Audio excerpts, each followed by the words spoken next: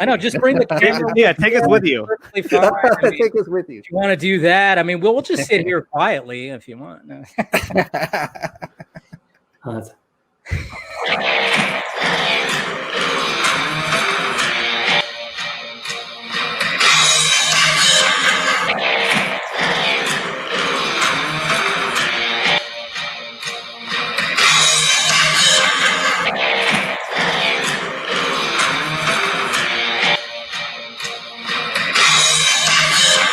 Oh my God.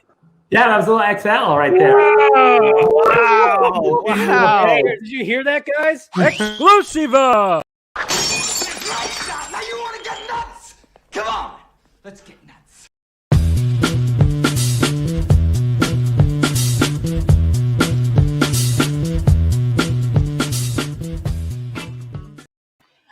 Ow! What is happening, guys?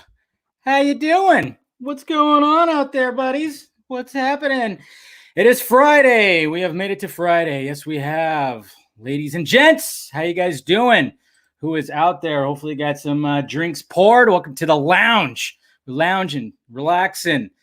After a long week, and trust me, I had a long week. Oh, man. That's funny. Let's see. What are we doing here? Who's out there? Oh, well, look at that. I'm going to say, hey, Mama Film Junkie's already out there. She's wondering who Tom is. Mom, I told you last weekend who was coming on the vodka stream. Come on. It's Tom Holkenborg. Okay. Mr. Junkie XL, composer of Zack Snyder's Justice League, as well as many other epic masterpieces out there. Anyways, what is happening, guys? How you guys doing tonight? Burp, burp, burp, burp, burp. Hype time. This it is, Mr. Scully. How you doing? How you doing? Yeah, how's it going, guys? Oh, we got some new members going on here. What is up, Mr. Diesel? Yes, put those devil horns up, man. What is happening? Yeah, of course I had to play that moment. I just had to play the moment. Why not? Had to play it. How you doing? Let's get nuts. Let's get nuts there, Michael. How's it going? All right. Hey, so am I. Kind of excited for it too. A little bit, just a little bit. That's right up. All right. Going on. We got the Batman here. Oof, yeah. Talking about all kinds of stuff. Hi. How's it going, video game-aholic? How you doing? Doing great. Good. All right. What's going on there, Tashi? How you doing? Things jumping up on me like crazy. We got a new member. All right. Thank you for being a member. It's showtime for sure. Thank you for the donation there, Jonathan. Jason, what's up? How you guys doing? We got Jacob. What is up? Yeah. Well, thank you, Miss Colbert. Appreciate it. Here we go. All right. And then let's see who else we got out there. We got Filmtastic. How you doing, buddy? Yeah, we got Claytalian. We got Abdul. What is up? All right. Well, hello from California to New Zealand. How you guys doing? Well, I appreciate it, Ollie. Appreciate it. Hopefully I have a good one for you tonight. That's for sure. Oh, rotating the table a little bit there. Let's see. Who we got? Gustavo. How's it going, amigo? How you doing? Good? All right. We're doing good. Joseph, thank you for joining. Can't wait. Yeah, well, me neither. All right. Nerdy Dave. It's kind of like, and it's kind of like a name that represents me just a little bit. Mr. Will Morris, how you doing, sir? Okay, all right. Pop. I'm trying to get through everybody here. Man, the stream is going crazy. It's almost like you guys are here, like, a little excited. A little excited tonight, huh? No, you're awesome, Bradley. You're awesome. That's what I got to say about that. That's what I got to say. That's what I got to say about that. All right, so Karsh, how you doing? Nice to see you. Well, yeah, that's right. Junkie on Junkie. What's going on here? Junkies, fellow junkies. That's right. What's going on? All right, let's see. How you guys doing? Jumble Beats, you're here. Cool. Let's rock. Can't wait. Yeah, just talking to you guys. All right. Well, let's see. Miss Colbert, you just became a member. How nice of you. How nice of you. And I made you a moderator too, by the way, just saying.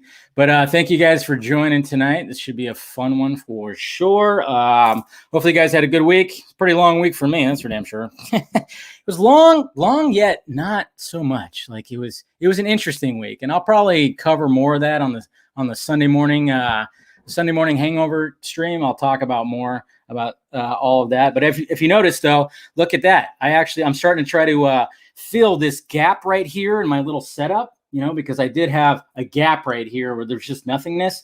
So I have a couple of bottles propped up, and I'm like, all right, got the Sky vodka today because why not? And then I got some Buffalo Trace too, which I've been sipping on this week. Sipping on or guzzling? I don't know. It's almost done. I've probably been chugging it more than sipping maybe, but anyways, I don't know. We'll see. That's what I have right now, but I'll probably switch to vodka. I don't know. We'll see what happens.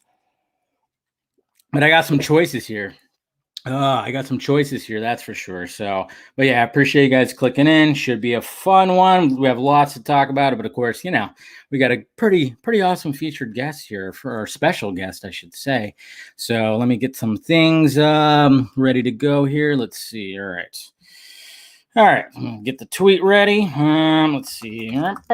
Tweet is ready to go. Has joined the stream. All right. Let me get the link posted. All right. Link posted, all that stuff, getting it ready. All right. Well, let's see. We're already getting into this thing here. I'm already feeling good. All right. Let's go ahead and let's bring in the special guest in already, man. Mr. Tom Holkenborg. What is up, sir? Yo. Hey, how's it going? The vodka stream. The vodka stream. You were on the vodka stream. Welcome to the vodka stream lounge, sir. What are you drinking? With a cigarette and a Blue Moon beer. Hey, that's perfect right there. I love it. I absolutely love it, man. Love it. Well, cheers. I got a little bit of Buffalo Chase that I have right here. Cheers, sir. Thank you for joining. Really appreciate it. So would you? Yes. All right. Thank you for joining. Thank you for taking the time. Make sure you guys, of course, you guys know who this is. Of course, but make sure you're following him on all various social medias, Junkie XL, Tom Holkenborg. And of course, he's got a YouTube channel. Hopefully you guys are subscribed to that, where he's putting some content up, or has been. And we'll be talking about that stuff. But of course, it's right there. And Tom, it is a pretty exciting year for you. Pretty exciting couple of months for you, I will say. Well, listen, it's like I worked on so many movies since 2019 that were all delayed. They were all benched, because of Corona. So in this case, Warner Brothers decided to release Justice League on HBO Max, and the same for Godzilla vs. Kong that comes out the week after that. It's like ridiculous. And then a good 25 or 28 days later, Zack Snyder's Army of the Dead comes out, which I also did the music for, and it's just going like that, and it's a ridiculous year actually. Yeah, it's madness. I love it. Absolutely love it. And speaking of, with all the coronavirus stuff, how you been handling it? Obviously you've been working a lot from home. I saw you redid your studio at home. You started you were giving stuff away. You were just basically just saying you know what? Let's just get rid of it, start fresh. How's the studio looking? Well, right now I have a studio house where we used to work all together. And so obviously nobody's there. Everybody's working from home, the people that are still with me. And but when the Corona crisis hit, I went through the same shit that a lot of other people went, just not knowing what it is. It's scary, so let's just stay at home. Let's not meet everybody. And so in my small room upstairs, I put my setup, and I put a guitar and the bass. I consider myself a full contact composer, so I like to turn knobs and bang on drums and play guitars and do everything, right? Yeah. And so so I'm calling this score full contact extreme, because it's a small room with one guitar, one bass, my favorite synth, a bunch of small percussion, and one big drum that was in the living room, and just do everything here. So it was super extreme, using all that stuff at the same time. And on a serious note, because this whole score of Justice League was made in complete isolation. just me being up there in that room. So it made the score so much more intense than it ever was, like in 16, 17. And to be really honest, when I played the stuff back that I had back in the day, and I called Zach, and Zach and I are really good friends, and this is the 6th time that we're working together. And so I said to him, would you mind if I start over? And he said, by all means, and the shackles are off. Go for it. Go as extreme as you want. Go as wide as you want. And so I was like, man, this is going to be a great 7 months. Oh man, I'm sure it was too. And I want to get to all that. I wanted to ask about, different when Justice League first was when you were scoring the music for the initial Justice League, and then to this one. But I actually wanted to get to a little bit to the origin story of you first. First off, your name, Junkie XL. I mean, we're junkie on junkie here, fellow junkies right here. So I mean, I put 2 E's in mine just to make it a little bit different, and stuff like that. But where did Junkie XL come from? Where did that name stem from? Well, so for people that know, there was a metal band in LA that I worked with, and I produced some of their stuff. And the band is called Fear Factory. Yes. And so the guitar player of Fear Factory, Dino Cazares, was an amazing guitar player. And so I worked with him in 93, 4, and 5. And then I said, hey, I'm starting this new producer's name. And then he said, you should call yourself Junkie XL. And I said, okay. He's like, yeah, no, you should call yourself Junkie. That's what he said. Okay. And then I added the XL to it for expanding limits. So not XL as in big, but XL is expanding limits. Just like open up your eyes, be open to influences in music, but also influences in society, and just like be like an open-minded guy. So that's where it comes from. That's awesome.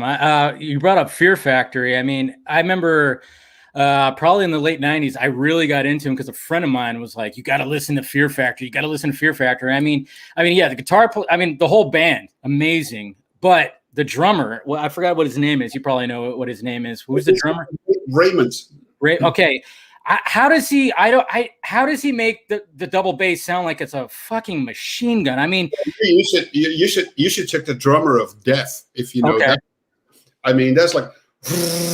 I mean, it's just truly amazing. And for people who don't know who Fear Factory is, some people in the chat are like, oh yeah, Fear Factory. But if I had to bring up a song that was in a movie that people recognize, they had a song that was in the original Mortal Kombat movie during the Johnny Cage Scorpion fight. If you go back and listen to that, that's a total Fear Factory song. And I remember hearing that after getting into it. I'm like, oh my God, they have a song in Mortal Kombat, because I love the original Mortal Kombat movie. But yeah, and then I also saw too, when I was checking up, you also did stuff with Separatoro too, right? Yeah, but by the way, was that George Clinton that did the music for the first Mortal Kombat? Is that what it was? I don't know. Like I remember buying the soundtrack. I didn't have like the score of it, but I had the soundtrack on a cassette tape. That's right, kids. Cassette tapes. Remember cassette tapes? I had the cassette tape of the soundtrack for Mortal Kombat because I loved it so much. So I don't know, like if he composed like the music for it. I'm not sure. I have to look that up, but. Yeah, I'm not sure, but it was. I just remember maybe that's our trivia question for the night. There it is. Somebody look it up. Okay, somebody just said it right here. Mr. Yahtzee in the chat just said yes. George S. Clinton. He did. So there you go. You were right. See, that's what's so great about the live chat is like you don't have to look up anything. Everybody's right there looking it up for you. Okay, so you where did you grow up exactly? So I grew up on the countryside in the Netherlands, which is bordering with Germany, opposite to England, and bordering with Belgium and France on the south side. And then in my very early 20s, I moved to Amsterdam, which is the capital of well, it's not the capital of Holland, but it's the most important city. And so. And then that's where my international career started. So first in the 80s, I formed an industrial metal band called Nerve. And in that respect, I toured with a lot of acts around the world. And that's how I know that's when I met the people from Rammstein and the people from Skinny Puppy, and I worked in London in the it was called the Mute Studios, where also Nine Inch Nails finished his first Pretty Hate Machine record. I toured some gigs with Revolting Cocks, just like Ministry. I was really like deep into that scene, and then a lot of these metal bands like Doggy Dog, Sepultura, Machine Head, and Fear Factory, and a bunch of others, they wanted some of that spice in their own production, and so I helped them out. And then I got more into electronic music, and then I was like, you know what? I'm just going to start my own electronic music band, and that was Junkie XL. So Junkie XL started in the late 94, 95 with the first demos. I got signed in 96, and then I had an incredible run of like 15, 16, 17 years touring around the world, playing massive festivals. Played Coachella multiple times in the US, even when I was not living here. I was touring the US a lot, but especially Europe, South America, Asia, Australia, and America.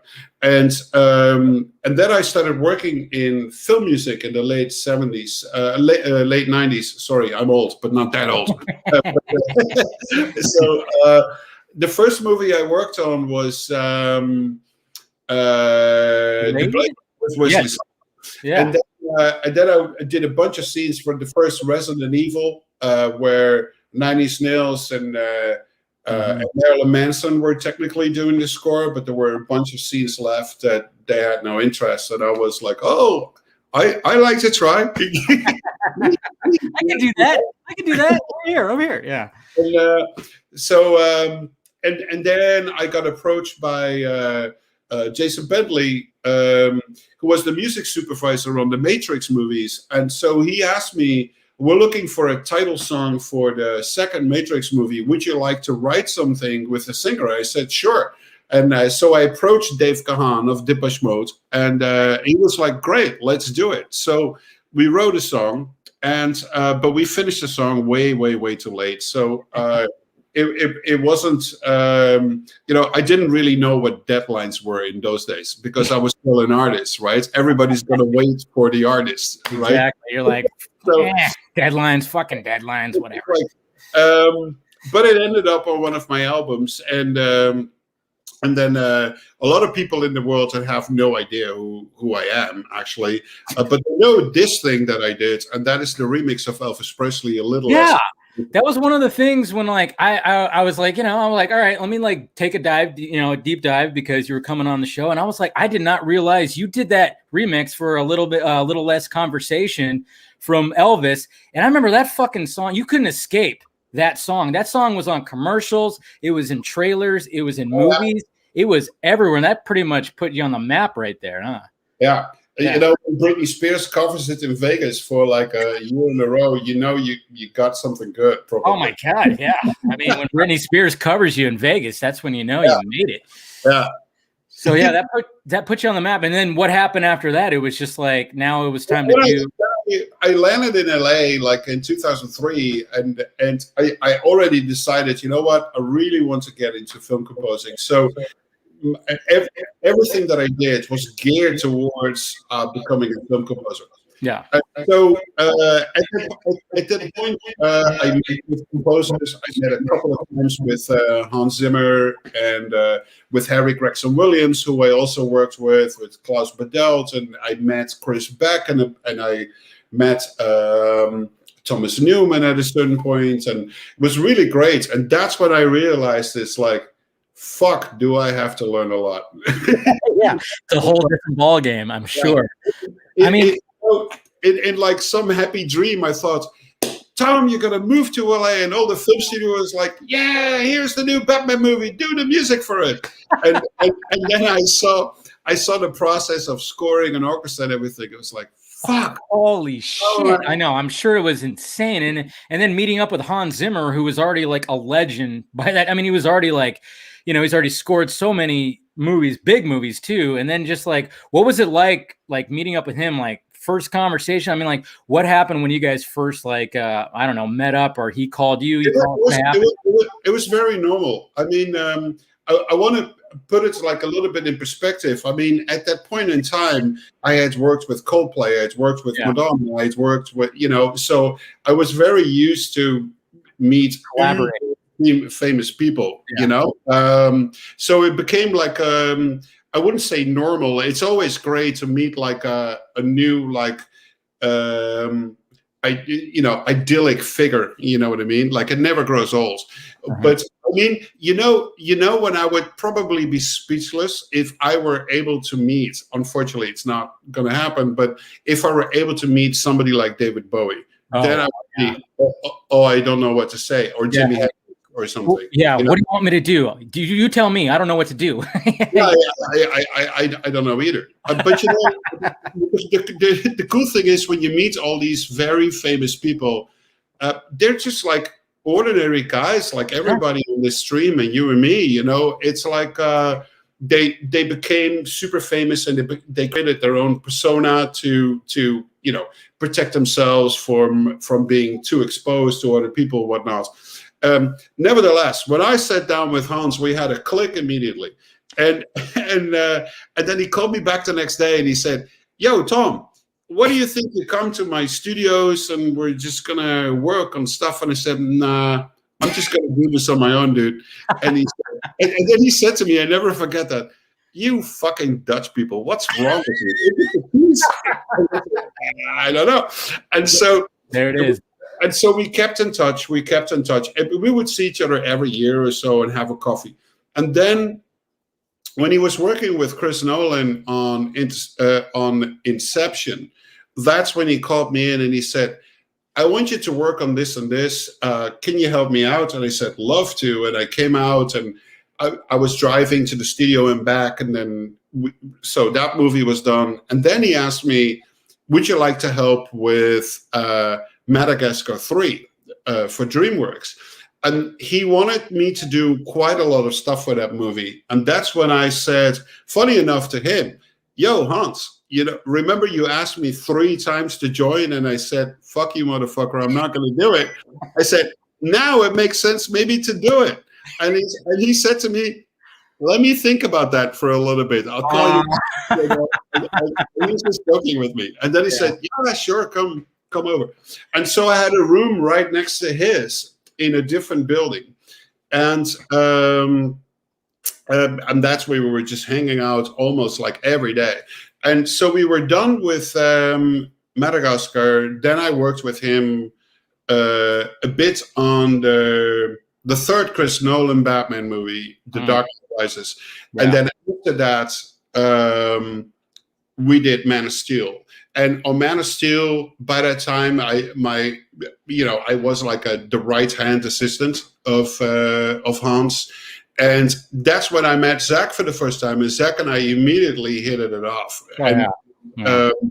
We had fun. We were joking. We completely speak the same language, and I would be taking care of a bunch of stuff in the movie, and Zach would be like, "Yo." I remember I played him a piece of music, and then he said, "Now I want to fucking see this movie." After hearing it. And basically, we were done with Man of Steel. And then he was the producer on 300 Rise of the Empire. Yeah. Then something didn't quite work out. I'm not sure exactly what the deal was, but then he called me and he said, "Yo, Junkie, what up?" And I said, "Zach, it's great. What's going on?" And he said, "Yo, I got this issue with 300 Rise of an Empire. We have 5 weeks. Can you do a whole new score for that thing?" And I said, "Sure, I'll do it." Yeah. And off I went to the races, and that became my first Hollywood movie. Really, that was your first that was like you composed that entire thing in 5 weeks. Holy shit. That must have been some long days right there. I don't even want to call them days. It was, Yeah, they all probably merged together. Did you even sleep? I mean, it must have just been coffee, maybe some alcohol, some wine, whatever the hell. You gotta remember is that the moment I moved to LA, which was 2002 or 3, I'm blanking on it. But so now we're in 2013, and I get this offer from Zack Snyder. I mean, you're just like on steroids. I mean, it's like you don't even need espressos or cigarettes or whatever. I mean, you're just high on adrenaline. It's like, fuck, this is my first movie. I fucking need to deliver it. And I gotta do it fast, you know. And but it all worked out. Definitely. And the next kicker immediately on the back of that was Mad Max, and it was like, Jesus Christ, okay. How much more does it get in 1 year? That's what I wanted to. That's what I want to get to. Also, it's like Mad Max Fury Road. You get approached for this. You got George Miller. I mean, he's an icon. I mean, he's this director. He's this art. I mean, he's created some great shit. And he's like, hey, I'm gonna revisit Mad Max. And what was that conversation like when he contacted you about it? Well, this is the thing. He didn't contact me. I remember very well. Okay. So this is a great story. So Darren Hickman, who is the vice president of Warner Brothers music department, who deals with composers and artists that do things. Mm-hmm. So I had a great relationship with him. And so he calls me literally the afternoon that I'm done with 300's Rise of an Empire. And he said, Tom, what are you doing tonight? And I said, well, I'm wrapping up the shit in the studio, and I'm going to empty a bottle of wine, and I'm going to go for a nap of like a week. I'm going in hibernation, man. And so he said, no, you're not. I booked you a ticket to Sydney, and you go home, pack your shit. You're supposed to be at the airport at 11 o'clock at night, and you're flying to Sydney. And that's when my heart skipped a beat. It's like, what am I supposed to do in Sydney? You know, I know George Miller is there. I know there's a new Mad Max in production, but I just could not believe that would potentially be an option. So I'm in the plane. I'm wired. It's a 17-hour flight from LA to Sydney. It's brutal. And I have an insane fear of flying as well. So that's not good. And have a drink and if you were allowed to smoke on a plane, like 4 packs of cigarette would disappear in one flight. All at once, you'd be, yeah. Oh, and so I then I get into Sydney, and for people that don't know who are listening, it's like in Australia everybody drives on the left, like England style. So I get out of the plane with no sleep. And there he is, Darren. He says, hey, Tom, I rented a car. I'm going to drive you to George's studio. And he said, Darren, are you comfortable driving in Sydney? Not always, but I usually manage. And so I'm sitting in the front seat where usually there's a steering wheel. And I'm sitting there without a steering wheel. And he's sitting next to me, driving this car super uncomfortable, you know, on the freeway and I'm just like, fuck, what's happening to me? And then so I meet George Miller for the very first time, and he says to me, Tom, it's so great. People who have seen interviews with him, he talks so incredibly articulate, and he's so intelligent. And so he says to me, thank you very much for coming to Sydney, and I want you to show where the movie is at. He said, there's no beginning and there's no ending, but there's a middle part that is 3.5 hours long. And please watch it, and we'll talk after you see it. So then I'm rolled into this theater. By now I'm up 28 hours. And I'm sitting in this theater, and the first thing that I see is that crazy guy in a red suit with a white face that is screaming and playing guitar. with the fire coming out of the car. Holy shit. And so after that, I see him, and he says, let's meet tomorrow morning, and I want you to give me a roadmap what this whole score for this movie needs to be.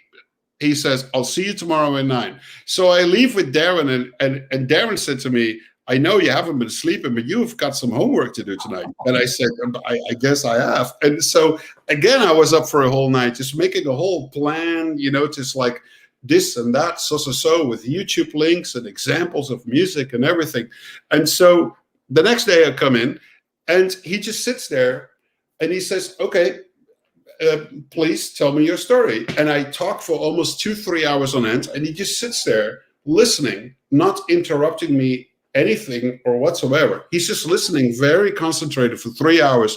After 3 hours, he stands up, he walks towards me, and he gives me his hand, and he said, Tom, I want you to be the composer on Fury Road. 2 hours later, I'm at the airport, and I'm checking into the flight, and I called one of my best friends. It's like, dude, you have no idea what the fuck just happened to me. Oh my God. And that's where the 2-year ride started to finish Mad Max. Oh my God. I can't even. So you just basically watched like a 3.5 hour cut of Mad Max movie. Yeah. And yeah. And I mean, that movie is a fucking masterpiece. When that thing came out, it was just like, everybody just went, oh yeah, George Miller just schooled everyone on like how you make a fucking how you make an action movie. I mean, and then with your score, I actually watched it probably about 2 or 3 weeks ago. I was like, I hadn't watched it in a bit, and I put it on, and I mean, there's just, you look, every frame is beautiful, and your score just fits with it because you have just that rugged, that metal vibe to it that with that movie. Oh my God. I mean, and then there's been talk about the sequel or like a Furiosa. It's coming. Is there like any involvement? Can you talk about anything that? No. George and I work together. So I'm actually currently working with him on a different movie before that movie is being made.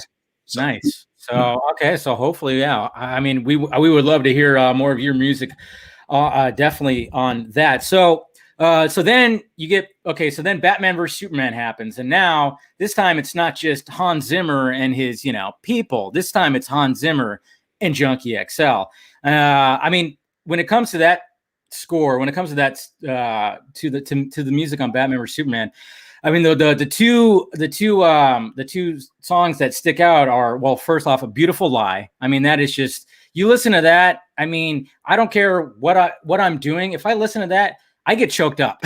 There's just something about that song that just, with the piano and the way that everything just leads into just how it just grows and everything. The process of making that song. I mean, how involved were you with A Beautiful Lie? Well, I mean, I just want to be honest. That is 100% Hans. I was about to say. I mean, because it seems like when it's with you, when I hear the drums pounding, I'm like, that's Junkie. Of course, that's Junkie. When you hear those drums, those big, huge drums, I'm like, that's you. But when it came to Beautiful Lie, it's mainly Hans, huh? But just for that particular song. But then again, for instance, in Man of Steel, there were a bunch of really emotional scenes that were actually mine. And people thought, oh, Tom just did like the drum part, So but in this case, Hans really wanted to take on that scene because at first he felt that I should be taking care of Batman and then because he already did Batman for Nolan. Exactly. But then latest moments he decided, oh, but I do want to do Batman, and so.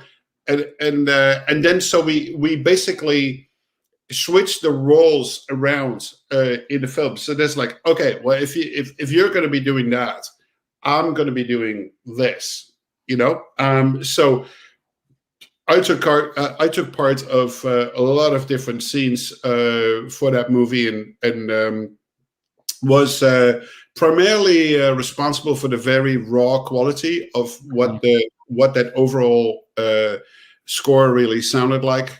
It was a great collaboration. I mean, Hans and I are like two hands on one belly, It's like when you put the two of us in one room, it's like hilarious, It seems like I've seen interviews with you guys. You guys really just play off each other very well. I'm like, you guys should like think, hey, have a podcast together or something. I don't know. But I know you guys are busy, but I know it just seems like honestly, if the meetings in Hans's room are always recorded on video. So people that need to work on a film or whatever, they can just like backtrack like what was being said by me or by Hans or by the director or whatever.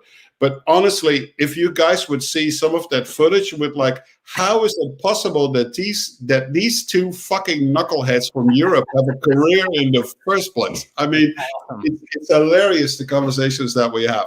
I mean, but that obviously can never come out. Yeah, I mean, yeah, I can imagine. I mean, like that's what's so intriguing about the process of all this, because you're working with the director, and then of course you two are working together, and you guys have like different kind of flavors, and just the collaboration. Like, for instance, the Wonder Woman theme. I remember like seeing an interview where I think Hans was trying to come up with like the Wonder Woman theme, and of course he had Tina Gao like doing that electric cello and that lick, that riff, I guess you could say.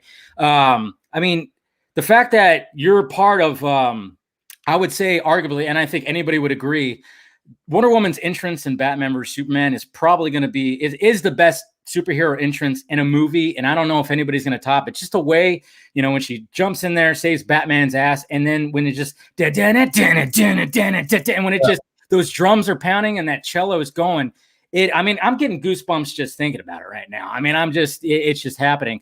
When that whole theme was being made and then being placed on that part of the movie, I mean, just tell me what that process was like. Well, I mean, the thing that I was really pushing for in Batman versus Superman was like the raw quality of these characters, Yes. And so what was really interesting with the Wonder Woman theme is that a couple of things. Hans and I are so in love with the Led Zeppelin Immigrant Song.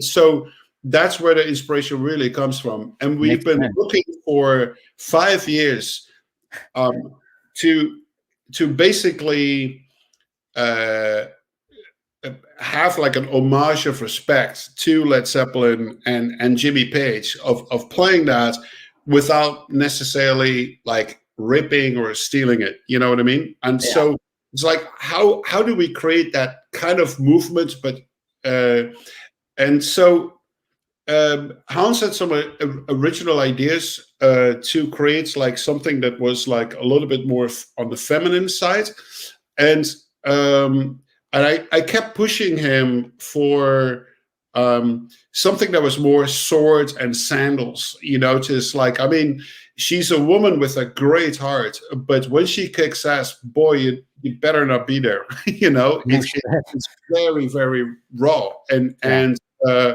I wanted to hear that for this particular movie. So that's eventually what it became. And so in the Batman versus Superman version, it's played by Tina Fey.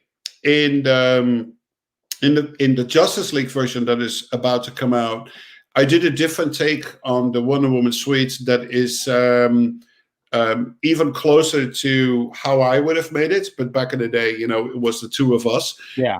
So in the original theme, there's still a lot of strings and brass. And in my version, there's not, because I feel that where she comes from, the Amazon, it's such a strong clan. So I wanted to have like a lot of world music and old world music influences for the Amazon. They've been around for the since the beginning of time, and they will be here, in thousands of years from now. So it needed to feel like it's music that was always there and it will always be, instead of like a piece of music that is hip to these modern times, if you will. And so there's a lot of world music elements, part of it. But the version that I did of Wonder Woman, the drums is way more aggressive than the original Batman versus Superman version. And the riff is it's pretty gnarly. And so in this case, I actually played it myself on guitars and weird sound design instruments and stuff. So it's a really weird sound how it works together, but it works beautifully. And I worked with this incredible female vocalist from Tehran, Iran. And she's the singer in Justice League that is the inner voice and the good soul inner voice character of Diane. Okay. And especially when she has that link with the Amazon. That's awesome. I mean, yeah, I mean, it's just, there's just something about that scene right there. Like I said, I think everybody can agree, like just the way that all came together so perfectly. And yeah, I mean, you did all that. And then of course, then you get Deadpool, which of course I got, I'm a Deadpool fan. I got some Deadpool right here. You get, okay. So when that comes about, I mean, again, when I heard you were going to compose that after hearing, obviously Mad Max, and then of course what you did on BBS, I'm like, perfect. I mean, that's that. You want that raw, like you want that sound. So you get Deadpool, you meet with Tim Miller. How does that go? As he lights a cigarette. Actually, my first meeting was with Tim Miller and with Ryan Reynolds. I was about to say, I mean, Ryan Reynolds was there through like that whole process. I mean, and it was really great. And they just showed me an updated version of that freeway scene, that was leaked. And so leaked. Yeah, exactly. Yeah. And, there is no thing as a leak, right? I mean, right? Any serious hacker on your show would tell you 99.9999999% it's coming from the inside, Exactly. But anyway, yeah. So I started on that thing, and then first I started. This is interesting. My first approach to the sound of Deadpool was like a complete ripoff of The Good and the Bad and the Ugly from Ennio Morricone, but then in 2017, right? 18. Yeah.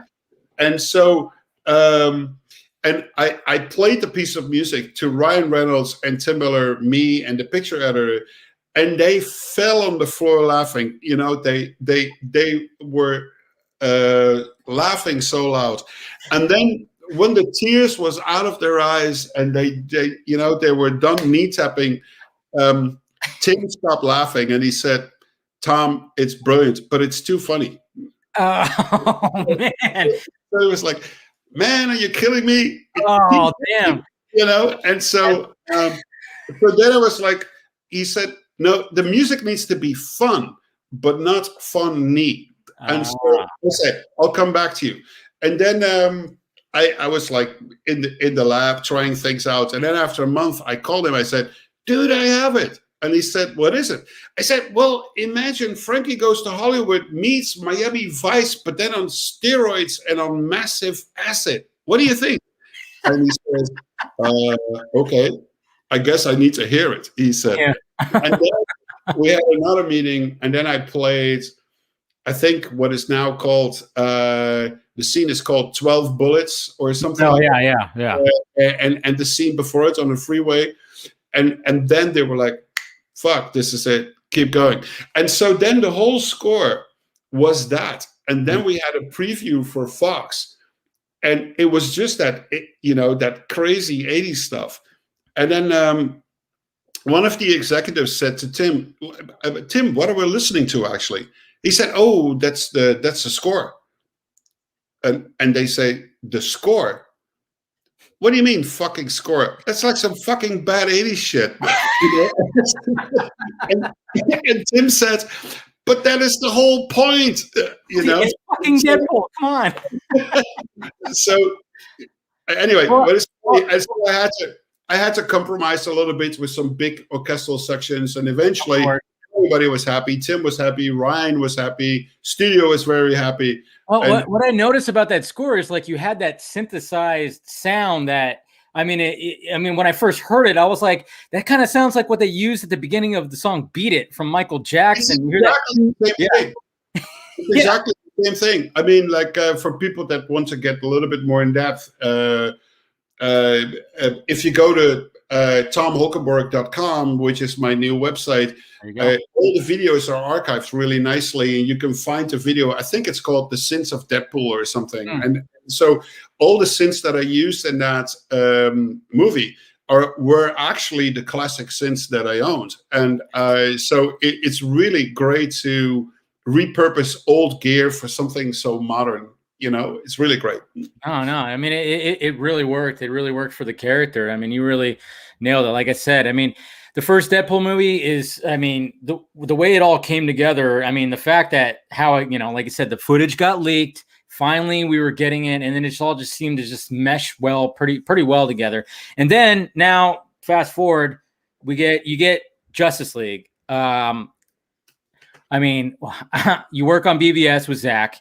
Zach obviously is like, hey, was there ever a point where like Hans Zimmer was going to be also part of it and maybe couldn't? No, he never was going to be a part of it. I remember there was like a point where he was like, I don't want to do superhero movies anymore right now. Or maybe he went on tour for a bit or something. I don't know. But so it was just mainly just directed at you to just to compose this thing. I mean, Zach called me in those days and he said, I want you to do this film, so this was, as far as I remember, even before those comments came out. So, before we get into the Justice League stuff, I actually have a fan video question. Somebody who's actually a DJ and a producer himself wanted to ask you a quick question. Oh, sure. This is from his alias is Krypton Cage, so here it is right here. Hey Tom, I hope you're doing well. This is 9FX. I'm a DJ and producer just like yourself. I'm a big fan of your work and I have followed all of your videos that you post on your channel. And today I would like to ask you a technical question. So as an electronic music producer yourself, what is your favorite mastering compressor and favorite mastering limiter? So I want to know what your go-to mastering compressor and mastering limiter is that you use for like most of your tracks. Thank you, and I cannot wait for your Zack Snyder Justice League and Army of the Dead scores. There you go. That's a technical question. I'm totally out. Go for it. My answer is very simple. Okay. It's the bundle of FabFilter. The FabFilter bundle sounds absolutely insane. The Pro Q3 they have at this point, the Pro Limiter L2, and the multi-band compressor that they have, you can get a really incredible, super clear sound. You know what's great about this company, FabFilter? A, they make the most fantastic sounding plugins on the planet. B, they're Dutch. There it is. Right there with you. There you go. That works. So and there's a secondary company that is also absolutely fantastic for creating a really good sound, and those are the plugins by Plugin Alliance. So those are the two that I constantly use, but my mastering is always done with FabFilter. Nice. Well, there you go. Well, that was a very good question. So now getting into the Justice League, scoring the Justice League. So now this time you're working by yourself, and you already pretty much have Superman. We got Superman. He's got his themes. You got Batman's got his theme. Now you got these other characters that you're gonna have to do themes for, and all the the craziness of this movie. How was just what was the process? Well, let me give you a little premiere, which is Batman has a whole new theme in this movie. That's right. I remember. Oh, okay. Well, I mean, we'll get to rescoring and everything too, because at the beginning I played that video, which you've actually posted yourself, where Zach was on my stream. We were doing like a charity stream, and he just, I mean, that's what's so great about Zack Snyder. He'll just when I see him looking down at his phone, I'm like, uh-oh, is he pulling something up on his phone? And he just pulled up a little, you heard that little and that riff, and everybody, I mean, I was like, oh, what the fuck? And then he's just, oh yeah, that's just a little Excel right there, that it was on my phone. It was just like, what the holy shit. But I remember, yeah, there was news that there's like a whole different Batman theme going on. So wow. I mean, that little guitar riff is part of the Batman theme. There it is. Thank you, because everybody was wondering that everybody thought it might have been Cyborg, but I was like, if you look at Zach's phone, you see a Batman, Batman-like figure moving on his phone, and I'm like, it's got to be for Batman. This is the so talk in general about the themes, and I'll get back to Batman. And I'll talk a little bit about the other characters. Yeah. So all the characters in Justice League that come together and eventually form the Justice League, they all have a super tormented past. You know how they got there, and they all have a different backstory. But it's a backstory that is painted by sorrow, loss, lots of different things. So with Wonder Woman, we talked about it a little bit. So let me round it off. What for me was very important to underscore the sword and sandal element, but at the same time with a heart. Yeah. So it's not just like senseless banging. There are a lot of emotional scenes with Diane in this movie where it's really esoteric world music, really heartfelt, beautifully sung and played emotional music, that goes with the Amazon and with her culture where she's from. Yeah. Batman, very tormented character, but the most beautiful thing about Batman, he's actually not the real superhero in this movie compared to the other guys. He's just a guy that has a lot of money. Exactly. Yeah, no, he's the human aspect. I mean, like, you're right. You're right. Exactly. So, funny enough, he has this very tormented past. So in this particular movie, the focus is a little less on his tormented past, and it's more focused on the motivation to bring the crew together. So that is his primary goal. So we see Batman in a lot of really cool scenarios where, without any spoilers or giveaways of the story, but where he does really crazy, badass shit. You know what I mean? And so this particular guitar riff that you refer to, it's like when he's just like a cool badass. He's not bad. He's not being a good guy. He's like, oh, there he's walking with his, with his full outfit. And when I hear that, I'm like, he's got to be like walking, like just walking, just totally just confident and just like ready to just fuck some shit up. I don't know, fuck some parademons up. I don't know. You feel that. Well, like it's like you'll see it when you see the movie. But I'm particularly happy with there's a whole scene evolving. Just like when the way that we get introduced to him, which is really great, where the theme plays for the first time, and then there's a massive statement of it when we see the bat signal for the first time, and so it really evolves.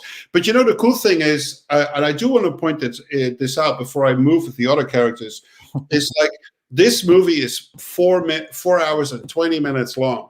And not only for Zach, but for me as a composer, this is my Mount Everest. Yeah. God damn it, 4.5 hours of music. I mean, it's like this is a whole different ballgame than feel like 2 hours or Batman versus Superman, 2 hours 10. Just like it's a whole different thing. And so the beautiful thing is that you can play very prolonged themes, and you can take time to develop it. So let's go to Cyborg, for instance. So Cyborg's past is really troubling as well. Oh, yeah. His moments to shine, really, is a section in the movie that is called Cyborg's Story. And it's basically a 15-minute scene where we see what his backstory is and, where he's from. And what happened to him. And so basically said, it's like you can write this amazing piece of music of 50 minutes with little or no dialogue and no sound effects. I'm just like, God, yeah. It's like, yes. It's great. So that became like, so his music is actually, out of the crew, probably the most emotional. And it's a very adagio style Yeah, I mean, well, Zach has said that he's the heart of the film, so I mean, it's understandable. Yeah. Yeah. So it's a very long piece that it just evolves and it evolves and then it becomes smaller and then it becomes very majestic and then it becomes very dark but it's the same piece of music, just keeps going, and it's a dream, to do something like that. Yeah. Damn. The Flash, interestingly enough, really does not have his own theme per se, because he's always part of a scenery section with a bunch of other people, and the introduction of Flash and another introduction later is being covered by a song. So it's not the score that does the lifting there, but he has a very important part on 3 different sections in the film where, and I'll get to that in a little bit, where he actually makes it possible for the League to even exist. So the theme that he gets there is actually the Justice League theme, because it really starts forming because of what he's able to do. Mhm. And so, without giving anything away, let's see. Aquaman has a new theme. There you go. He gets it's a theme from the movie. It's a whole new theme, and so he gets a big introduction, and it comes back a couple of times where he's like doing badass stuff, and when he saves a couple of scenarios here and there, and then there is Steppenwolf / Darkseid / the Mother Boxes. That's what I was gonna ask. I'm like, I mean, obviously Steppenwolf would get a scene or get a theme, but it's like, so it's kind of meshed with Darkseid as well. Like it's kind of and the Mother Boxes, because that is the Mother Boxes. The three of them are in the same plot. Yes. It's like so and that pretty much has almost like out of the top of my head might have potentially the most screen running time, his theme, because so much evolves around like the dark plan that he's trying to evolve. Because there's one theme of Steppenwolf, Darkseid's Mother Box against 6 different other themes from the characters that are fighting against him. You know what I mean? And so the rest of the time is divided up between the different persons, whereas Steppenwolf is just on his own, And so his theme is a very orchestral theme, and it's very complex in melodies and harmonies with a ridiculous sound design that goes with it, and really awkward sounding strings that go apart and come together, and the same with really crazy choir sounds, and it's just like a choir from hell, Oh, God, I can imagine, yeah.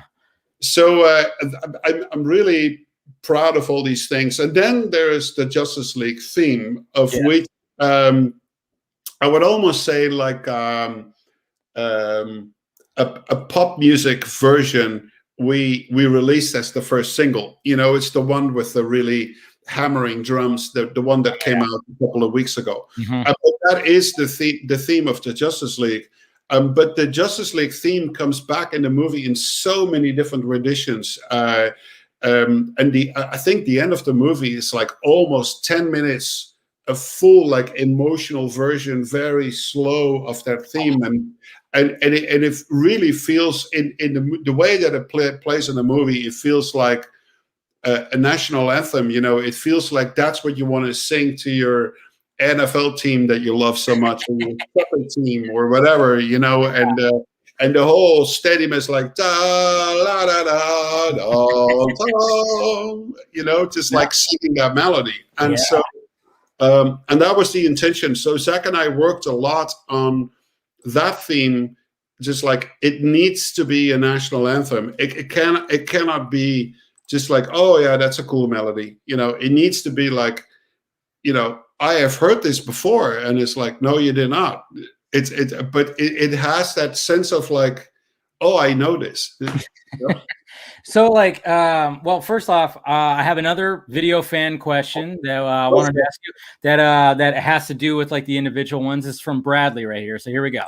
Hey, what's going on, guys? Throughout all of the characters in Zack Snyder's Justice League, who is your favorite to compose the theme song for? And out of all the movies you've worked on, how would you describe your experience on this particular film? I'm a huge fan of your work. I cannot wait to see more of it in the future. Thank you guys so much. Have a great night.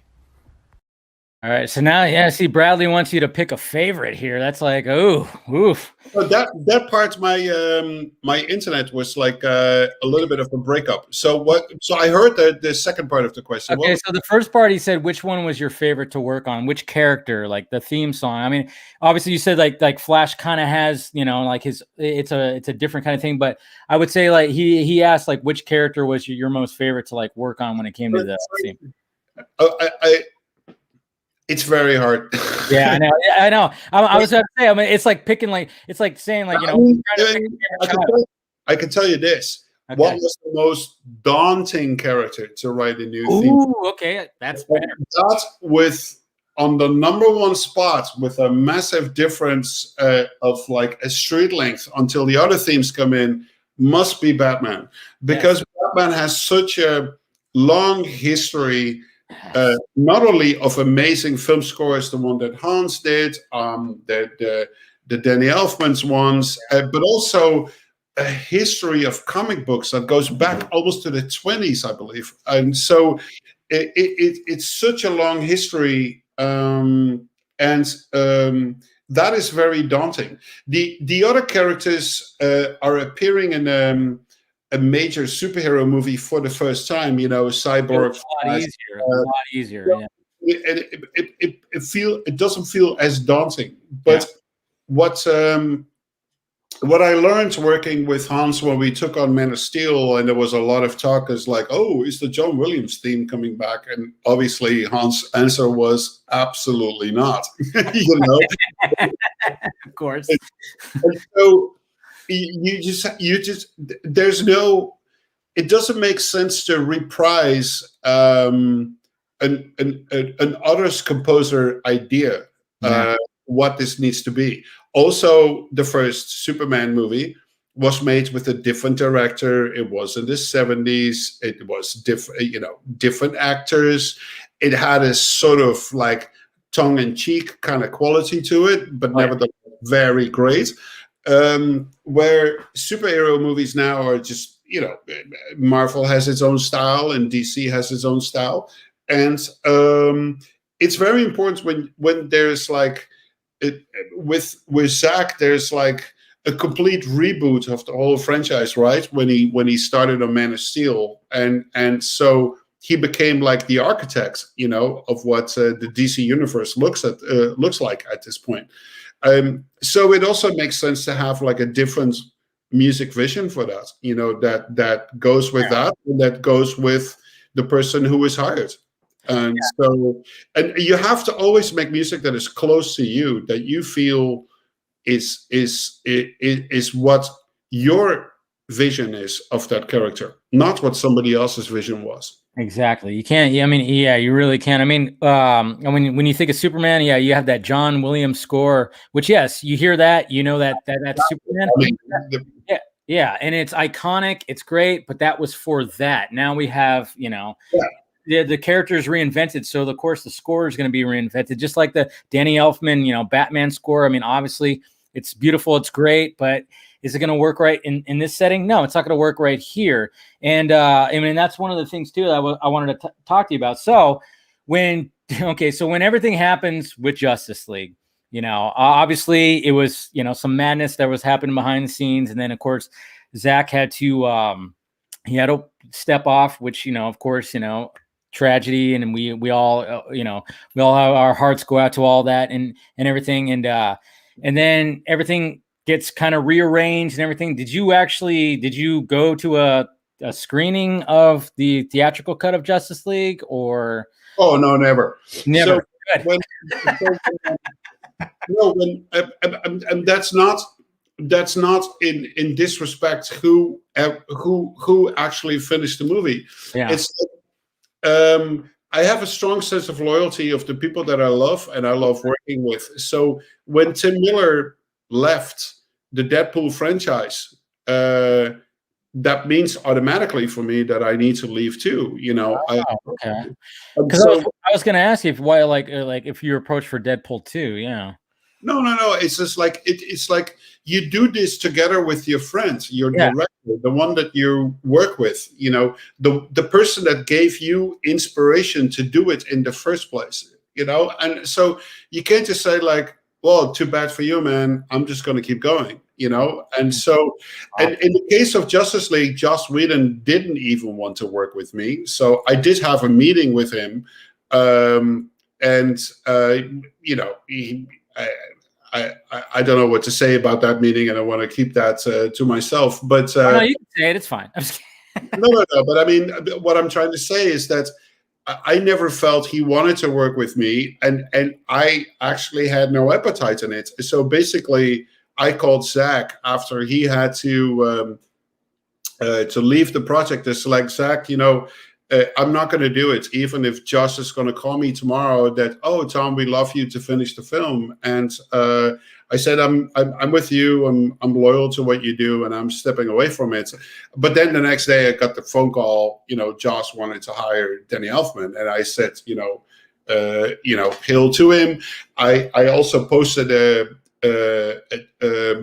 message on social media at the time. I wish Danny Elfman the best of luck. He's the fantastic composer. I wish Josh the best of luck, and I hope you guys deliver a really great film. And but this is the interesting point where we now are, right? Is that the power of fans. And so the moment when Justice League came out, the previous version, not by talking about what I think about that movie, because honestly I can't say, because I didn't see it, and I'm actually very happy that I didn't see it, because that's what it kept my creative canvas, so to speak, so clean to actually do the Zach's cut. But what was interesting is that, and heartwarming, is that when the movie came out, first there was a petition, obviously, for the release the Zack Snyder cut, but immediately in its heel was a petition to get the score released that I did for that movie. So obviously it didn't rank up as much signatures as the movie itself, but it was very significant.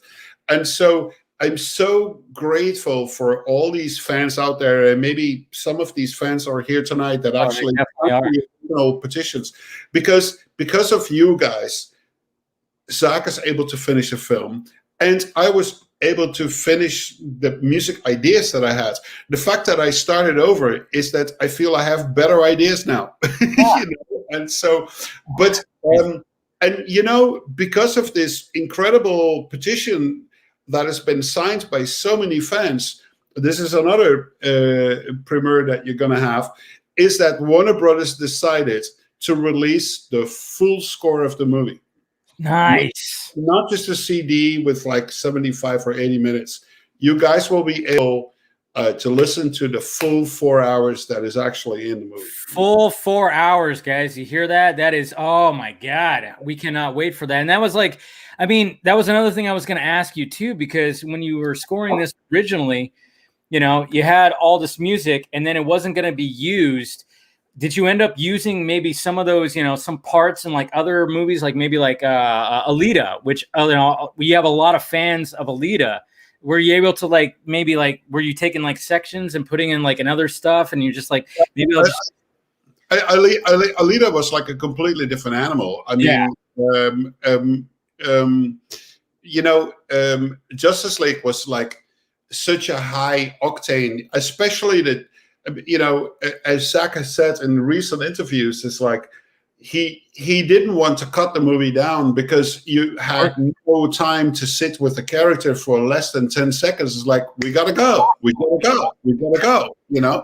And so the 2 hour cut that I was working on originally in 16, 17, it was just like hammering, just to get to the end of it, and now when people see this movie, yes, insane action sequences, but there's moments where you come down for it, and then there's like 10 or 15 minutes of storytelling where you really understand what the world is and where these characters come from and what is at stake, and then it slowly starts brooding again, and poof, then we have like another insane action sequence. So it's not like it starts with action and it goes, till the very end. Not at all. It's a really incredibly well-balanced 4 hours experience.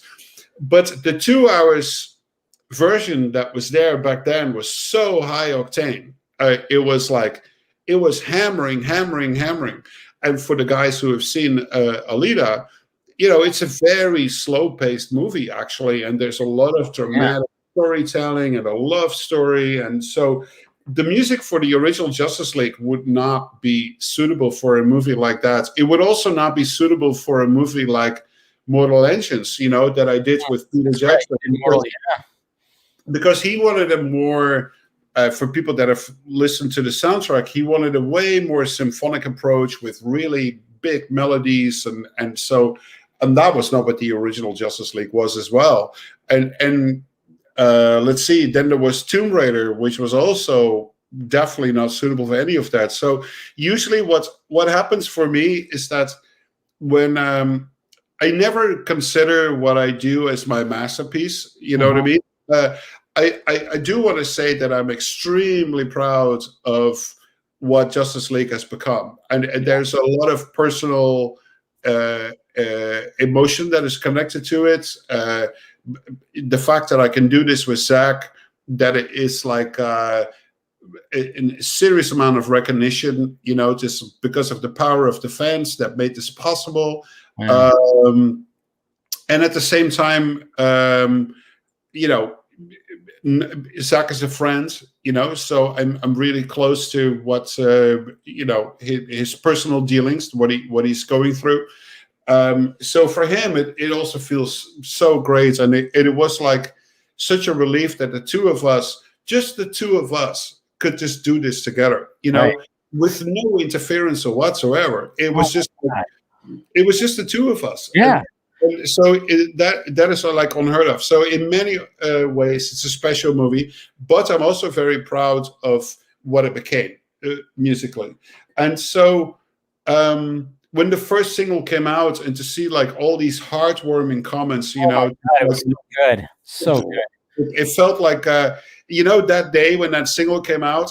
Yeah. I actually didn't work. I was just sitting behind my laptop with some tea and then a beer, and I was like, "Oh, look what these fans that wanted this for 4 years." I've been in the thick of it, since the very beginning. When it comes to following Zach's work, I've been a fan forever, since pretty much Dawn, and then when BBS got announced, it was just like, I was so super hyped for it, because obviously I loved Man of Steel, and then he's going to bring in Batman. Well, I'm all for this. And then of course when that led into Justice League, and with everything that happened, obviously when the theatrical version came out, a lot of us were like, we wanted to love it, but as time went on, it was like, no, this was not Zach's film. And then all of a sudden this group just got together, and it grew and grew. It is crazy where we're at right now. And not even just for getting the film out, but the money raised for AFSP, everything. I've said it time and time again. Especially particularly now with the whole pandemic, and people locked down in their homes and just sitting there, and depression is up, suicide rates can be up, and it's just like the money raised over $500,000. I congratulate everybody that, in the chat who's donated. I always have the link posted underneath my videos of AFSP. It's pretty magical what this, it's iconic. It's making history. This is something that's never been done, where it's just like, wow. It's pretty amazing what this fan base has really done. And I'm sure when you released when that song released, I'm sure it was just magical seeing all the positive response for that, because it's truly like, you listen to that, it's got all the elements of just like, you got those drums, you got the uplifting, just, the way that you could just see where like, oh yeah, this is totally this is Justice League right here. This is totally Justice League, and we can't. And the fact that you said there's like 4 hours worth of stuff. I mean, the chat went crazy. I don't know if you saw that, but the chat like literally was going, oh my god, 4 hours. I mean, people are fucking excited that you said that, and it was just like, oh, they can't wait. They can't wait. So. Yeah, I mean it's really unique, and then and for me and Zach, it's such a great year because first there's Justice League, and then a good 2 months later it's going to be Army. Well, I mean, like, and yeah, that's what I wanted to talk about too. Is like, okay, so now you have Zack Snyder's Justice League, then you have Godzilla versus Kong, which is coming out too. I mean, how was working on that? I mean, you go from working with like a group of superheroes, the Justice League, and then you're like, okay, now I got to work on a movie that has these two monsters, Godzilla and King Kong, going up against each other. Holy shit, man! I mean, for me, both Justice League and Godzilla versus Kong, that's like a young boy dream, right? I mean, when you're like 6 years old, because actually the first two comics that I read as a young boy when I was 6 years old was not DC superhero, but it was actually Tarzan.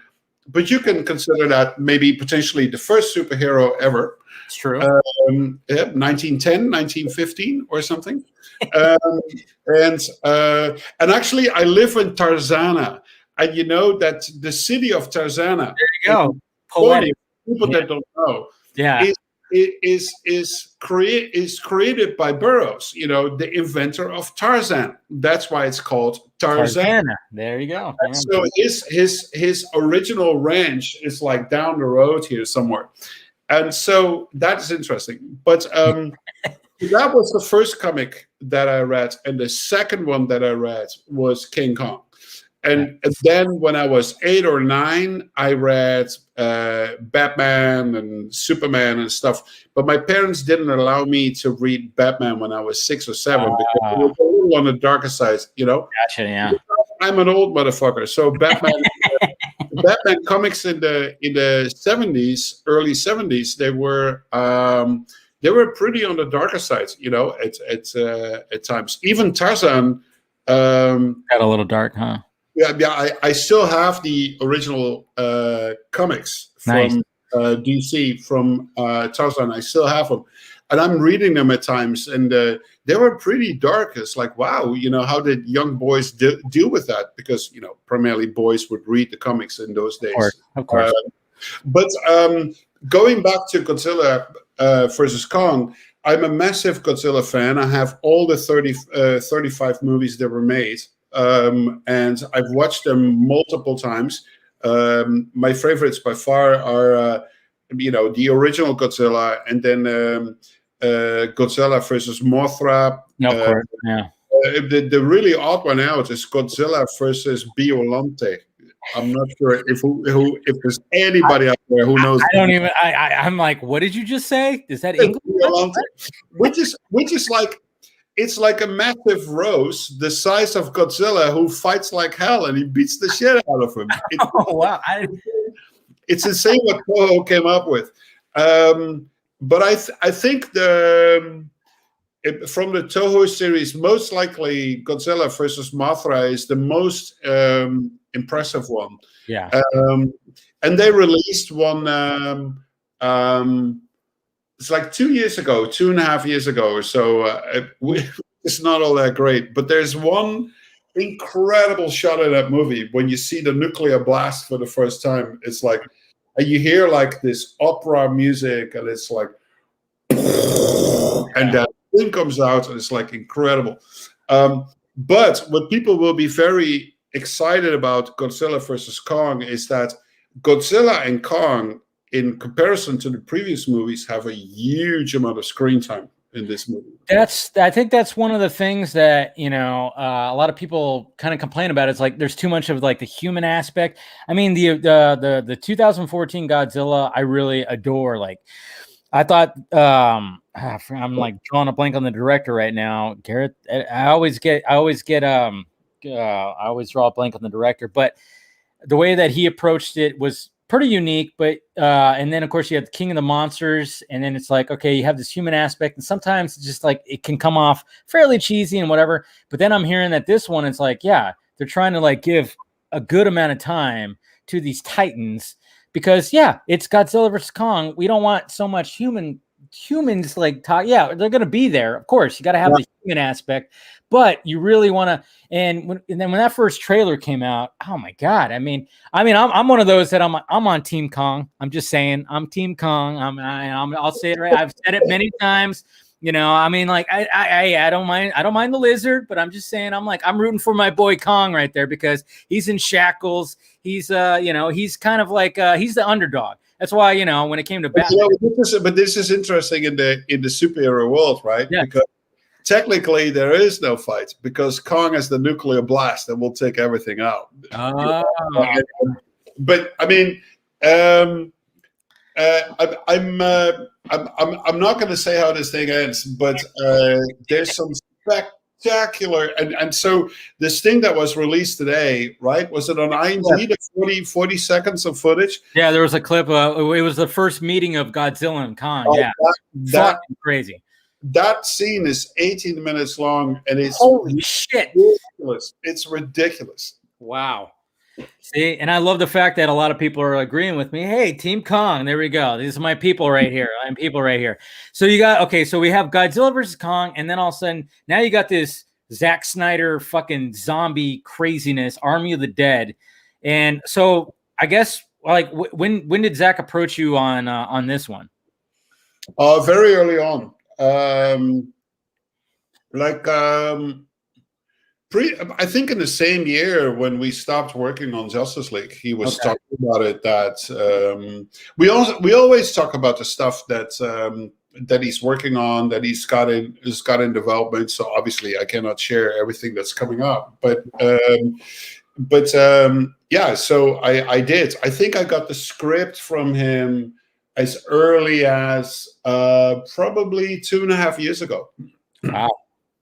Yeah, he's been working on it for a bit. So it's basically like, okay, now it's like you're going to be working on a high octane heist movie, a heist. It's basically a zombie movie that's got a heist involved with it. So now it's like, okay, now you're going to take the approach of like, okay, now I got to, transition from you went from, it's crazy how you went from like, and I actually wanted to ask you this too, is like going from these big, huge movies, and then going from like a smaller movie and then going to big movies. I mean, how do you process that when you're approaching all this? I mean, you have all these huge characters that are like, you got Batman and Superman, which are bigger than anybody. I mean, it doesn't even matter who's playing the characters. That's why I've even said it myself. Like, I don't care what actor is playing Batman. Ben Affleck. Everybody knows who Ben Affleck is. The character of Batman transcends Ben Affleck. Doesn't matter who. It could be the biggest actor in the world. So you like have these iconic characters like Batman, Superman, Godzilla, and Kong, and then you might do something like a little more low key that's original like this.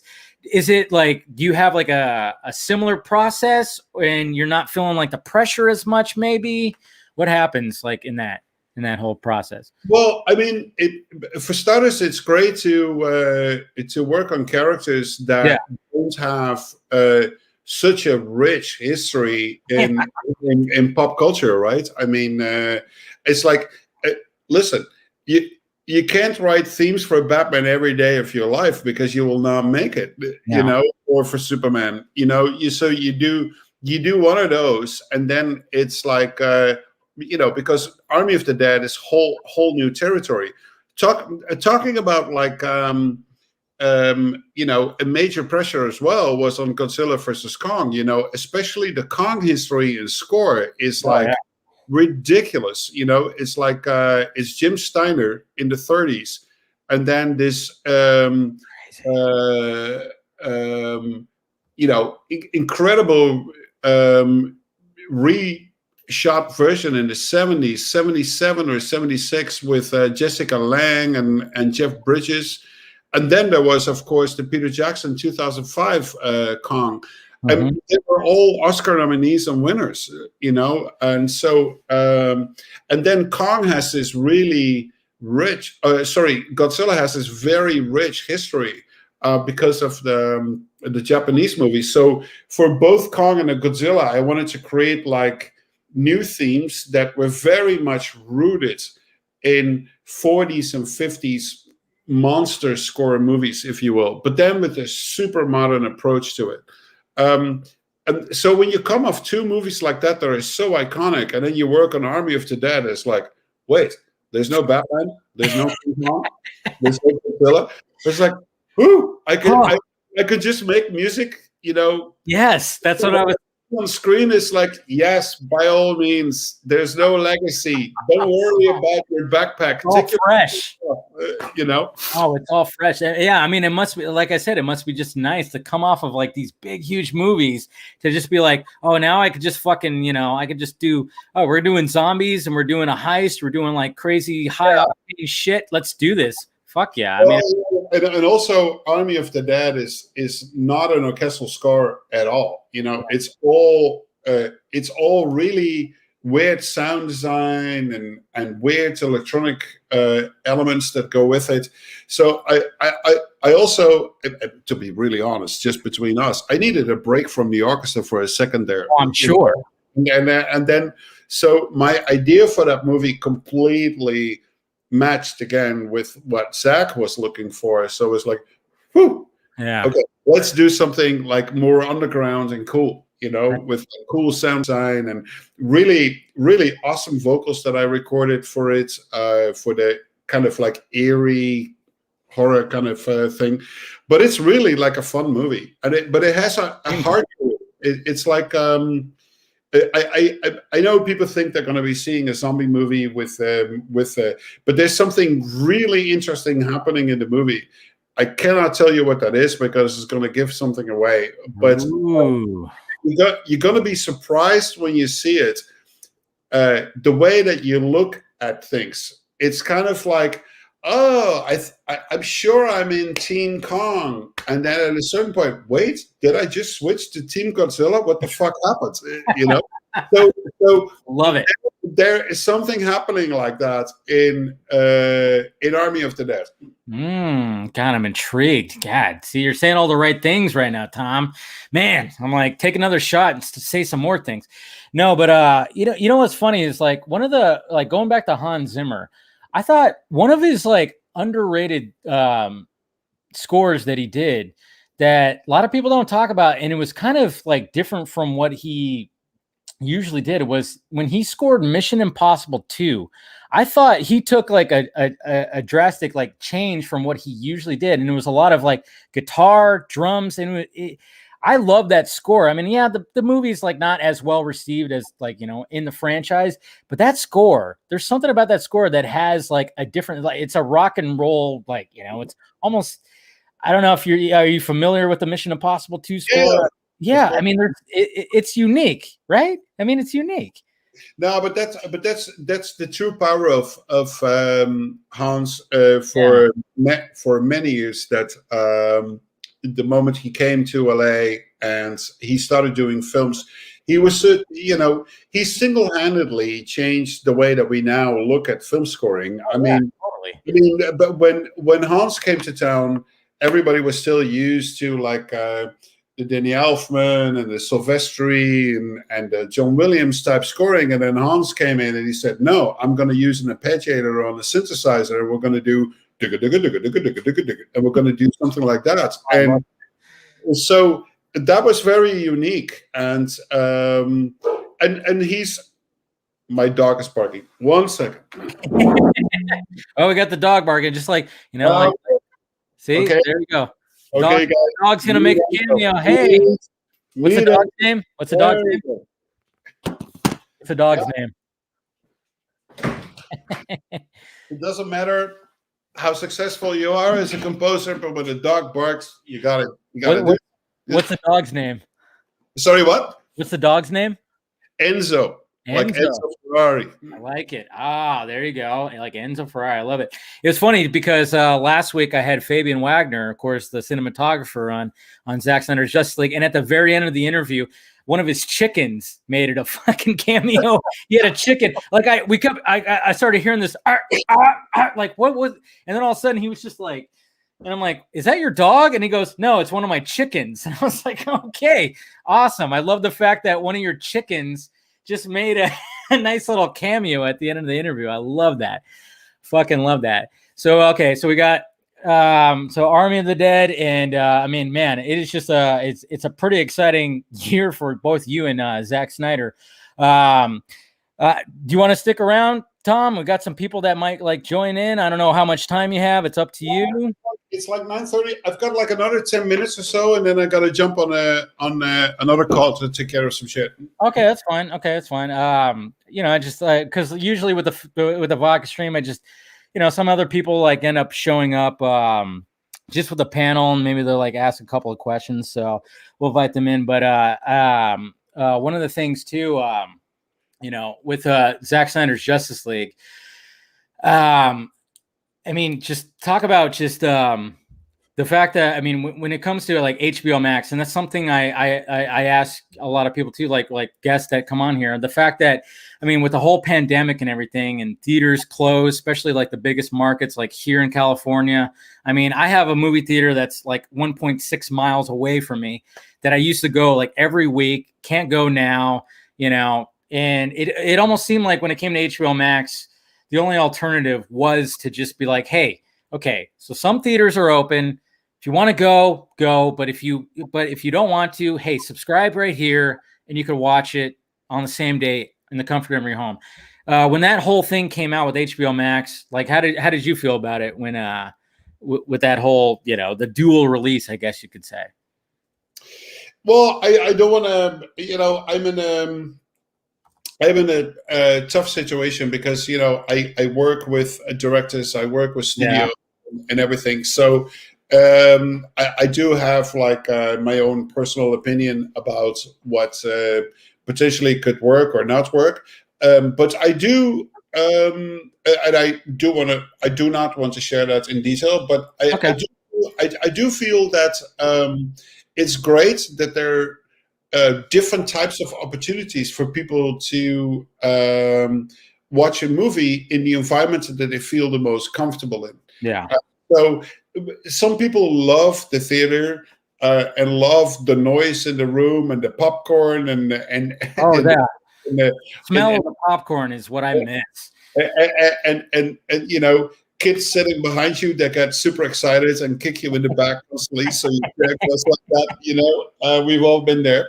And other people, you know, just like to hang on the couch as a slouch and just put their big screen on with the 5.1 surround set and just blast it in their own home with a glass of wine with their own made popcorn. And it's actually great that in a way that is you know, doable right now. And actually a lot of people also find it enjoyable. Of course, a lot of people miss the social aspect of going to a theater and hanging with friends and then going to a bar afterwards. It's like, man, like analyze the movie. And I mean, there's something really classic about that. But yeah, I mean, it's great that people have options and people have choices, you know, whatever works for them. Yeah, I mean that's what it is for me. I'll go to the movies by myself. I love going by. I turn my phone off. You know, I mean, even if I don't get popcorn, I love the smell of popcorn when I'm walking down and I'm seeing all the marquees and I'm walking to the theater and I'm seeing all the different posters. You know, and it's just there's really just something about it. But we got a couple of guys coming in here. We got Mr. Scott McClellan and we got John Garza. What's up? Oh, sorry, Tom. Go ahead. A quick question. Okay. Oh, Perfect. Popcorn, sweet popcorn. No, I like salt. I like salt. I'm in the salt camp. Salt. Salt? Yeah, salt. It's all about salt, right? Yeah. Oh, there we go. Okay, so Hey, yeah, Tom. your company here. Yeah, Tom. Well, I want to say thank you for everything you've done, But I was going to ask you because you're a drummer, correct? Like that was your whole thing, right? Yeah, man. Yeah, I was a drummer since very young. Yeah. So as a former drummer, and the only reason why I stopped drumming is because I was in a motorcycle accident. Lady hit me head on, shattered my leg in 5 places, my right leg, so I can't do the double bass anymore. Not like anything that is professional, but Like in Fear Factory. yeah, exactly. No. But you know what though? Like if you listen to Tool, like that double bass, I don't know. Jesus Christ, Danny Carey. I don't know. Yeah, I have no idea how he keeps the rhythm on the bass and then does things with the cymbals. It just that guy blows my mind. Danny Carey is like a whole other thing, man. But I was gonna ask you as a drummer, as a and somebody that also produces music as well. I do my best. When I first heard your theme, I took it and I kind of reassembled it and I did some kind of things with it. And how do you like being a drummer? Is it more difficult to come up with melodies and motifs and themes, or is it like is it better? Actually, I play 9 instruments, so I started as a drummer. But then I started as a drummer when I was 6 or 7. I got my first drum kit. But then by the time I was 8, 9, I started taking piano lessons. By the time I was 11, I started playing guitar. When I was 14, I started playing bass. And right now I play the violin, viola. I play the stand-up bass. I play a bunch of like Persian percussion instruments, which is a whole different technique than actually a drummer. And so and I studied a lot of music for the last 20 years. So it's but I do have to say that my focus always gears towards rhythm first, and then I was like, exactly. Stop doing that. I know. Because I said that. I literally said that in her chat. I was like, because I know for me, like I'm all about rhythm, and that's all it is. And then I'm like, fuck, like I can never come up with a melody because I'm like, well, no, does it go with my rhythm? And the only last thing I'm going to ask before Scott gets in there is, how does it feel to have to be able to say that Wonder Woman only has one theme? How does it feel? The thing is, like, as soon as you hear exactly, God, where do you go from there? Let's just stick exactly. Don't exactly. It's so beautiful. It's so beautiful. But we're gonna speaking of Wonder Woman, we got Wonder Meg and we got Steven joining too. Oh, hey. Yeah. Welcome to the Film Junkie Lounge, okay, everybody. Well, by the way, you threw out your like TomHolkenborg.com. That means we all got to drink because when you plug, That's one of the things that we do on here, Tom. Is anytime we promote ourselves, we drink. Oh, very good. There you go. Well, there you go. Tom, I wanted to bring up something because the first time I ever was familiar with you was amazing because in 2004, my love of crooning and Sinatra-esque music and comic book movies kind of came together because this was the first CD I ever bought that had your name on it, which was your remix of Michael Bublé doing the Spider-Man theme. And I still play this to this day. I love this thing. How did you get involved in doing, like, what was your process in being involved in this? Because I love this single so much. So it's interesting because Michael Bublé with David Foster did a very classic rendition of the Spider-Man song. And they sent it to Fox. And then Fox came to me and he said, listen, we have a song by Michael Bublé and Spider-Man, the original Spider-Man. But boy, it sounds old. You know, is there a way to spice this up? And then they sent it to me, and I was like, oh yeah, I'll pick it apart and do something else with it. And and this was actually when I was not really deep into film scoring yet. This was actually Tom, Junkie XL, the remix artist, you know? So I was actually remixing the song. I was not really attached to the movie or the composer or doing a scene. It was purely like, can you remix this song to make it a little bit more contemporary? and you succeeded very well. I'll toot your horn for you there. I also, because I think it's because it's just the movie it's attached to. I also want to give you a lot of props for your Dark Tower score.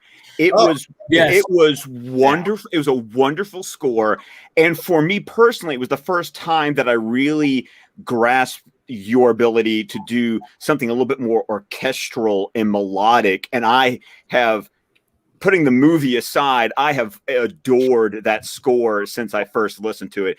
And I just don't think you get enough props for it. And I wanted you to know there's somebody out there who loves that score and wanted you to know that. Thank you so much, Scott. You did bring up a very interesting point. And the point being is like, when you said that was the first time that you were able to discover some of your orchestral melodic movements. Keep in mind that most modern directors don't want that. They would never hire John Williams to do a score.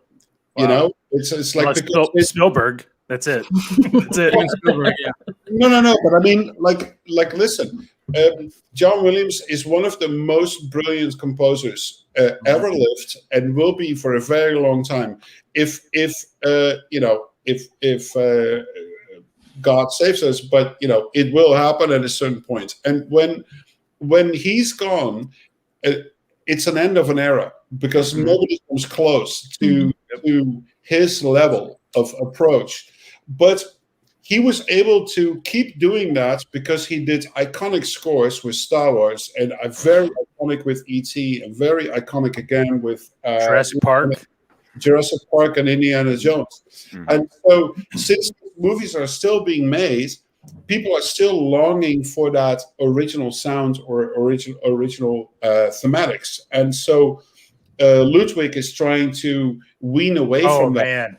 With the Mandalorian. And so I had a similar problem with Mad Max when I said to George, how much do you want me to honor like this melodic approach from Maurice Jarre or even Brian May, not to be confused with the guitar player from Queen. And so and he said, no, forget about that stuff. That was then, And so what's really interesting, even with James Cameron, with George Miller, and with Peter Jackson, it's one of those three iconic, filmmakers. And so they said to me in so many words, not literally, it's like, they're pushing their filmmaking constantly into new areas with techniques and with everything that goes with it. Motion capture, CGI. I mean, Peter Jackson is one of the most forefront leading CGI companies in New Zealand, called Weta Digital. There's like 6 people working there, the most brilliant people in the world.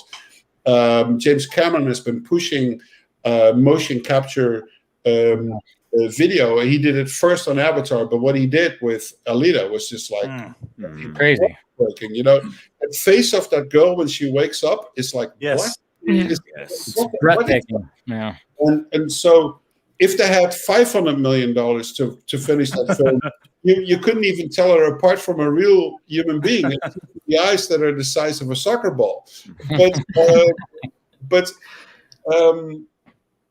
And then there's George that did the same with Fury Road, just like what we discussed earlier tonight. Is like, it's kind of like insane that a 72-year-old director just puts all these young action movie directors to shame, by releasing Mad Max. It's like, okay, guys, I'm sorry, but this is an action movie. And so,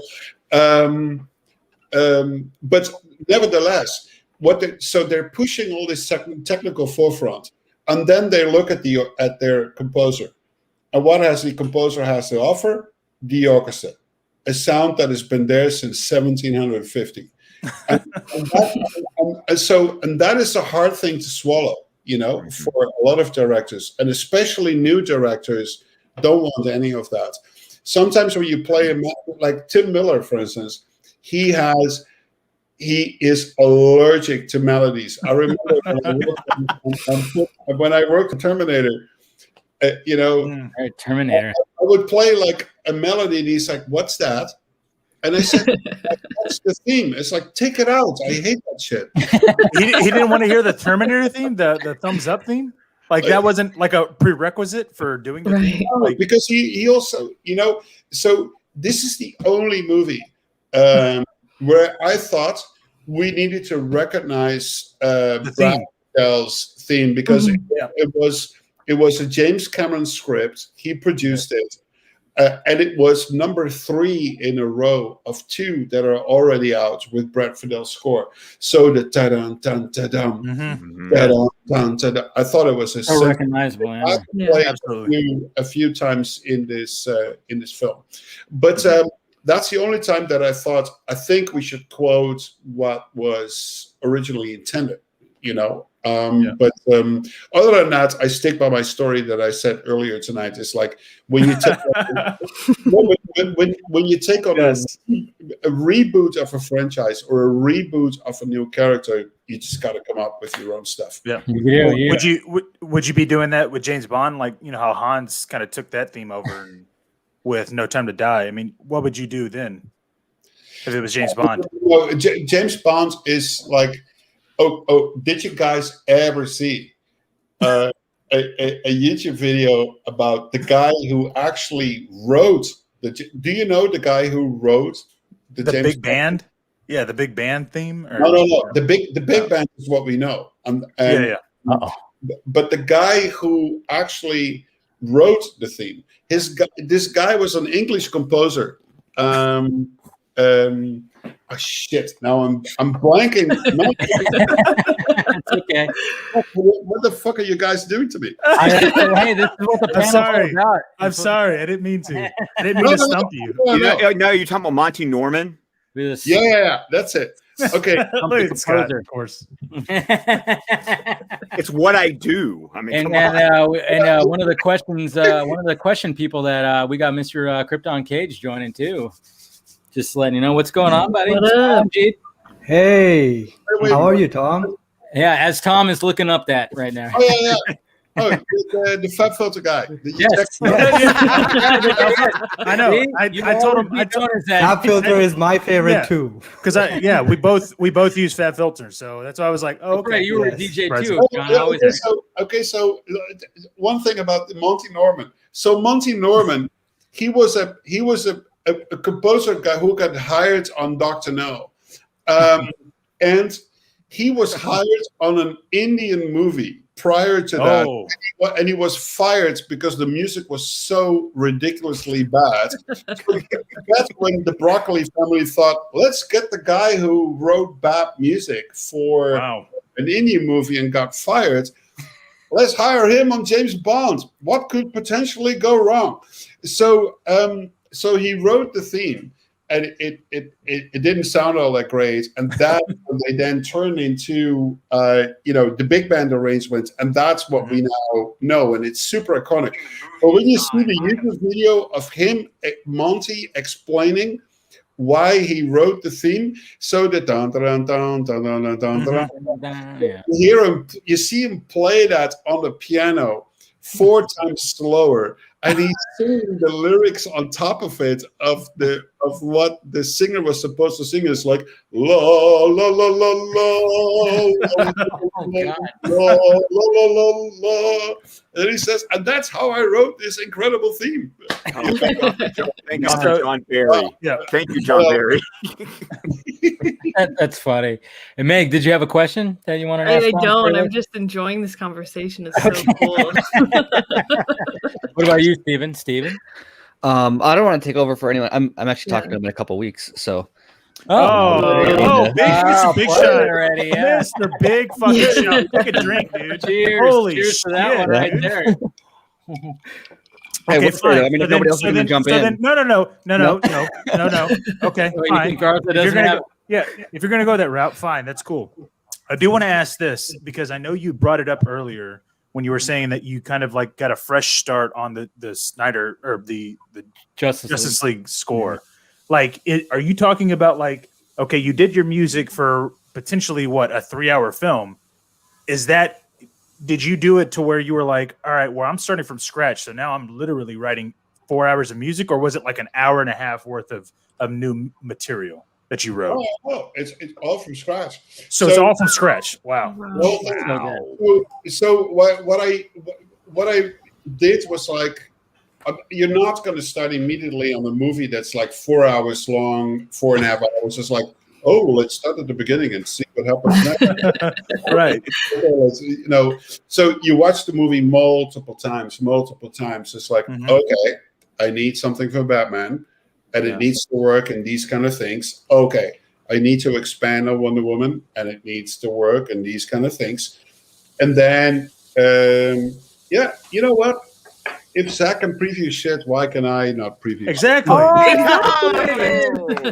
See, look, perfect question. Exclusive.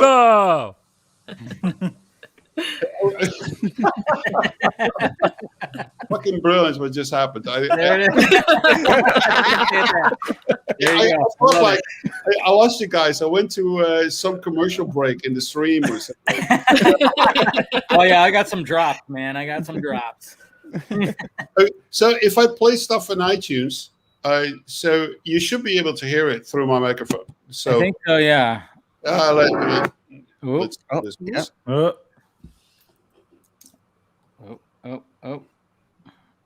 Let's see.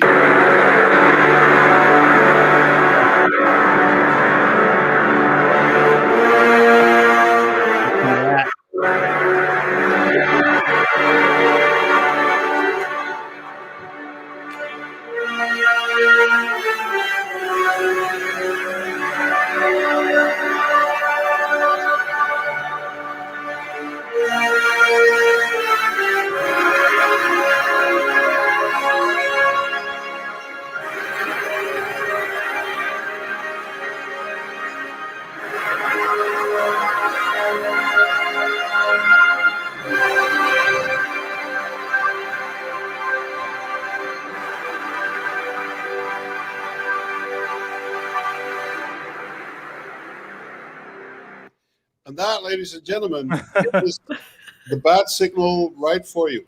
Oh, love it. Oh man. Woo. Jeez. That was awesome. But by the way, I love how you rubbed it in the face that you've watched the film multiple times. Yeah. Just in order to get there. Like I was like, oh, okay, cool, man. Okay. That's cool. Maybe I wasn't clear. Is that I watched the movie a bunch of times. Exactly. Many Now, can I ask this question though? Like, how vindicated is that? Because I know, like I get it when you, and I understand the loyalty. I get it, because loyalty is something you can't buy. That is something that, you know what, is earned, and when you earn it and it's there, it's you just feel that way. And so, like for you to get that call, like, hey, guess what? Remember the whole thing we were doing? Guess what? Let's start it over. How about that? You down? Like, what was that? What was that vindication like? What did it feel like? Well, needless to say, it's like, and this is what I pointed out in the original social media message that I threw out. It's like, I think I said it in so many words as like, my good friends and mentor, Zimmer, told me once that you're not going to be part of the true Hollywood inner cycle if you don't get fired of. And I guess I graduated today. You know, so it never feels good that you get kicked out. You know. Besides the fact that I already decided the day before that I was not going to go for it because my loyalty is with Zach. But besides that, it doesn't necessarily feel good. So because of the power of the fans, which means you motherfuckers. Exactly. Thank you. Oh, I'm probably gonna clip that out. I'm probably gonna clip that right there, man. I'm drinking to that. I'm gonna add that quote, just like, you know, Junkie XL just called me you motherfucker. I can live with that. Yeah, I love that. Absolutely. but I mean that in the most Absolutely endearing. I appreciate it. I love it actually. Because of the passion that was there in the online community, this massive movie company, Warner Brothers, just like decided, maybe we should finish this motherfucker. Yeah. So, to stay in the lingo, but that is pretty unique. And so when you get that phone call, I actually knew already in November 19 that this thing was going to get finished. Oh. Rough. Oh, so you were lying to Screen Rant. You said that because Steven, bring it up. Come on, bring it up, Steven. Screen Rant. Well, no, what you told us that that you had written the score and then you rewrote it. So I don't see any lie. No, I as far as I know, I didn't say officially when I. It's not officially. Officially, I knew like May, but I knew it was in the works, and that they were talking about budgets and all that kind of stuff. All the logistics, yeah. But basically, I was asked in November 19, December 19, is like, Tom, what would it take to finish Justice League? So, okay, here's the plan. This is what it would take. Wow. And you had to have used Man of Steel's themes, right? I mean, Superman. Yeah, I did because the thing is that when I listened to the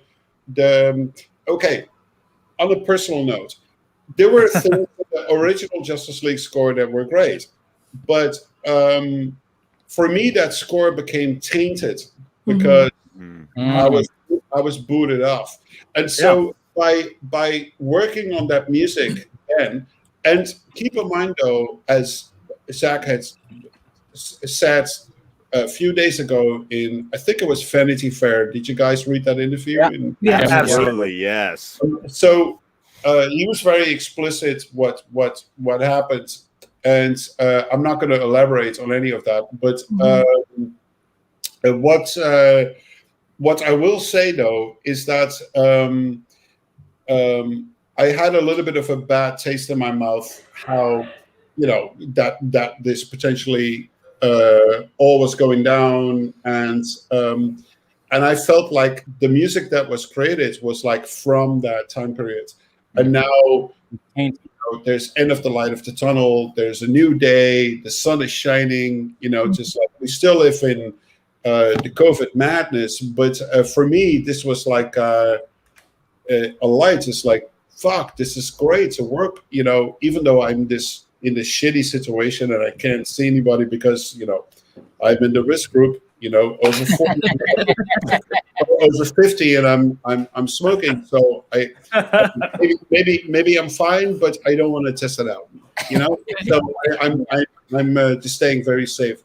And so this was like, for me, like a blessing. It's just like, man, I can work on this for the next 7 months. And so the year that looked so dark in March and April became so bright the first week of May when it was all lights green. Let's finish this thing. Yeah. And so I just wanted to start over almost, like because of all that. So it made it easier to let's do this again. Let's do this with fresh perspective. And also, my career is still relatively young. My first Hollywood movie came out in 13. And, 14, actually. Who's going to help me out? 300 Rise of an Empire? Was that? I'm on it. Oh, I saw it in theaters. I'm just trying to remember. I was married, so it was after 13. I'm just remembering. 2014. You were right, sir. Okay. So I now need to remember you when you got married? Or yes. Okay.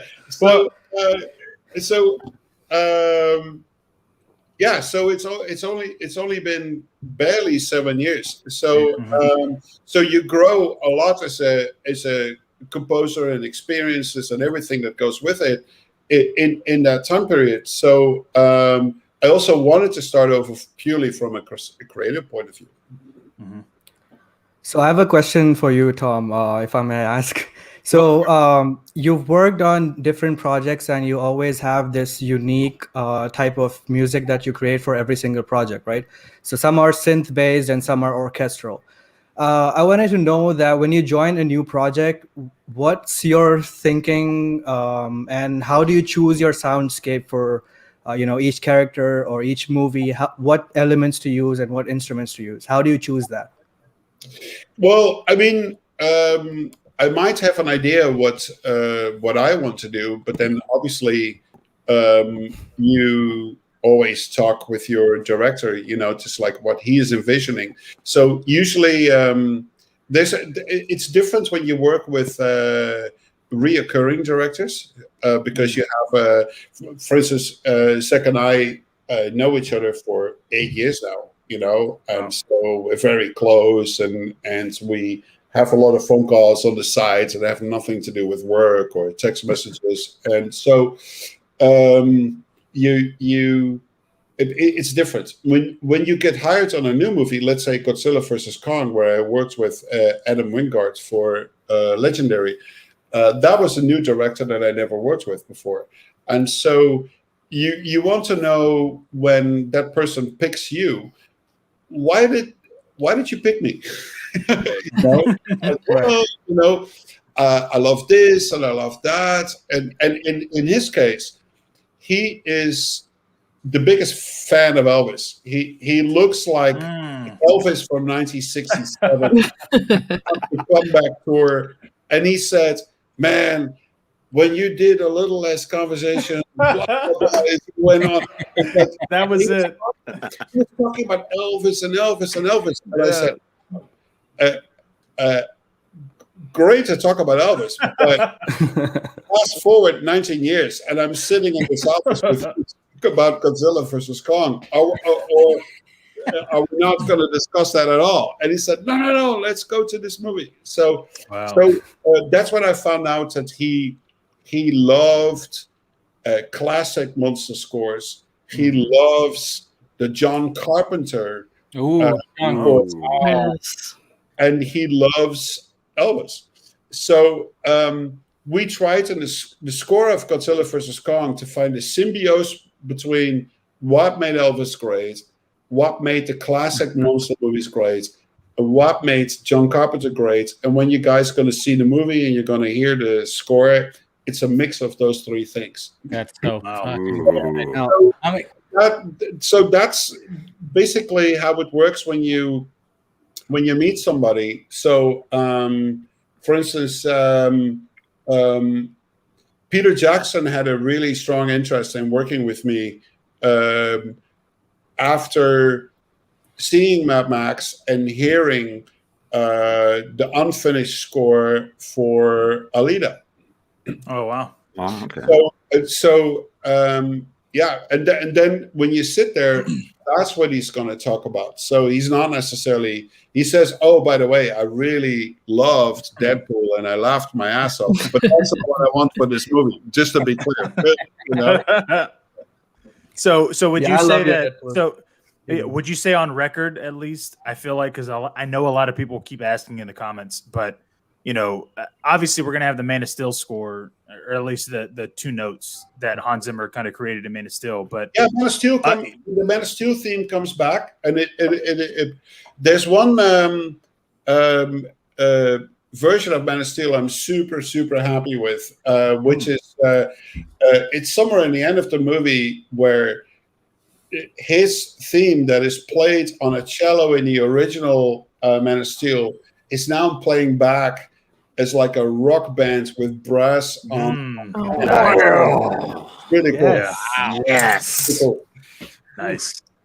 But that's the only thing that you'll probably be playing, like no BVS, because Batman's got a new theme, right? So no. Well, I guess Wonder Woman. Batman Wonder Woman. So Wonder Woman is all new except for the da-da-da-da. But the rest of her music is completely different. Nice. I know you said you were enjoying the reactions to the crew at War Power. I hope you appreciate that there is. I think most people that I interact with, like they wake, like you said that you consider it like an anthem, like a national anthem or something. And I wanted to reassure you that there are people who are waking up to that song. Yes. They, I think I am now listening to that song instead of drinking coffee in the morning at this point. I unload my dishwasher to that song. Yeah. And damn, those dishes are clean. It doesn't matter what you're doing. It makes it the most epic thing you've ever done. What do you listen think to the song while you do it? When I was setting all this up, I was listening to that. Now, Tom, is that part of the new thing that you came up with, or is that part of like your old? No. That's part of the new thing. And okay, sweet. I'm actually going to play you now the slow orchestral edition of that same theme. Here we go. Okay, here we go.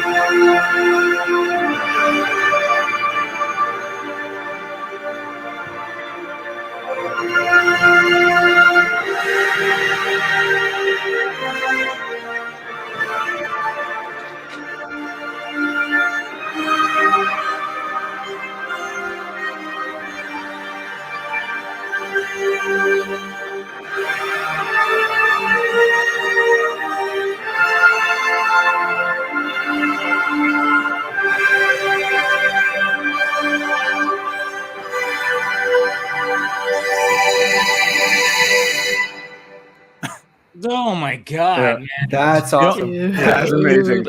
The only thing I can think of is that Zach must be really jealous right now because he only played like a little split of like some of your music.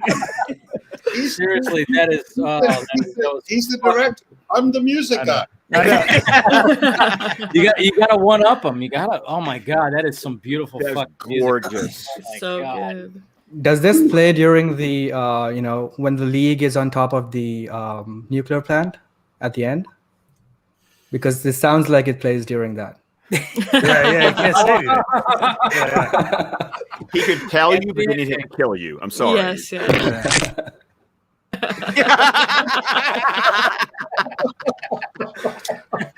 Jesus. Right, that's what's gonna happen. Zach's gonna show up behind him and be like, "Hey, don't say anything." Hey, don't Now, so say more. God, you know. But I didn't realize it was Damon Caro getting his neck snapped until like a week or two ago.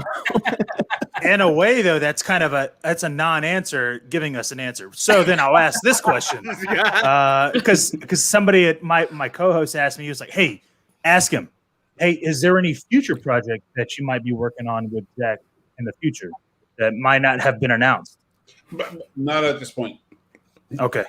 See, so because if that was the case, you would have been like, "Well, I can't answer it." Well, have you talked to him about, or do you know if what you're doing for Army is at all inspiring what's happening with the prequel movie or the animated series that they're doing for in that Army universe?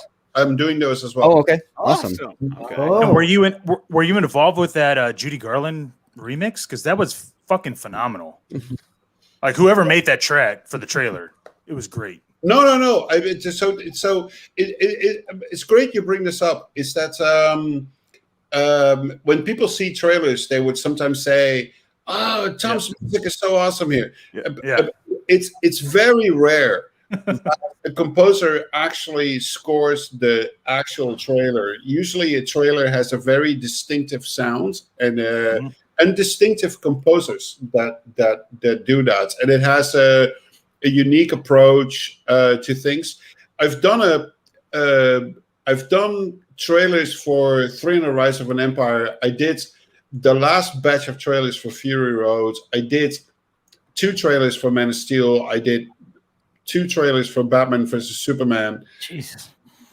But most of the movies that came after that were all licensed music or other artists doing it, or trailer composers. So for the Justice League previews and sneak previews and the trailer that came out, I had nothing to do with. Okay. But obviously there was the Fandom thing that got released last year that featured the crew at War Power, a section. Yeah. That was yours. And I filmed a little intro in my studio upstairs in a small little room.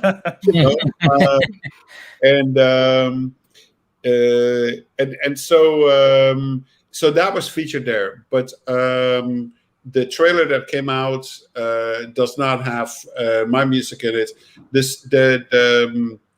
The sneak preview that came out today on ING for Godzilla Kong, that is obviously my score that is playing there. That's Godzilla's theme that you're hearing there. Well, I was going to ask you on your the crew at War Power. I don't know, just me, maybe because it's the musician in me, but I could have sworn that it felt like it was the beginning, like the 2 minutes into it was inspired by like the Batman warehouse scene where there's a couple elements that you kind of utilized in that Batman warehouse scene that you pulled into this scene. I don't know. Is that what you did? Well, or the crew at War Power has like elements in it that come from different characters, and so eventually it becomes this national anthem type thing. You know what I just played in this orchestral rendition. You can almost hear that as being a national anthem to a country, if you will. But Batman is the one that instigates this whole process, just like getting these people together. So he was already looking for that, if you remember, in Batman vs Superman. And so the post-apocalyptic like vision that he has, You mean Joker's theme, right? Yeah. Joker's theme? Say if you wrote new music, is there any Joker in there? Right. I'm talking about the okay. I'm talking about Batman versus Superman in the second. Okay, and I just wanted to say this right now too. Mr. Zack Snyder wanted to drop by today. He just sent me a message. He's doing a little birthday thing, and he said to tell you hi, Tom. And that's right there. He's literally told me. He said, "Tell him hi." So I'm just saying, Zack says hi right now. Yeah, if you want to message him too, yeah. I just wanted to relay that message before he left right now. Okay. I was hoping it was gonna drop by, but yeah, it is. Okay. Let me text him back. Dave says I love that. Wow. He's like, tell him hi. And I'm like, I'm going to tell him hi. Dude, Dave, Junkie and Zach are texting about you. I know, right? Yeah. Can you believe that? Literally. Jeez. That's unreal, man. Yeah, he's texting about you. But I got called a motherfucker, so you know what? That means more. That's like the pinnacle. That's another thing that I remember. had a meeting with Zach, and then at a certain point, we were talking about something, and then I said to him, "It's like whoever came up with the fucking saying less is more is a fucking idiot."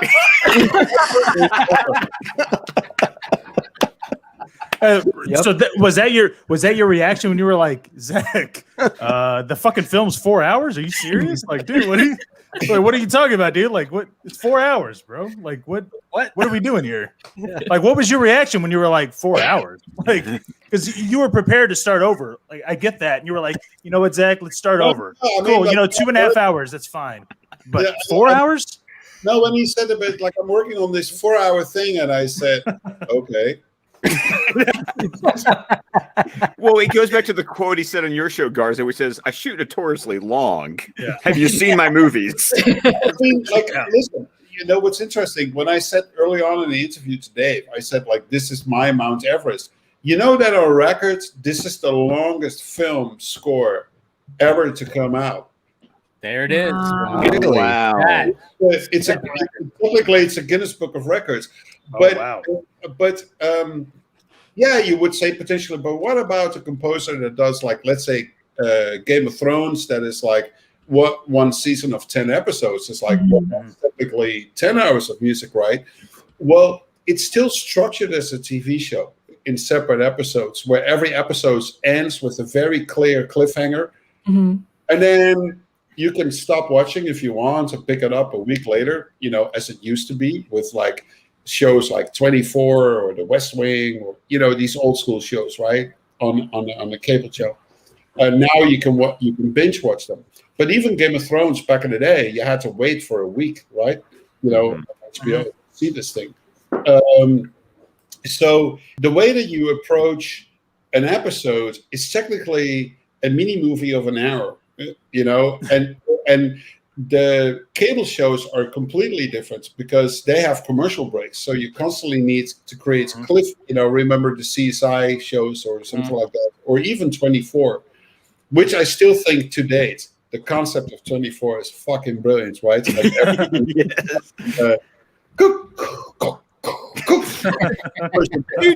and then so did you write new Nightmare World music? Because obviously that's a question right there. Yeah, because you guys came up with something. Does Joker get a theme? I'm not going to say anything but we already know Joker's in it, so you could say if you made a theme or not, like, right? God damn it! I mean, it's at the end of the day, it's like we already know about it. It's just but just take a drink. Take a drink and then we'll answer. It's so great that you guys know about it. If you're not going to answer that, what you were just talking about, I think was interesting. I know at a couple different points in time, it kind of went back and forth. This movie is if it was going to be released as in installments or like as a series. Did that ever influence the way you did music for it, or was the music always designed as a film, and then it would have just been chopped up into the instruction of Zach was very clear. Consider it a movie. Yeah. Okay. Not four different installments, whatever. Always a movie. Awesome. Nice. That's awesome. So Joker theme. Good. Cool. Seriously. Yeah. There's also one more score that came out during the old Justice League. It was in one of the promos. It was called Hope Never Dies. So I hear some of the Superman themes in that from Man of Steel, but it seems like it's your rendition. Would that be yours, or was it just temp music? Sorry, ask your question one more time. During the old Justice League promos, there was a theme called Hope Never Dies. So there was a short clip released. So was that your score? From the old Justice League? Yeah. During the trailers. The only trailer that I did for the old... I actually did most of the trailers for the old Justice League movie. And that was a collaboration between me and Gary Clark Jr. Yes. I meant to bring that up, yeah. Come together. And then So that's that. So I never did any orchestral renditions for any type of. Oh, there we go. That's considered self promo, right? Yeah, So, that's it. Right there. Yeah, Cheers. there you go. Yes. Props. Jesus. How awesome was it to work with Gary Clark Jr.? I mean, that man is fucking talent. that dude is so cool. It's Oh my like God. he's so chill. He's like, are you guys familiar with his music at all? Yes. Yes. It's like so actually credit to Zach. He wanted to work with this artist. He's in love with this guy. And so he sent me a link, and that was a link to a song that was not out when he sent me the link. And it's a song that's called Numb. Mm-hmm. And he just sounds like man, let's play this motherfucker. We're chilling. Let's play some fucking music. Why not? Let's see. Gary Clark Jr. Here we go. And so did here we go. But listen to his guitar sounds, and then when his vocals come in, it's like, oh, dude. I mean, it's.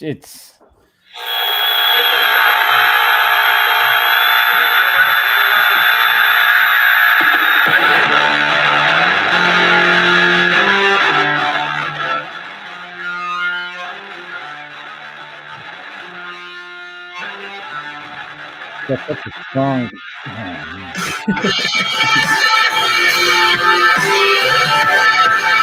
So fucking strong, man.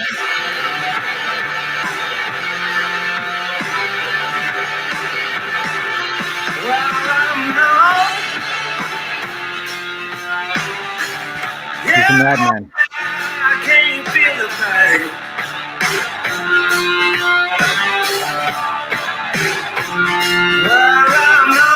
I mean, come God, on. so good. It's like So good. Hendrix right there, man. That's what I think. Thank you. The modern day Hendrix. He fucking. Oh, man, that lazy sounding soul black voice. It's God. like, but he's super versatile because he also does like gospel type songs. Yes. But this track, when I heard it, and that was before the album came out, and also it kind of reminds you a little bit of like Come Together, right? The riff that we Right. Yeah. It has that same bluesy vibe to it. Man, this guy's great. And he was playing. He's playing here in Austin. Basketball player talk. Yeah. He was here in Austin last night, I think. Like literally playing a show. Yeah, in Austin. He was playing at some downtown location, but COVID, so it's not. It's not like I knew about it. Otherwise, I would have gone and seen him. But I would love to see him live. I would love to see him live. My God, that was the best part about the vinyl was that it came with the extended version, which you got even like 3 more minutes of guitar riffs that were fantastic. Now, I was going to ask my beloved motherfuckers. I said it. Now it's an hour later, but I actually need to make that phone call. Okay. Yeah, I know. Hey, Tom, I appreciate you sticking with us for so long. We've been having a lot of fun with this. Yeah. So cheers. Yeah, cheers to you, man. I appreciate you coming in. I want you to come back and we'll chill again. We'll have some drinks and relax and just like, you know what? An Army of the Dead, maybe. I don't know. But I appreciate you joining the Vodka stream tonight. And make that phone call. Hopefully you're feeling pretty good and everything. Well, my girlfriend just canceled for tomorrow night. So 8:00 Pacific time. Okay. right? There you go. I love it. God, I love this guy. All right. Tom Holkenborg, guys. Junkie XL. Follow him on every bit of social media. You know where he is. And follow and subscribe to his YouTube channel. Tom, you've been a delight, man. Nice to meet you, Dave. Nice to meet you too, man. Thank you. Thank you, sir. Man. I love you. Awesome. All right. Good night. Stay safe. Right? Good night. Thank you again, man. Thanks. Appreciate it. Okay. Bye, guys. Bye. Bye. See you later. Holy. Yo, dude. Yeah. He literally just said my fucking name. He didn't even fucking. He just said Garza. He didn't fuck. There was no. Well, he also called us his beloved motherfucker. Yeah. I know. That's what I'm good. That's what I'm here for. I'm a beloved motherfucker. I man. think we can live with that. Yeah. Bro. What if I had to choose a winner of who Junkie won, I would say him. He won. Yeah. Junkie won. Yeah. Yeah. Junkie XL. Sorry. Jesus Christ. Yeah, Dude. I'll accept the loss. I'll accept the loss. I mean, you could tell Zach that Junkie's trying to one up him on your stream. I'm about to say, yeah. When I message Zach back, I'm like, hey, he says hi to expect the text. Yes. Because apparently, The next time Zach comes on, he'll just show 4 or 5 clips. Yeah. Oh yeah, totally. No. Like it is Snyder's birthday on Monday, so Yeah. I'm sure Debbie's like, it's your birthday weekend. Sorry, I got things planned. So Yeah, and apparently they're that's why he they're couldn't done make with they're done with post production on 2 movies. They're like, yeah, no, we're, Exactly. Oh my god! You can tell that he Dude. took a break. You know what? I don't, yes, he took a Yeah. break for like I don't know how long, but the past week or so, it's like you post something on Vero and it's like he likes he it. Like likes it. Yeah, I'm like, man, dude's got to get another project under his belt. He's just No, out I on Vero. understand. He It's was a weekend liking- where he needs to relax. No, right before he texted you, Dave, he was liking Vero posts of mine. I'm sure you're going, dude, like you've been liking stuff all day. Like you can get off your phone. It's okay. Go make a movie or something. yeah. That was funny. Sorry. You know what's funny? He sent me the sad eyes too. He sent me the sad eyes. I was like, I was like, oh, it's okay, man. It's fine. It's fine.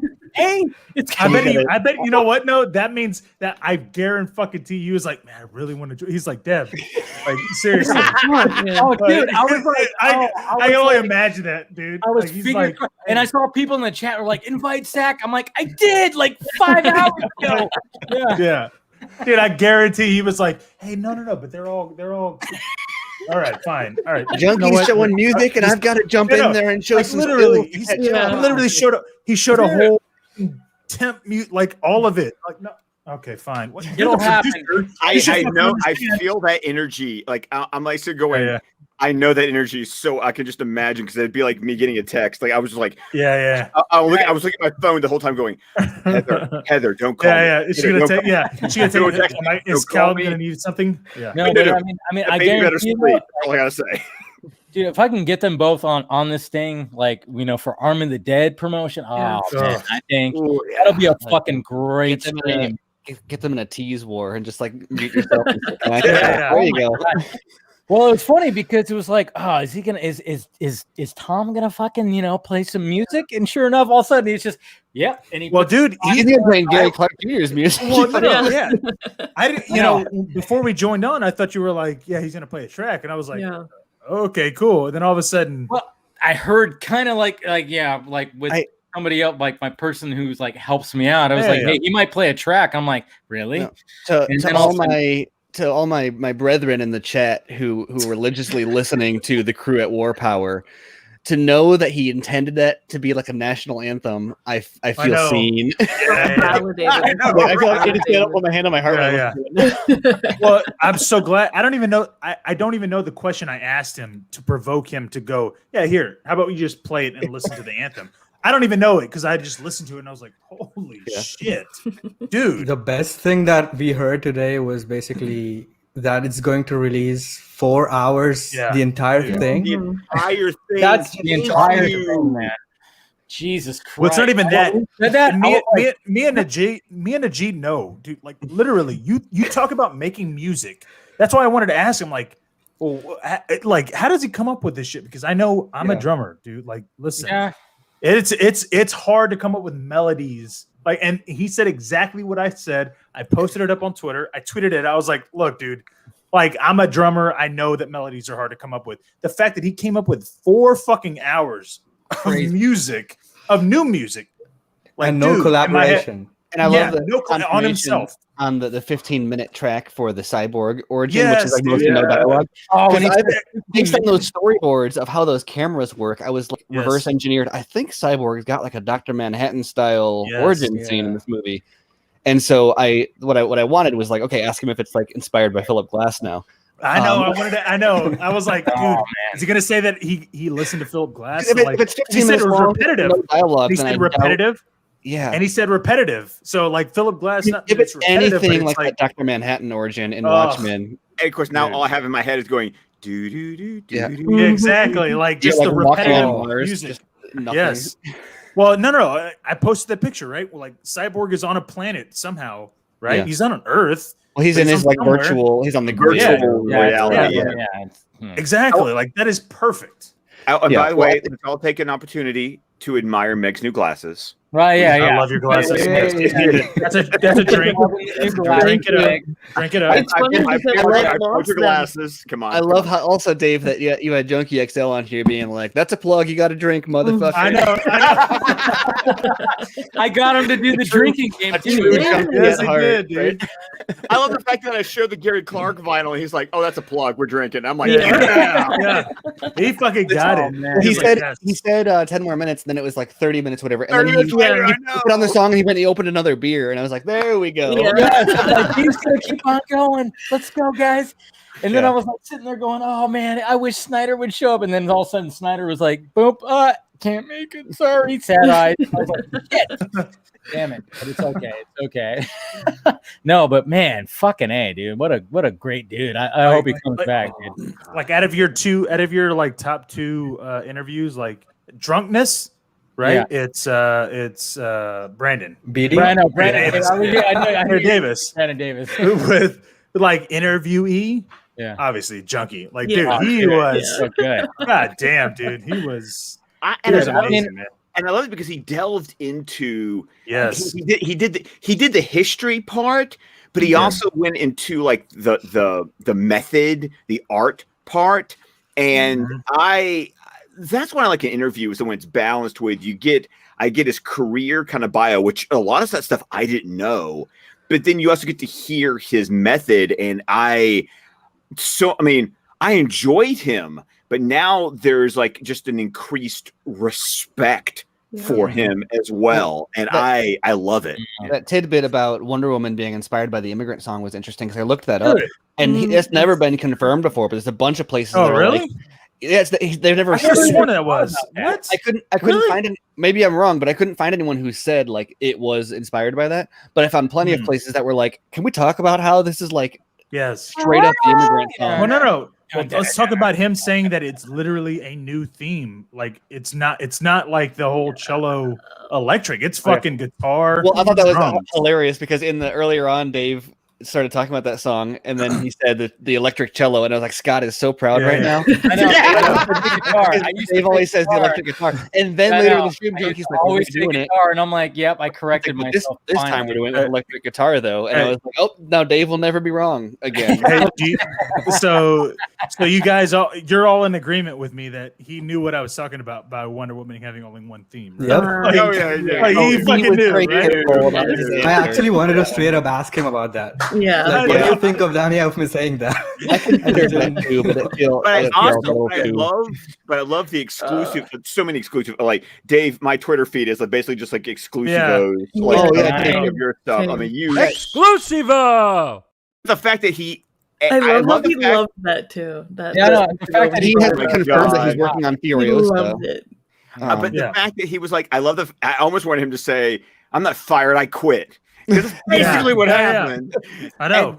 And then the fact that he never, it's just the power of saying he never had to see 2017. And just like, oh, good for you, man. Yeah. Well, not even that. It's the fact that I feel like he went, "Oh yeah, Batman only has one theme." Well, I'm not even going to use this theme from BVS. I'm going to like create a new one. Batman has only one theme. No, he's got two Junkie XL themes. Yeah, exactly. You mean he only has one Danny Elfman theme? Oh, yeah, of course. Yeah. Junkie XL theme. That's what I was thinking And that two way. Hans Like he Zimmer was going. themes. I feel like he was going. Into Junkie themes. He was like, "Yeah, no. I thought I'd create a new theme." Just to whip it out and go, only has one theme. All right, fine.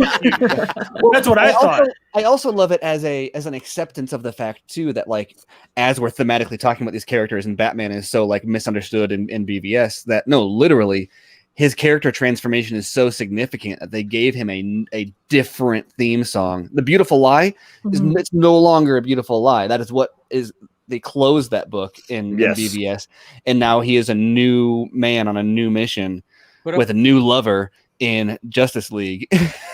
Because I guess they cut the lowest part, but yeah. Yeah. What's cool too? Chris Wong was right. Cool too is like he verified that the that's part of the Batman theme, because I was like, yeah, when I was like, when Snyder just showed his phone, it was like when you zoom in on it, it's like, yeah, it's Batman theme. A lot of people are like, no, it's Cyborg, and I'm like, no, there is a dark carrot like silhouette. It's Martian Manhunter. Yeah. Right. I know, but it was just like it was like great that he was like, no, that's part of Batman's theme. I'm like, thank you for fucking confirming that, because a lot of people thought that was actually Cyborg's theme, and I was like, well, no, but it was once again, the Batman was the clip it was playing on Zach's phone. Well, not only that, but Dave, how perfect is it for him to debut Batman's new theme on the vodka stream? You are the first place anybody ever heard the new Batman theme. I need a cigarette. Put your pants back on, Dave. Put your pants back on. They're slipping off right now. I wish off right now. Jesus Christ! I fucking. No. I fucking wish that I was as cool as just smoking a cigarette, just like, I have some cigarettes in my drawer that I haven't touched in forever. I was about to just be like, I feel like having a cigarette with him right now. Right? I still have these puppies laying around from when I had the Alan was born stream. You should have lit one up. Man, I quit cold turkey like a decade ago now, probably. Oh shit. And like it's weird because like I just lost the appetite. Like people are like, "How did you do it?" And it's like I just didn't want them anymore. It is rare that I even have a craving for one, but yeah, it's times when I'm like that looks. I would like to have a cigarette with Junkie XL right now. Oh my god, dude! I was like, oh my god, I should go get a cigarette now. Look at him, fucking. Like how boss is that? So like you've like listen, literally, you never had a guest go like, oh, can I have a drink? Yeah, sure. You know what? Yeah. Not only was he calling us motherfuckers, but he was like, no, I'm going to take my cigarette. I'm just going to go ahead and smoke because I don't, I'm in a fucking lounge. I don't know. This is why they put content restrictions on children's television. Because here we are. Like, it's so cool. We would smoke a cigarette. I want to smoke a cigarette now. See, that was the problem with me watching James Bond as a child, and I love the whole we went to the whole James Bond conversation. I know, and I love that. I am fucking in my element. I'm like, I am happy. Listen, I wanted. You were baiting him to talk about. I know. I was.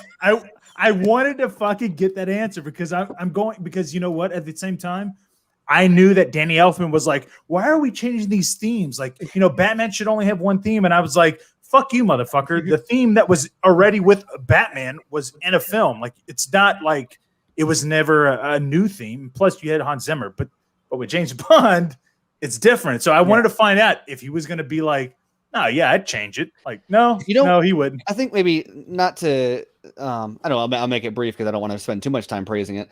But the unfortunate thing about Danny Elfman saying that is that Batman '89 theme is fire. It's great. Like I can't hear it now. Right? I can't hear it now without seeing his they face. use it in Batman the Animated Series. I mean, right? But even Shirley Walker adapted it and made it different. And actually, I like Shirley Walker's take on it. Yeah. In Batman: Mask of the Phantasm, that whole opening with the orchestra. Oh man. Yeah. But it's really unfortunate though because I can't. It's impossible for me to hear that now without that smarmy like Batman's only ever had one theme. I'm like, just let me enjoy your one Batman theme. Now I have to hear you like dunking on Junkie XL every time. Well, that's why gatekeeping is such bullshit. It's like if people would just shut the fuck up, we could enjoy all the things, and I can enjoy my John Williams Superman theme, and I can enjoy my Danny Elfman, Batman theme, and I can enjoy my Hans Zimmer. I mean, I don't want to feel guilty when my 5-year-old is swinging on the tire swing going, dun, da, da, I'm Superman. I'm like, because you're adorable. And yes, that's how this should work right now. No, you got to use the Hans Zimmer theme if you're going to sing on the tire swing in this house. We only jump out of trees to Hans Zimmer in this household. We only have two notes cape, but no trunks. two notes, that's it. Whenever I hear that theme now, it just reminds me you of Dave's video that he did with the Justice League version of that theme? Halfway through, it changes into that Dave video is. Oh, I epic. know. I mean, love it that was video. funny as I still remember that night because it was just like it got released, and I was like, "Oh, cool! There's the Batman theme." There's the Batman, and then I just went like, when it transitioned, I'm like, "What the fuck? Wait a minute!" And so it just so happened I was like, "All right, I can't not make fun of this right now." And I have the picture right up on the wall, the Avengers picture. And I was like, holding up my Funko Pop of like Batman, and then all of a sudden it transitions. Then I just bring up the picture of Avengers, and I was like, perfect. Was perfect. Yeah, I don't. And you know what? But at the same time, it's like, okay, yes, the snarky Danny Elfman, there's only one theme. Yeah, I get, I hate that. I hate that I he wouldn't did even that. mind it so much if he wasn't so like proud of himself. Yes, when he yeah, said it. Yes. Like I wish I never saw that video. I wish I never saw that video. Like he didn't have enough. Again, like he had like what 6 months to. Well, but then all of a sudden you hear Junkie going, "I have 5 months to do fucking 300," and I'm like, Rise of the Empire. Yeah. Did everybody hear him interpret it the same way? I'm correct when I say that he said we are getting a heavy metal or a hard rock version of the Man of Steel 2-note theme. Oh yeah, Yes. yes. Yeah, Okay. he did.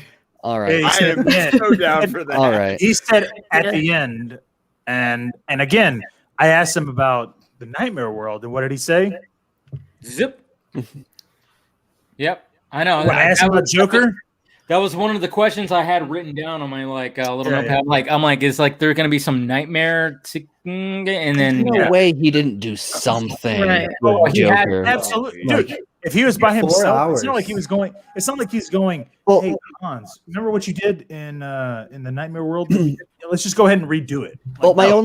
only thing is he with the amount of screen time that Joker has, I can maybe understand if he doesn't have his own theme. But like he says with Flash, there's stuff Exactly. about him incorporated into other themes. And so what I want to know is like what's the like the Lex drop that you get in BVS. Yeah. I want to know like if Joker's got something equivalent to Oh, that. dude, he didn't say no, did he? When I asked him about Right. Joker, he was like, no, he didn't. He just went. Exactly. Nope, he just For no. Flash, he denied though. I'm He said Yeah. he I'm doesn't still- have a Flash theme. He also confirmed for Flash kind of something I've been suspicious of, and it's slightly, I don't know, concerned maybe isn't the right word, but we've been hyping up like Iris West so much, and the more we see, yeah, the more yeah. I think we've already seen all of her we're going to see yeah, exactly. because it was always a tease for the Flash, correct. and I wonder if maybe that is a part of like an intro, like a Watchmen style opening sequence or something like that, Well, like a and we're montage. And we're getting a drop, and he said we're getting a music like a needle drop, basically. Yeah, for yeah. that. Drop. Two tracks. Well, two, did he say two needle two? drops. Yeah. Oh, Yeah. because what he said was that it was a part. It played during another song, and so to me that sounded like it plays during a intro montage or something of that nature. See, I interpreted But like don't we they might have actually get a restaurant scene together too? Well, Maybe- they're in I don't know. they. That plays into him saving her, doesn't it? Yeah, when he pushes there was a through the- picture Zach released where they were talking in a restaurant. Or they were standing by the chain link fence. I think is the one that I remember.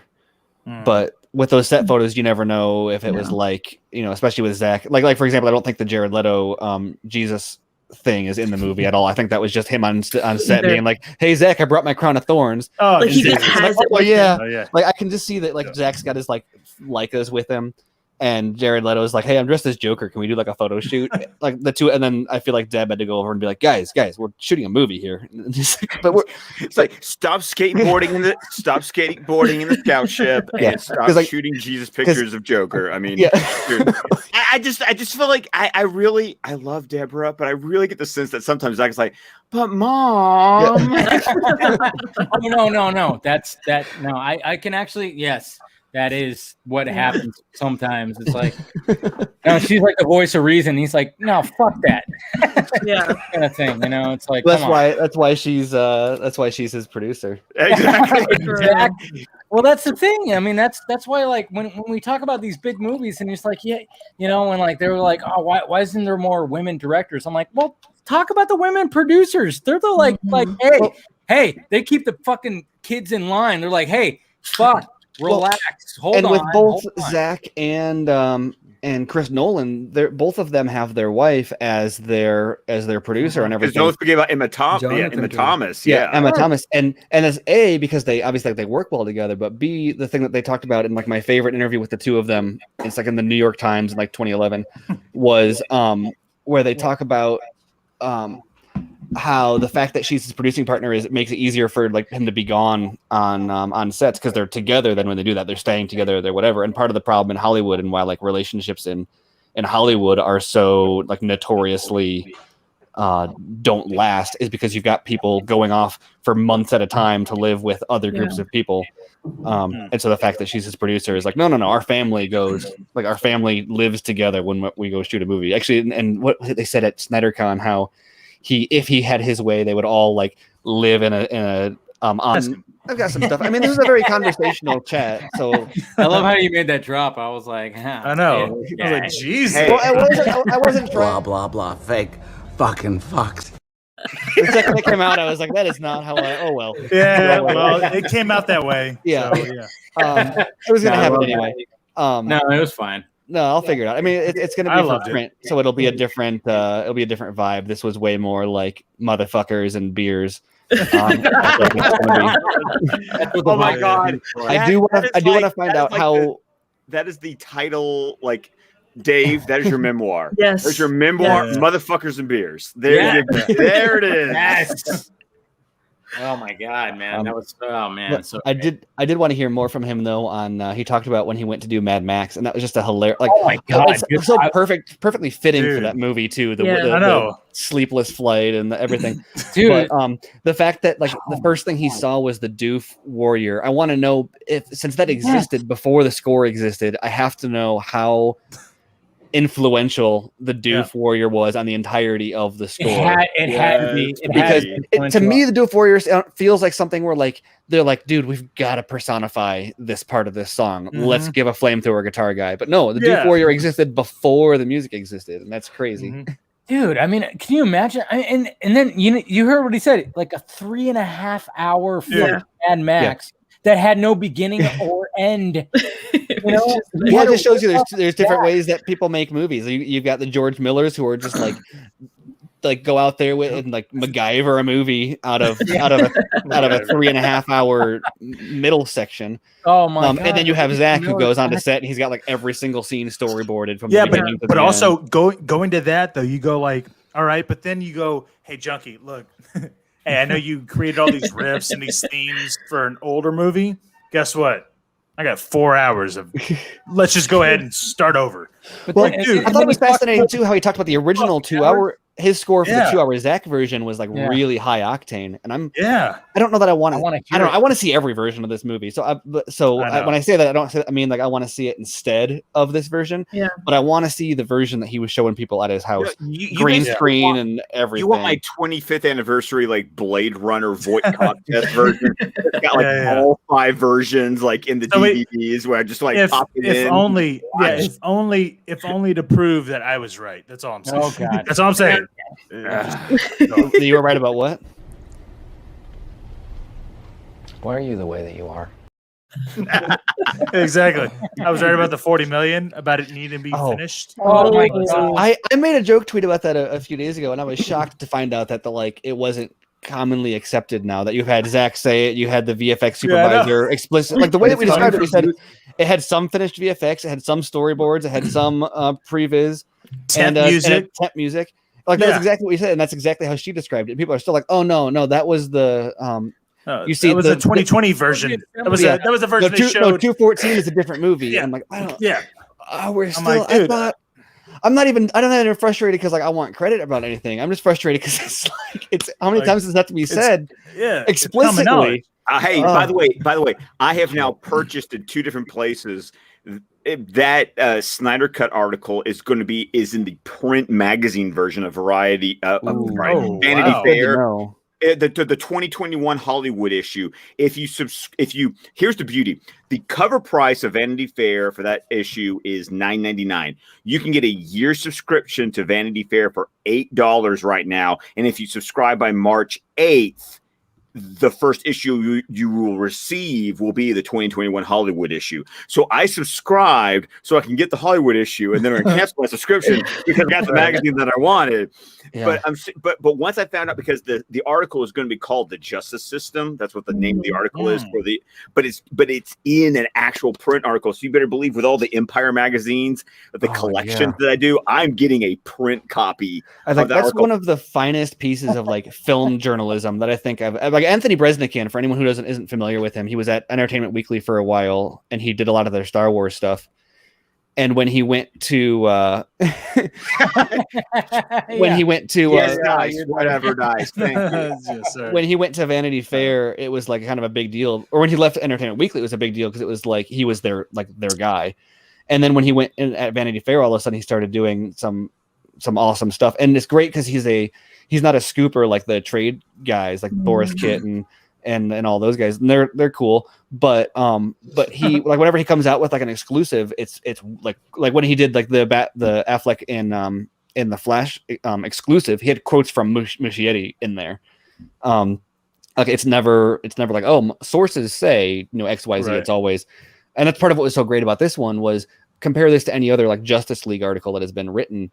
And I guess he cited an unnamed studio executive, I guess, who said the movie was shit. But overall, like it didn't have any of those like random studio executives said that it's a cul-de-sac or said it's a pipe dream. Like it had none of those. Like who said that? What? He even got a quote from Berg. Yeah. Which is I'm crazy. It was crazy. And the thing about the article is that like I cannot tell you how many different people I have texted that article to, because that is like the definitive. If there is one thing that people read about any of this, I'm saying it's that article. Yeah, because it's like, because it only requires 5 to, like, depending on the speed of your reading, it's like this only requires 5 to 10 minutes of your time, and it gives you all. It's like the bullet, like this is the bullet points with quotes and the narrative that you want to go. Warner Brothers is a piece of shit. Here's why. And the only thing in it even that I would like even be a nitpick over was he mentioned Sucker Punch, and he said some would call it sexist. And it's like, well, yeah, some would call it that, but also some wouldn't. Like, but what do you need to say that in here? Like, exactly. We're talking about Justice League. There's exactly. But once again, it is a nitpick. I mean, there's stuff that people want to nitpick about the article, but you really the way you need to look at it is look at the narrative that it pushes. Well, and the biggest thing is that it like film Twitter or like the voices that have been like refusing anything on or mocking everything that comes out. What was in this article was like the pill that they were willing to swallow. And you notice that like this article came out and everybody is immediately like the number of people who said, I feel bad for mocking Hallelujah on that first trailer now. Because I understand. And these people haven't been in the weeds like all the fans have and know all this stuff, even though it's out there. Even though Zach said that on the Real in Motion stream after plug you, Garza. After Fandom, he said that the song was there for Autumn. But these guys don't know that, but they know Bresnikan. They trust Anthony Bresnikan. And the article, like, for example, when Zach talked about, he was asked about toxic fans, and he said, "Oh, I don't support anybody calling anyone anything." He's like, "100%, I don't condone that." And he said, because I want to prop up the good voices, the ones who are doing the good work. And so for me, it was like the whole time I just had Mary Poppins playing in my head going, a spoonful of sugar helps the medicine go down. Well, and compare it to when Zach said in Sean O'Connell's book, he said, how can you call a fan base toxic when they're literally saving lives? Like, I don't accept that. And even Deborah was crying when she said that, right? Yeah, exactly. And that's you can't take that point away from it. That's a very relevant point. But remember when that quote came out, the people who are like, yeah, sure, they've raised money for suicide awareness and prevention, but like that doesn't change the way that certain people have been attacked. And they're like, I appreciate that, but I need to know that like they wanted to know that Zach didn't condone it. And so for Zach then to in this one, if he had said, no, that's bullshit, they donate to AFSP, so they can't be toxic. This entire article probably would have been a very different reception from people. But because he said, no, that's not okay, that was all a lot of people wanted to know, is that Zach was not driving the abuse that they've taken from some fans.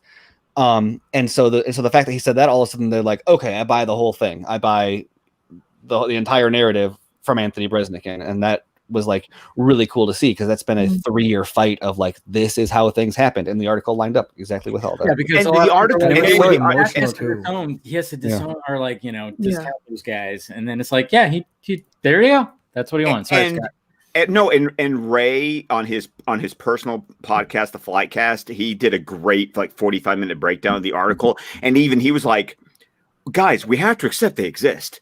We've dealt with them. They're probably on our block list. Like, let's stop pretending. Let's stop pretending like these people don't exist. No, we know there's shits out there. Exactly. We've dealt with the shits ourselves. We just don't like being. Associated with them. But let's remember that if we know that there are shits out there, when an article like this says there's shits, we go, yeah, there are. Don't feel offended by them calling out the shits. Just take personal solace and going, it ain't me. Also, when they say that, they say that toxic Snyder fans, right? So it's not like they're saying all Snyder fans are toxic. Because all Snyder fans are not even on Twitter. The article even compared them to, they said, like the way that some looters will ruin up otherwise peaceful protest, which I thought was Chris Wong used a similar comparison with the BBC. Yeah. And fans, I think, have a weird tendency. There's like a tribal kind of nature where if somebody says, oh, those toxic Snyder fans are a problem, and some dude who's like over-minded in his own business being totally nice is like, I'm not toxic. How dare you say that? It's like, I'm not toxic. I said, are you a toxic fan? Like, that's a label. Those are two words that become a new thing when you put them together. A toxic fan is not the same thing as a fan. Maybe there's some overlap there, but when somebody says like toxic fans are a problem, they're not saying all fans are toxic. They're saying some fans are toxic and those fans are a problem. And I don't think anybody would. I mean, some people would say that's me, and so like it's funny to have people be like, oh, that doesn't exist. It's like, yeah, it does. You just don't like the fact that they're labeling it that way. Yeah. But the article did not say all fans are toxic. It just said that some are and most aren't, and they donate to AFSP. And Zach doesn't condone the toxicity, but he does try to promote stuff that he thinks is good. And I think that that's the best way possible to cover the topic.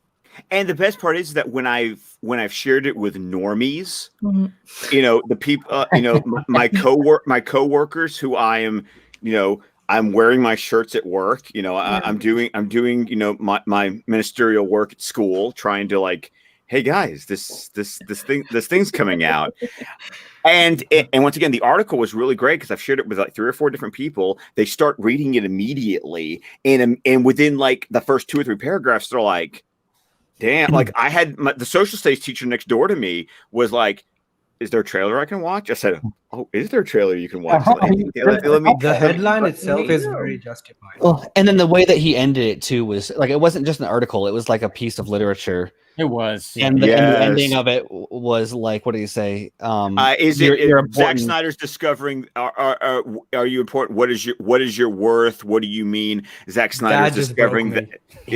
Zack Snyder's discovering that for himself. And I'm just like, my camera for it had a theme. I said that in my video, or I said that on the live stream. I was like, perfect way to fucking sign off on that article right there is a way that it was. And it's so fitting too that it is such a prominent theme of like his movies. That's why a lot of the people are, the number of people who say your movie saved my life is like it's not a hyperbolic thing to say. There's people who I've heard that so many times. People say that, yeah. And it's because that's the kind of thing that he cares about in his themes. And the article also really did a great job of just really hammering home for like the people in the back, this is for Autumn. Yeah. And that, I mean, and for that to be confirmed, we all knew there was going to be something. Like we speculated, we knew in our soul there was going to be something like that in the movie. And for that article to come out and tell us it's going to say for Autumn, Hallelujah is going to play, an Alison Crow's version of Hallelujah is going to play during the credits. And that just made all of us who know what that means just go, oh, fuck, that's going to, oh, she's my so God. awesome. Oh, yeah. Well, and like I said, I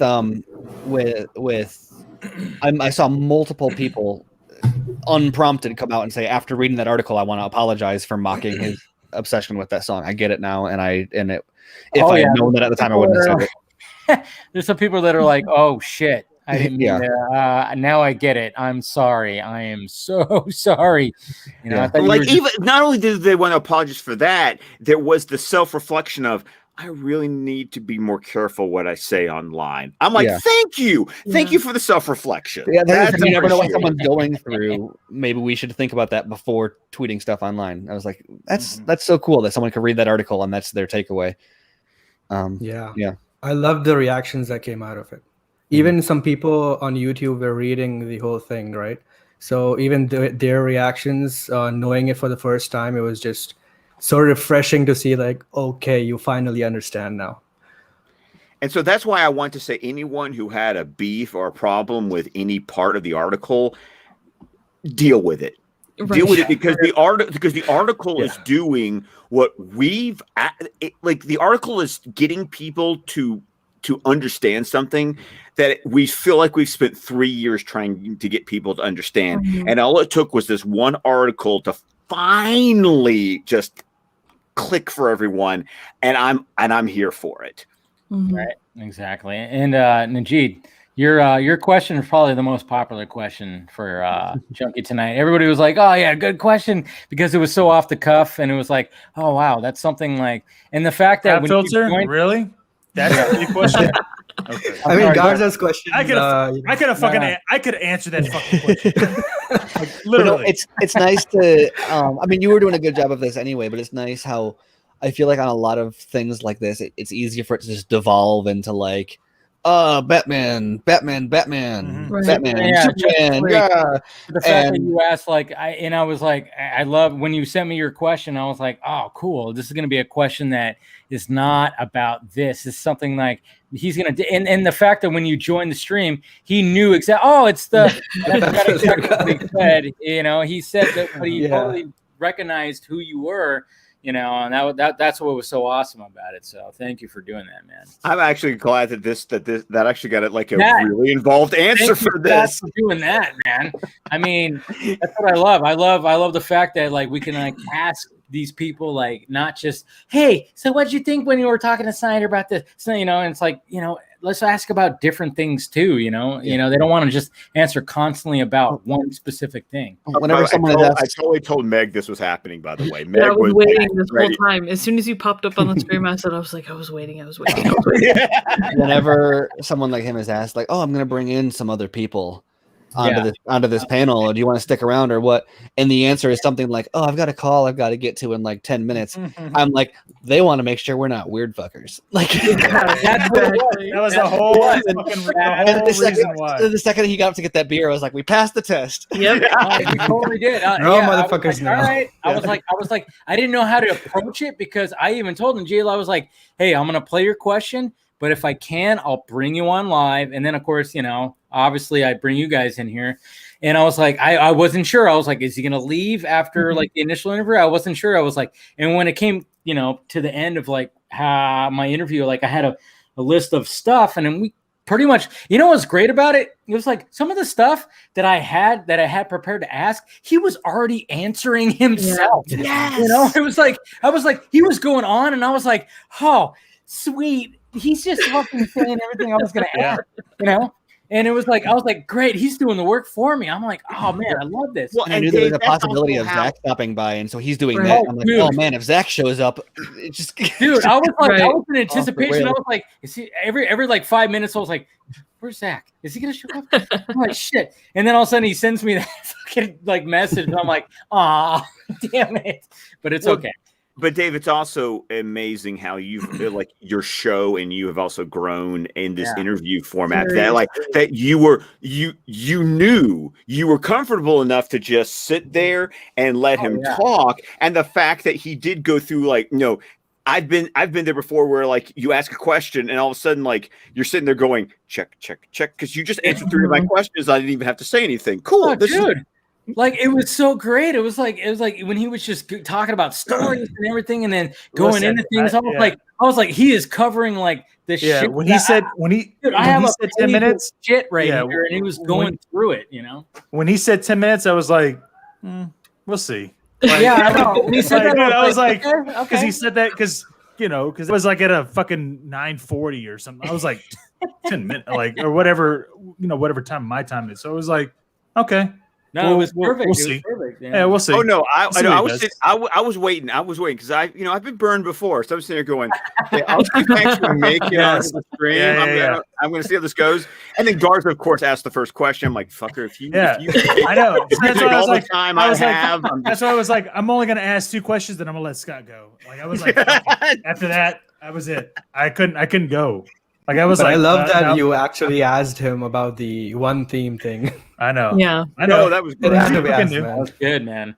That's why You I knew was what the like, fuck I was talking about. when I brought it up, and I was like, "Hey, is it okay if I bring some people in?" And he was like, "Yeah." I got like 10 minutes, and I was like, "All right, let's cool. I'm gonna bring I want to bring you guys in. Let's start asking some more questions here. When he started drinking some more, he had a full fucking glass. It was on. He literally had a full glass when we got on. Okay, so that was not a oh well, maybe I'll drink some more. No, that was a full fucking glass. Sorry. Well, no, I love the fact that he started playing his second drop, and he went to the fridge while I'm going, dude, you're buckling down, okay. And in all fairness, I don't want to gloat. I'm not gloating. But all I'm saying is, if I hadn't asked whatever question I asked, he wouldn't have played the first fucking track, right? Am I wrong in saying that? You're 100% correct. You're right. Well, you can't say he would. You can say that he did because of your question, but you can't. Right. You can't say that he would. No, he said he had 10 minutes. No, he said he had 10 minutes before we got on. Oh yeah, sure, but you can't. Okay, no. I'm just saying. He said 10 minutes. He said 10 minutes. He had to let go, and so guess what? By the time I got on, maybe the questions that I asked, 5 minutes. He wasn't gonna. How was he gonna prepare a song? Here, I'll just show it to you. Right. I'm just saying simple logic structure. You can say he answered it because of my question. You can't say he wouldn't have answered it if I didn't ask. Jeez. You're right. That's not what I was saying. All I was saying was that it was prompted by your. Is that he played a track. Oh God! Because of me, that's or you. Came to the track after you because you write it. I'm sorry. Steven, I have a question for you. I just want you to go on a rant today, so I just have one question for you. How did you feel about the WandaVision episode? Oh man, there is 600 people in the chat. I don't want to. I saw your tweet and you didn't like it, did you? After I watched it and I saw your tweet, I said, "Yeah, that actually does make a lot of sense." What you said. Yeah. I was not a fan. There was some good scenes in it. The acting was good and everything. But yes, the acting was superb. I didn't need to see it. There was nothing in this episode that they haven't explained multiple times already. Right. In the show, and nothing happens in the episode that should impact that thing. The thing she says at the very end. She could have said that from the beginning without any of the information that she got.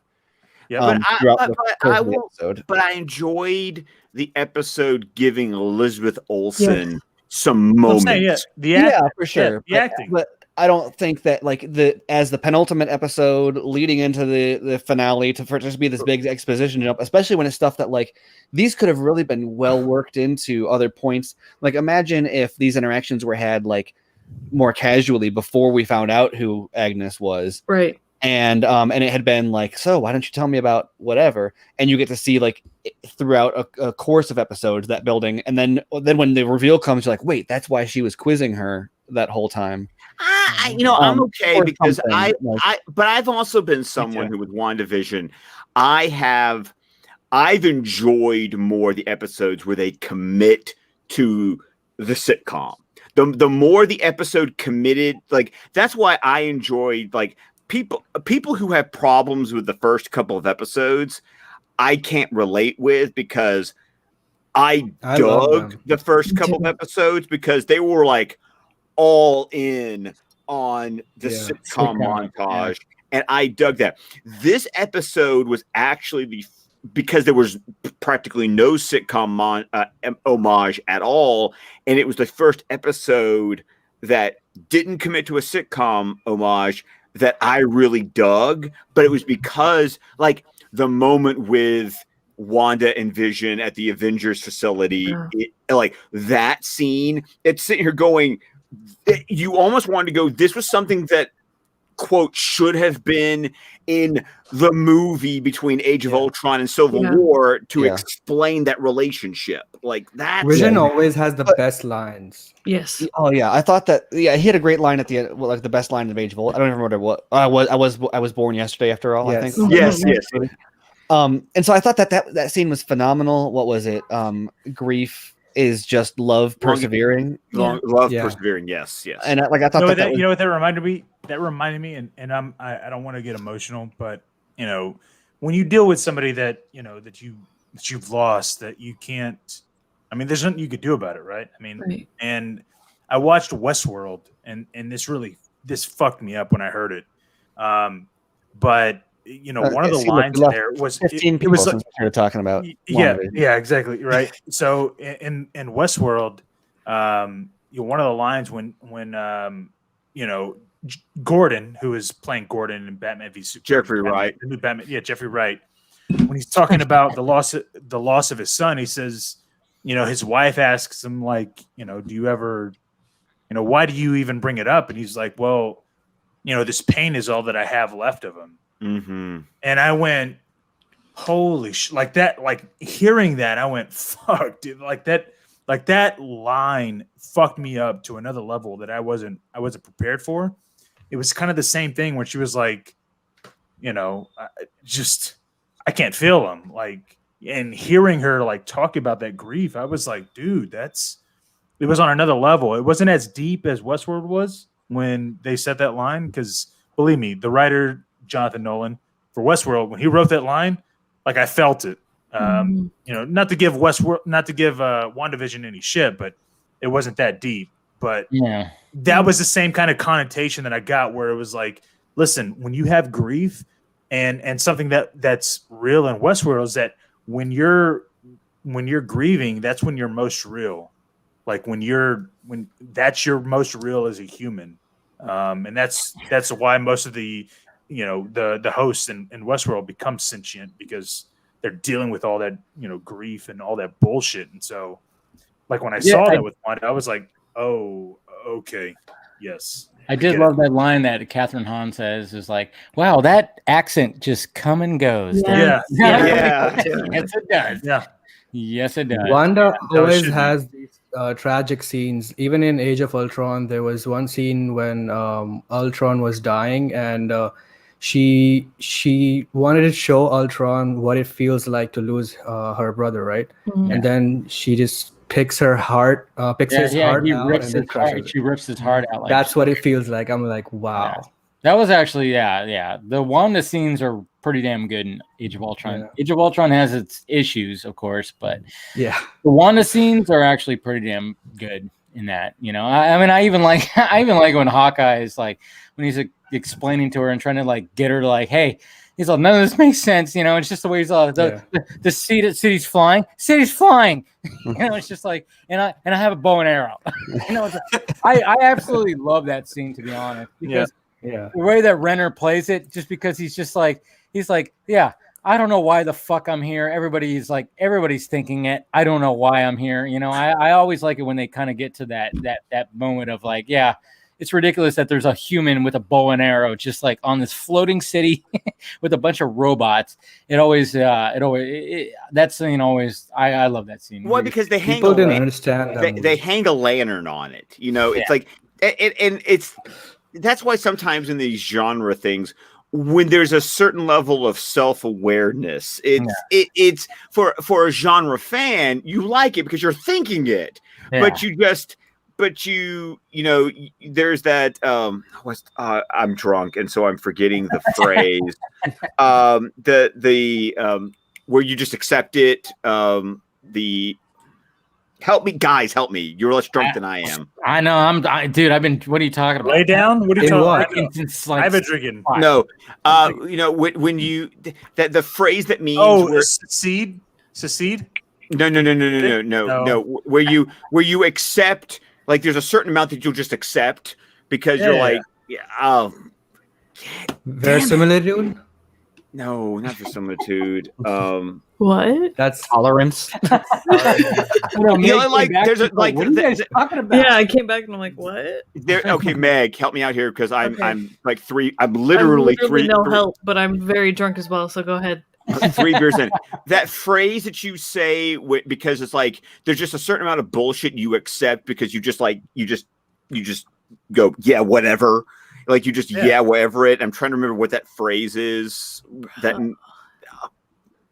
suspension of disbelief. Suspension of disbelief. Thank you. Yeah, exactly. There it is. And Travis and it's on the tip of my tongue. There. Oh God, this is what happens when I.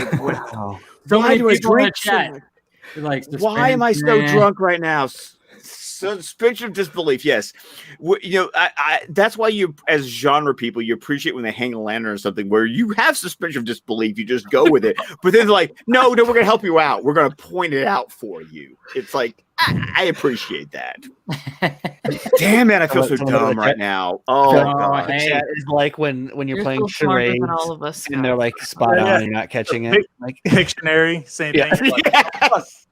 Is it a jackal? It's a jackal, right? It's a jackal. It's you're referring to Family Guy. Yeah, Jackal. I know. Jackal. It was a jackal. I would have fucking said it. Yeah, it would have been a jackal. It wasn't a jackal the first 20 I'm fucking so glad that somebody got that. Yeah, I know. I remember that episode of Family Guy. That was I'm just saying, this is. I mean, it's also like a quarter after 1 in the morning. So you know what? That's cute. I remember when I had my first beer. Oh fuck you, Dave! I loved how entertained he was, dude. Come on, that was perfect. That was perfect. I'm not lying. You have to make a new exclusivo drop that includes him going, "That was fucking awesome," or whatever it was that you said. It's like exclusivo, and he's like, "I fucking love that." No, he was on a commercial thing or something. But you also need to make a drop of him saying "beloved motherfucker." I'm sorry, that has to be a drop. I know. I'm gonna be like scrubbing through this whole thing tomorrow, through that whole interview, and like, if you don't clip that, if you don't bring us on for future panels, to be like, now to bring on the beloved motherfuckers. Oh, I totally will. Hilarious. Oh no, and by the way, somebody on my Twitter feed has also captured me saying Warner Brothers is shit. Like that's probably gonna be a drop. It's great. But I'm gonna bring in William from Sci-Fi Center, who has more of a statement than anything. It's something that came about this week, and a couple things that came out this week, but here it is. Hey guys, this is more of a statement and opinion more than there's a question. I don't have the hate towards this decision as I would any other of the executive decisions, because I trust J.J. Abrams, and I especially trust post-Star Wars J.J. Abrams. I don't think there's any way in hell he comes over without something in his contract that prevents the type of meddling that he had to deal with over there. Also, I keep hearing the word reboot. I don't see this as a reboot. If this is not Kal-El, then it's not a reboot. It's just a different Superman. I think it could have a positive effect in the same manner that Miles Morales had with Spider-Man. And this is coming from a guy who sells comics. I can tell you that had an effect on sales. And also the same effect that Black Panther had when he hit the big screen. Do not underestimate the power of a person of color being able to identify with their heroes and with their legendary heroes. Putting that S on Michael B. Jordan's chest, if that is what turns out, is a massive deal, and it could have the massive effect and success as Black Panther did. Thanks. Bye.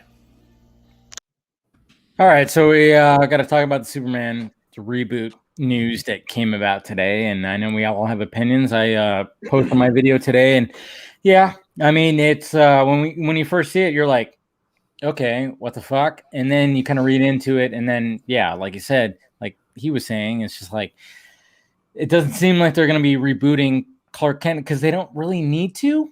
Yeah. Well, it'd be more like it, and I feel like someone else has mentioned. I mean, that'd be Val Zod, it'd be Calvin Ellis, or it'd be Earth 23. By the way, I saw someone say Earth 2, and I'm like, dude, Earth no. 2. That's what I saw. It's 2. Earth 20. It's Earth 23. Well, tell the DC fandom that. Okay, I'm sorry. Yes, Earth 23, motherfucker.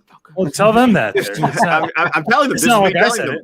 I'm telling them right now because it was Grant Morrison Grant Morrison came up with a character. I mean, I think he showed up first in like Final Crisis, and then he showed up later in his Action Comics run. Ellis character, yeah. Yeah. So, I mean, I think the bigger news is the fact that Ta-Nehisi Coates is the one who's paying script. I have not read any of his comics. I've only read his memoir letter, Between the World and Me, which HBO Max even turned into like a series. That is it was a very eye-opening piece of literature that I read last summer. That's like, it's written like a letter to like his 14-year-old son as a black man. And I would recommend people read that. He also has a novel that I have not read called The Water Dancer. It was an Oprah pick that I bought. I haven't gotten to it yet, but that was the part that made me kind of perk my ears up. And then he also went on to Instagram and he kind of confirmed the news. So him writing the script, that's, that I'm going to be honest, that makes me pay attention. And here's where I'm going to pay attention. The fact that he's the writer of the script. He doesn't have the script done. Right. There's no director. There's no actor. There's literally nothing other than, hey, he's going to be writing the script. Yeah. This reminds me very much of I think it's a little bit more official, but it reminds me a lot of the Ava New Gods. Exactly. Like, dude, what? And that one people still seem to have like not gotten a hold of. And I'm not saying it's not a real project, that it's not going to happen. It might happen or whatever. But the timing of that announcement. And remember, like this is one of those ones people are like, why isn't it New Gods on the release slate? It's like, because it never was. This movie was never greenlit. The news about it, reported by the trades, was that Ava and Tom King are working on a script. DC hasn't greenlit it. The movie doesn't have a release date. It's not not a real project yet. That doesn't say it's not in development, but it's not something that they have planned. And you notice that there's a lot of, look at all the movies that have been announced in the past 5 years by DC. And I think this one has a good chance of happening. So I'm not saying that this is just like that, but they make these announcements in order to, like, this is not a press release, right? This is not J.J. Abrams has been hired to do this. This is not, confirmation of a release date or casting or anything like that. This is a report in the trades, which means it's not like an official announcement from Warner Brothers or DC, which it could be taken a number of ways, and so I don't want to get too conspiratorial about it. But the fact that they're talking about taking a different direction with Superman, this would never happen before a theatrical. This is not going to happen before Suicide Squad comes out. They're not going to, like, 2 weeks ahead of time, be like, they're rebooting the Suicide Squad. They're coming out with a new Harley. A new Harley's going to in development. Unless it's like a sequel announcement, unless it's we're going to double down on this. But to be like, oh yeah, Henry Cavill is going to be in Superman in 3 weeks. Well, guess what? Not anymore. Like, I'm saying that's what the news is, but obviously that's kind of the way that a lot of people take it. And so it's hard to, the fact that it is, it's just, I don't know. It's weird. Well, it also just throws gasoline on a fire that's already been happening this week with Superman discourse on Twitter. Right. I use discourse in, air quotes, between the Superman and Lois premiere on Tuesday, which, spoiler alert for anyone who wants to listen to DC TV Squadcast this week, I enjoyed the episode. So, we all did. Me too. I know. And Meg and I were actually talking about it privately earlier. And so it's like, it's like you get the discourse that unfortunately like lit a match on. Plus we got Zack Snyder's Justice League coming out in 20 days as of today. And this news hits and it's just like, I just need to shut my phone off or be like some of my friends who decide to mute the word Superman on Twitter because I don't want to deal with it anymore. I even had someone say, I notice you haven't been weighing in on this. It's like, because I have other things to do. I'm sorry. I have no desire to jump into that. I just look at that like a train wreck and I just keep on driving. Yeah. I think I went on this rant last week, probably, or was it? Yeah, I think it was here last week, where about the trades and their use of the word reboot. Yes, it was last week. Yes, and that people need to be aware of the fact that like the trades notoriously, for whatever reason, have no concept of reboot, hard reboot, soft reboot, sequel, remake, out of continuity, sequel. Yeah, it's all bad. They don't know how to. They don't know. That's what William was kind of talking about. It's like it's not a fucking reboot. It's like just a new character. And so people freak out when like Hollywood Reporter or I think Deadline broke this one, and they're the worst on many levels about like, I guess this is actually a scoop from somebody else that Deadline stole. And so it's not even Deadline's scoop, but they'll throw in a word like reboot, and people will freak out about the fact that the word reboot is being used. But when they're using it, they're not even saying what fans, when fans read the word reboot, they're not reading the same thing as whatever it is that Deadline means. All they mean is that this is another movie that is not going to star Henry Cavill, is really all they mean with that. And I don't know if they're trying to infer anything into that or not, but the use of the word reboot does not mean they are abandoning necessarily. No. I mean, we've got 2 Batman or 3. There's literally the Flash movie is coming out with 2 Batman in it, and and Pattinson is around. We've got 2 live action Supermans already. Like the idea that this comes out and like, let's say this movie happens and it happens soon and it's actually in active like fast track development, it's got no bearing. Like, it's the multiverse. That's the whole point of the way they did all this, is that this movie can exist. And now, does that mean that Henry Cavill's position is safe and fine and all sunshine and rainbows? Not necessarily. I mean, he's got a difficult relationship with Warner Brothers because he wanted more money and they never paid up. And now they're in a place where like, it's funny that you bring that up though, because let's just imagine magically, in Shazam when Superman shows up. Spoiler alert. If that had been Cavill, whatever you want to call him, if that had been him, if that had been our Superman from Zack Snyder's Justice League, how difficult would that be to go? Well, yeah, but when does that take place, or how does that work in Zack Snyder's Justice League? Shazam would be a complication, but especially if he had gotten like a Man of Steel 2 or something, I think would have killed the chance of the Snyder Cut, because the Henry Cavill contingent would not necessarily give up on it, but they would be like, okay, well, what I wanted was more Cavill, and I was campaigning for it. Or the Henry Cavill fan was campaigning for it via like the Snyder Cut because they wanted his face fixed and stuff. Yeah.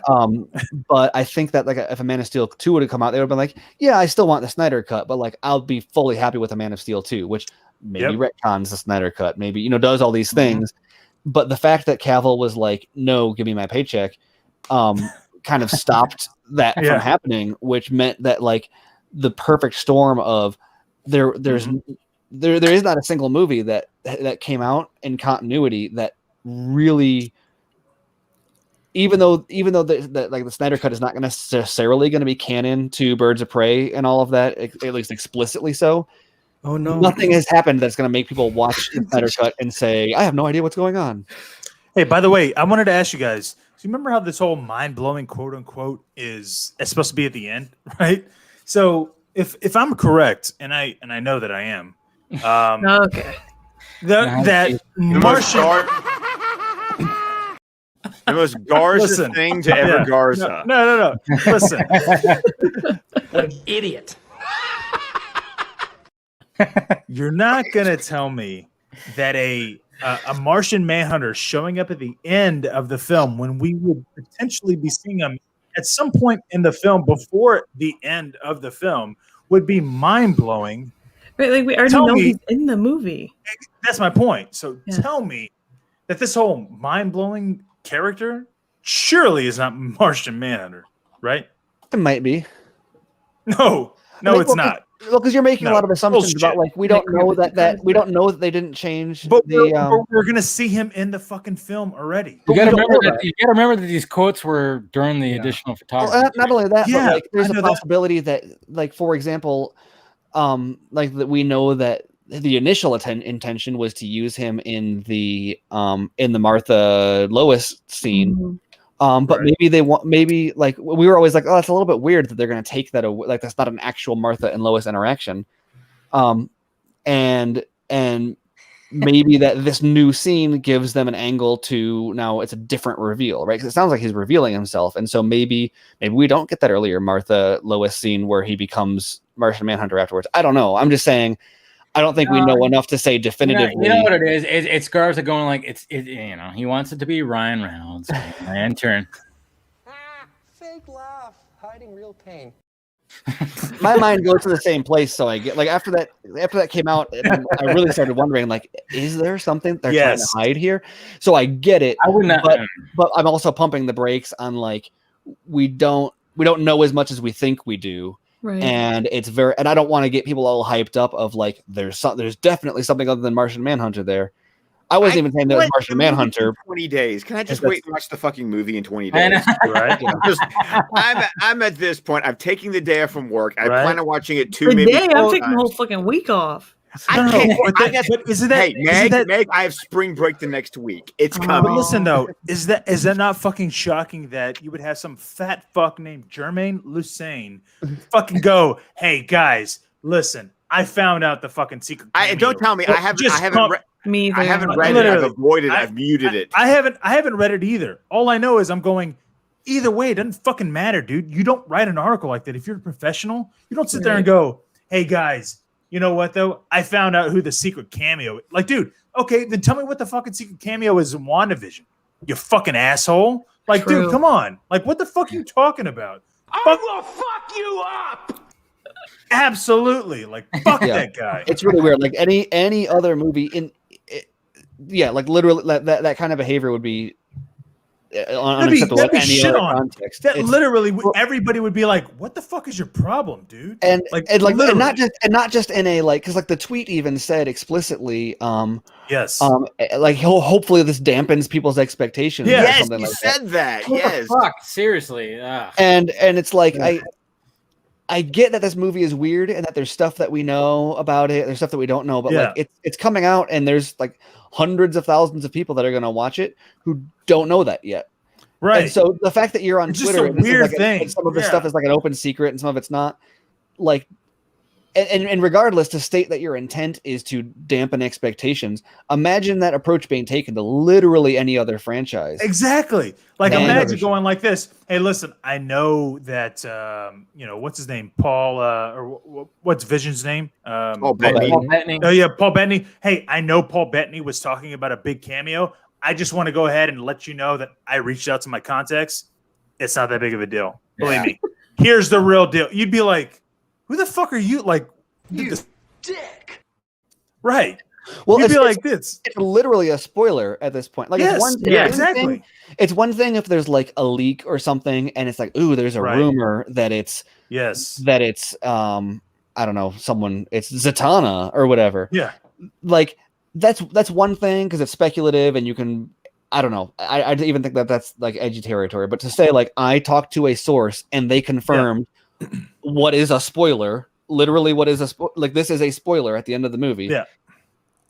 It's weird. Just so I could tell my readers, hey, calm yourself. You don't need to be. It's not going to be mind blowing. Like it's not. Like relax. That's what I'm going. All I needed to know was the article was written by IO9. It was so funny was that how many people were like, who's IO9? I went, thank you for proving my point. Because guess what, though? In 2016, guess what? IO9 was what I was reading. So 2016, that's what I was reading. And that's why when all of a sudden I went, man, this place is not really, this isn't the best place where I wanted to be. And so that's how I got introduced, thankfully, to Andrew Dice on Serene Rant. He was the only one who was really telling me about, BVS and all that stuff. But I'm just kidding. Now, by the way, guys, so what are we hoping for, expecting? Speaking of Andrew Dice. Yeah, thank you, Dice. Thank you so much. Let's not forget to remind people that 10 a.m. Pacific on all of IGN's social media network, we've got the Zack Snyder's Justice League presentation tomorrow. Yeah, so don't get too drunk tonight, boys and girls. Too late. I know. I'm like, oh fuck. I know, I'm thinking about that. I'm like, luckily I'm like in in the past compared to you guys. Yeah, sorry. kind of. Man, that's noon. I'm sober by noon. It's fine. That's right. Yeah. Because it is. I mean, no matter what, it's still the same amount of time for all of us. I gotta remember that. Yeah. Yeah. So we're good. We're good. Just wake up, pop some aspirin, drink some coffee. You're good. Oh yeah, it's all happening. It's okay. Like every morning. Yeah. Okay. Yes. No, I'm drunk. So. Okay. No. Question I have is, so this new Superman, do you think that it shares the same universe? Oh, Pattinson. No. I didn't even get to answer Will's question of what he was talking about. No, because none of us did, except for Scott, if I'm not mistaken, right? Well, because if I'm not mistaken, it wasn't a question; it was more of a statement. It was a statement, and I responded, and I gave the definitive and answer, Garza. So here's what I'll say. No. I want to. Everybody got that? Garza wants to I would like this. Listen, I would like to say. Listen, I would like to say my piece on it because at the end of the day, when you come to all these Christopher Reeve and people going, oh, but I want this Donner cut and I want this Donner feel and I want all this, dude. You introduce a Superman that is Val Zod. There is no comparison. There is no going, oh well, yeah, but I want him to be like Donner. Like you can't do that. Like all of the critics, and I do mean Caucasian, and I said this explicitly. All the fucking Caucasian critics that hate Zack Snyder's Superman, they're not going to be able to say the same shit that they did. And this is a chess move by Warner Brothers. Unfortunately, like as much as I hate Warner Brothers, this is a brilliant fucking move business wise for Warner Brothers because they're going, you know what? We can't bring out a new Superman film. Like at the end of the day, if we go too classic, like Superman Returns, it's shit. If we go too controversial, like Zack Snyder's Man of Steel, it doesn't do what we think we should be doing. So guess what? What we're going to do? You know what? Why don't we just let's just go ahead and use the race card. At the end of the day, that's what they're fucking doing. Like they're going. And you can't dismiss the fact that the Ray Fisher stuff is going on at the same time as exactly. Like, how many POC actors have they announced in the last week? Correct. So it's hard to like. I'm cool with multiverse, and they announce it, and they announce it right now, 3 weeks before Zack Snyder's Justice League. Well, dude, we knew this was going to happen. They normally take a lot of effort. Like it is a studio thing that they intentionally don't, unless it's complimentary, don't cross the beams when they're marketing. Correct, dude. Are you kidding me? Like, dude, 3 weeks. You're talking about 3 weeks. You could this is the reason that 3 fucking weeks. This is the reason that like Ben Affleck pretended he was still making his Batman movie. Correct. All the way. This is the equivalent of them announcing Robert Pattinson before Justice League came out. Like, and they tried so hard to stop that from happening, and now they're just like, here it is. You know what? We're just gonna reboot. It doesn't matter. Yeah. Superman. Who cares? Yeah, Warner Brothers is just doing their best. I mean, but I love the fact that like after the Superman reboot news, like 30 minutes later, 30 something minutes later, like Snyder just drops that fucking mural of like, Well, and our Superman. I'll need to take a look at like the Squadcast show notes to confirm. But how many times in the past 5 years has Warner Brothers been like, but we're going to make a black Superman movie? Yeah. Believe me. Like, do you want like I almost need to do I'm going to have to do like a Google Drive search. Just go to Google Drive and search Michael B. Jordan. And that's been on the drawing board. Yeah. Hey, listen, I'm going to tell this. I'm going to say this, and I'm not going to say anything other than the detail that I know that if we get an announcement of who's playing that Superman, and it's who I think might be potentially playing the Superman, I'm going to go, holy shit. There's going to be so many puzzle pieces that like line up. Are you guys know what I'm talking about? Okay, yes, okay, yeah. I'm going to go. Really? Oh, man, that'd be crazy. Oh, okay, because guess what? You know what? I know it sounds. I know it sounds crazy. That's very far-fetched. It sounds. But if that happens, I will be like, holy fucking shit. I know. I mean, if that happens, I think we might say, I don't know. I have to, I guess, ask some people. What would you say? What would you say? You'd be like, man, Yeah, That's Garza was curious right. because he was going to be Yeah. someone I else. know. In a different movie. Exactly. I know. And you'd be like, oh, that's why I didn't really. If Because at anybody's, the end of the wondering, day- if anybody's Yeah. wondering, we're talking about Sam Benjamin. Anyways, go ahead. Yeah. Yeah. He's gonna be Valzad. He's, The person who finally said He's that gonna he's gonna not pull Green like Lantern. Tropic Thunder to play Valzad. No. I'm a dude playing a dude fuck. playing another dude. Oh my god! God damn, I love dude. the fact that the super woke try to cancel that, and it's like you can't. It was the context cannot fucking be canceled. It was beautifully done. It was supposed to be ridiculously oh man. Anyway, sorry. I just love the fact that they try to cancel Robert Downey Jr. like every fucking 4 to 6 months, and it's like you can't. Even Robert Downey Jr. He went on like Joe Rogan's podcast, and he talked about that, and they even talked about how that couldn't happen now. And he even said like he's all when I did it, I was like, you know what? I have friends that are black, and I asked them, and they laughed their asses off. I mean, like just the way that he talks about that role is like, you couldn't do it now. And people But lose it context worked over so that well. kind of stuff too, because the whole point is that Kirk Lazarus was like the movie doesn't. It presents it as an absurd thing, like how it's like Laurence Olivier playing Othello. Like it's making fun of that kind of because if you've ever seen his Othello, it's like that shit did happen. That shit. No, there's an entire movie you can watch of Laurence Olivier in blackface playing Othello. Yes. I'm sorry, I own it. I've watched That's it. what they're It's making cringe. fun of. And the whole idea is that like there are actors in Hollywood who think they can pull it off, right? And like that's who, and that is the character he was playing, and so it was a condemnation of people that think that it's like, oh yeah, but I could channel that or like whatever they're. And the reason why that Downey got like awards nominations because he was literally playing. He's playing an Australian blonde-haired, blue-eyed guy that was playing a black dude, and it was like that's what was so beautiful about that whole thing. Yeah, like he fucking just dove into like this crazy fucking. Any humor related to the blackface was mocking the dude that was doing blackface, not making blackface itself the joke. Yeah, right. Oh, my God. Right. Scott, The fact that they're in black and white is so perfect, and they're metallic black and white. I want to know. I want to know who came up with that. I hope Snyder was like, "Hey, make them black and white." I want the fact that these are the DC shop exclusives because if you read the tweet, that makes me think there's going to be color versions of these, but the black and white versions are DC shop limited editions, and we're only allowed one pack in an order. So I've had people go, "Hey, do you have a DC Universe subscription? Would you order me one?" It's like, no, fucker. My one order is going to be mine. I'm sorry, ain't nobody getting my 4-pack. I missed that it's a DC Universe exclusive. DC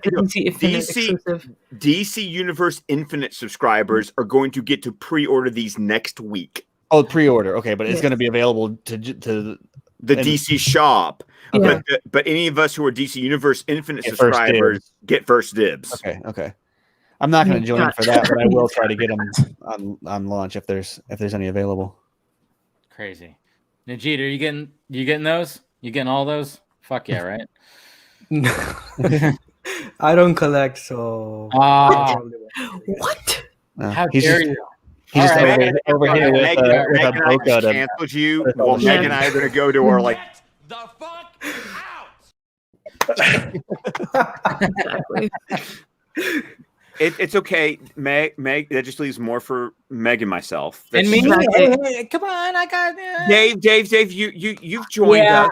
We understand. I don't have as much as you guys. I get it, but still, it's like no, Dave. It's okay. Here. Let me reach over. I got you.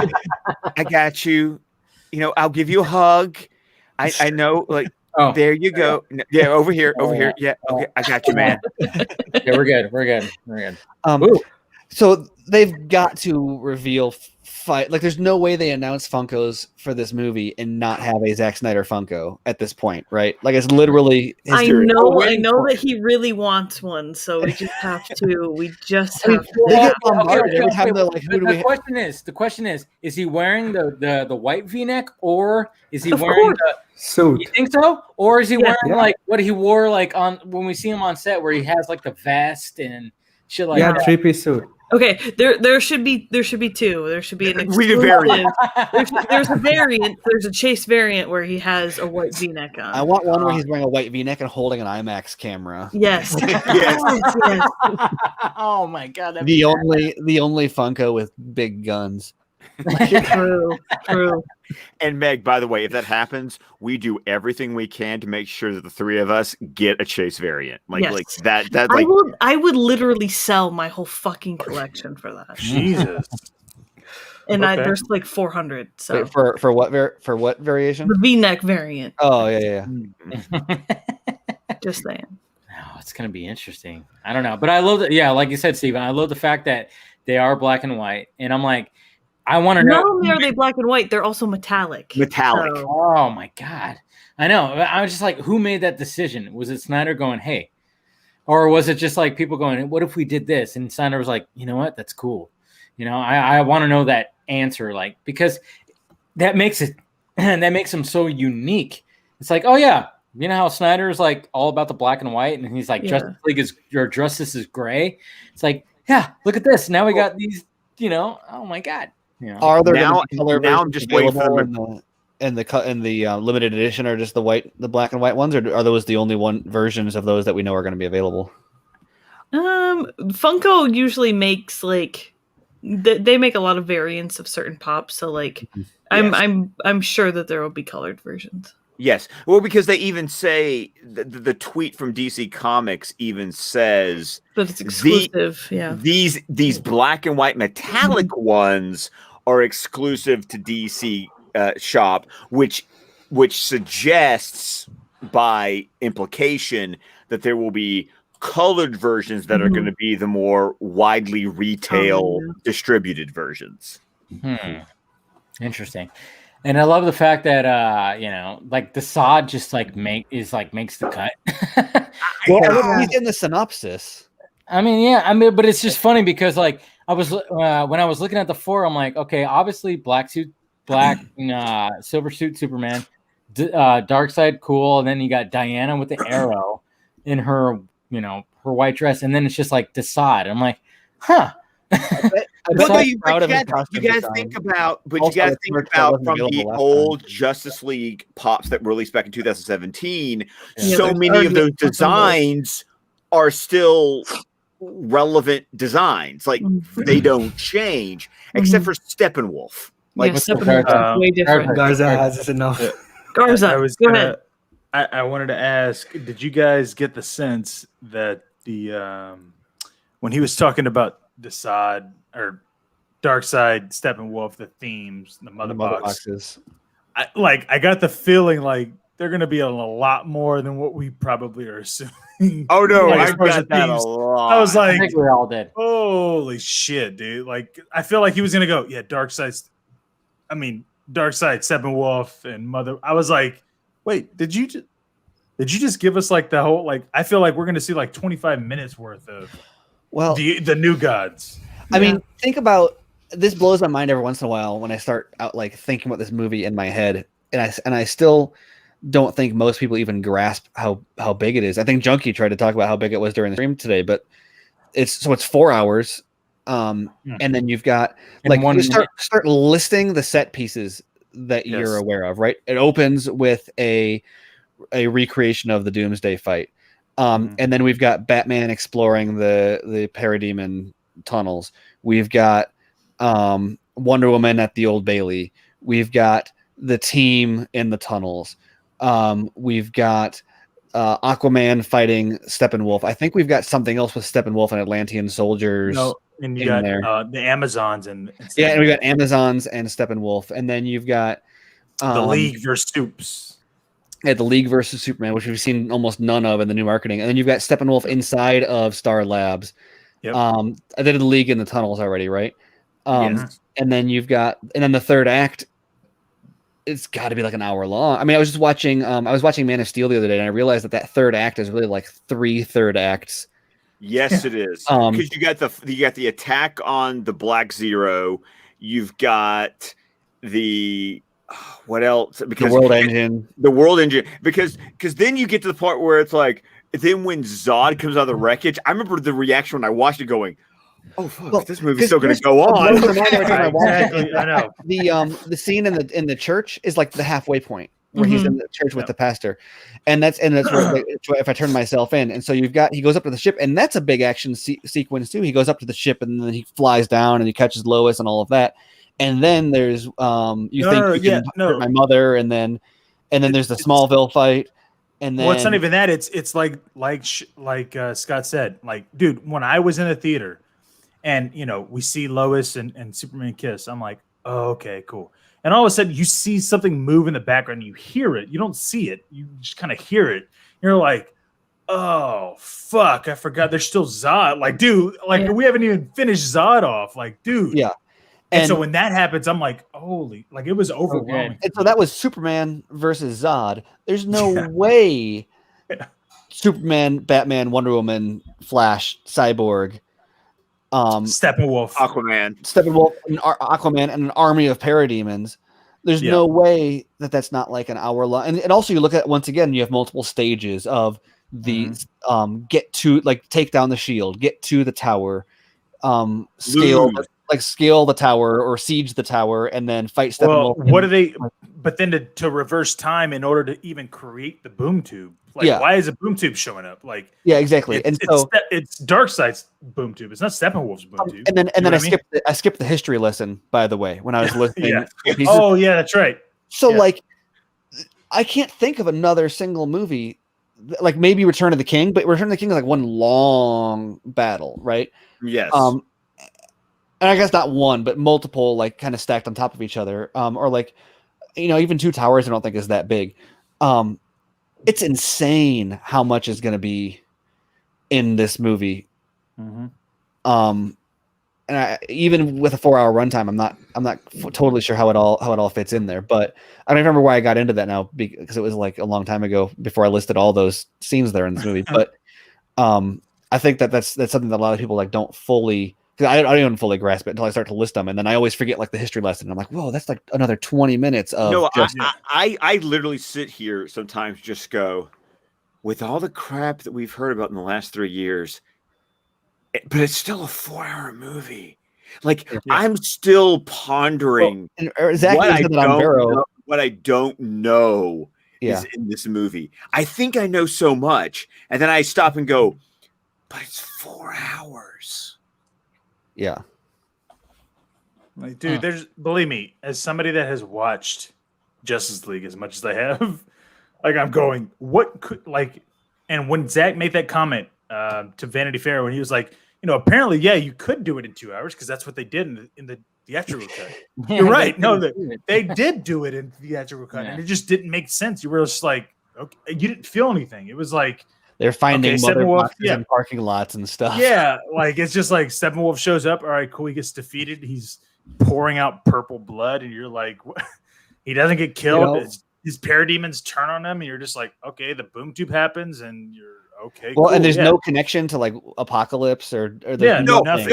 When you say for Darkseid as a line, and like during our DC Film Squadcast commentary, I was the one that went. And who the hell is Darkseid for everyone in the back who has no idea who this is? Nobody. Yeah, you're going Darkseid. Like, what the fuck is that? No, I had to deal with my 5-year-old looking at the shirt today, going, "Oh, it's Thanos." I went, "No, son of mine! How dare you, son?" And you grounded him, right? You grounded him. I spent 5 to 10 minutes arguing with him as I was putting him in the car. Send you to Granny Goodness if you don't shape up. Exactly. How about no? You're going to the orphanage, buddy, if you don't figure this out. Because of course, my wife is sitting there laughing her ass off because my 5-year-old's going, "Oh no!" I was like, "Oh, he's a stupid glove." And this, no, Daddy, it's called the Infinity Gauntlet, and it has the Infinity Stones. I'm like, and my wife is laughing her ass off, going, how does he know this much? I'm like, he's my son, and I'm ashamed of him right now because no, it's Darkseid, and Darkseid's cooler. And he's just like, I'm gonna. They get into the 5-year-old section of, oh, now I'm fucking with dad. This is pissing dad off, and I'm just gonna keep on going. And I'm like, go, no, yeah. This is what happens when you have kids. They find your buttons and then they push them repeatedly. Yeah,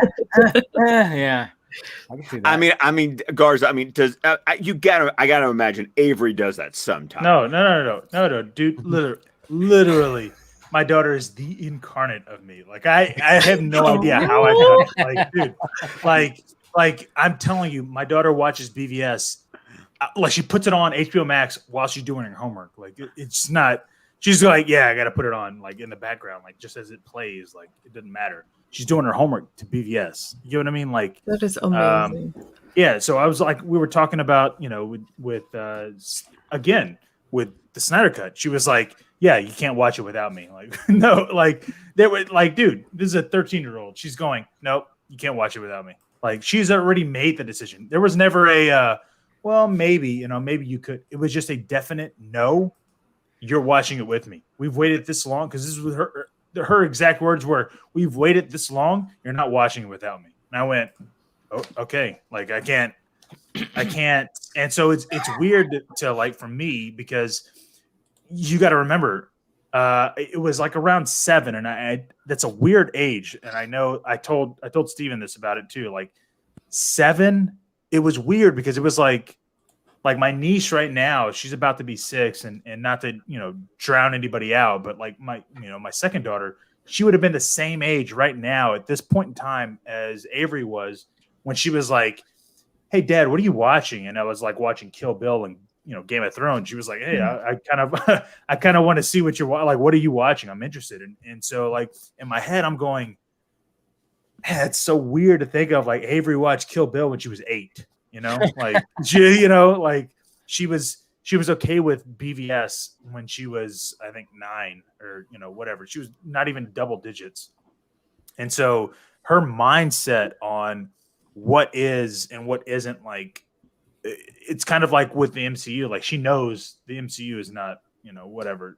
That's her own opinion. I don't try to enforce it in her. She's like, yeah, MCU is not really my thing, but when it comes to like BVS, specifically like Zack Snyder's films, like she loves 300. She loves Watchmen. She wanted to watch Watchmen the other day. I asked her, she wanted to watch it, and I go, oh, well, it's on HBO Max.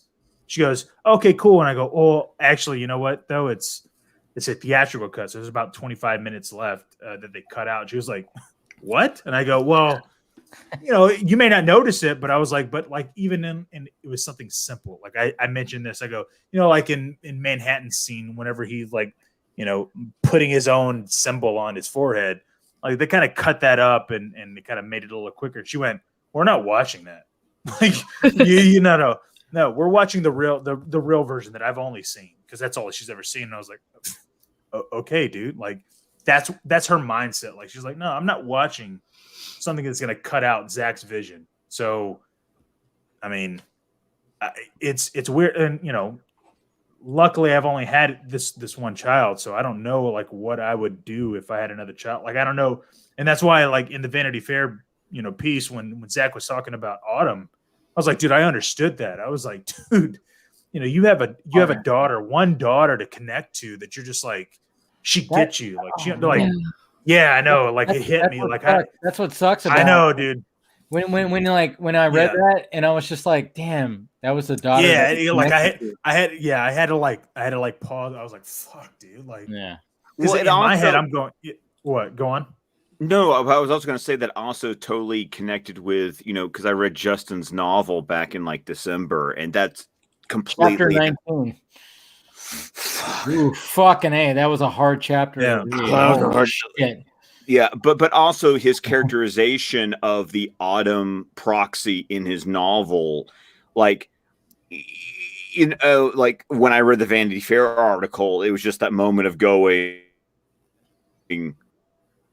yeah, that's exactly how Justin wrote her in his novel. So when I read the Vanity Fair article, there was just that sense of, oh man, it just brought all that back again. And like, here's a strange thing, and it's a little different. I don't know, for other people, but for me, when my second daughter, she went into the hospital, literally like 3 days later, my cousin, who was 13 at the time, she committed suicide. And so like suicide is a prevalent thing in our family. It's like it affects us.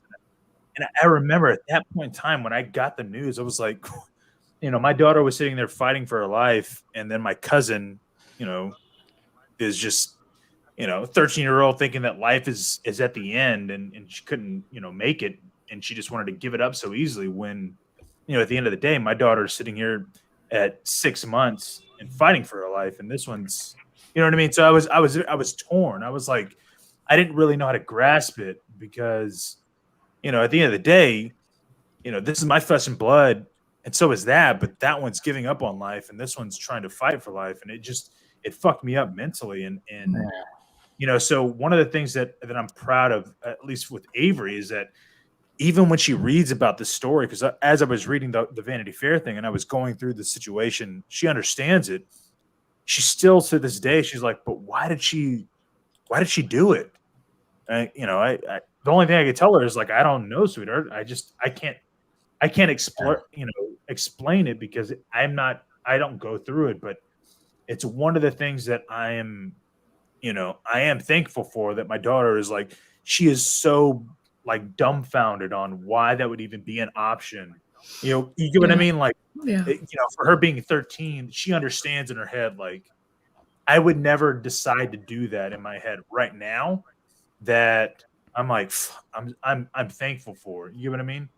Like, if that makes sense to anybody, No. I mean, it's a weird thing, because I you talk to friends. I've talked to friends that just kind of go like, what the fuck, what is all this? And then you just go like, hey, well, you almost want to just be like, can I place my brain into yours? Because obviously something is not going right in yours when you're like thinking like, there's nothing right here for me. It's the end. Yeah, like I can't even imagine a father, with a daughter, that just goes, what am I worth? And you just go like, what are we talking about? You're worth exactly everything, and blah blah blah.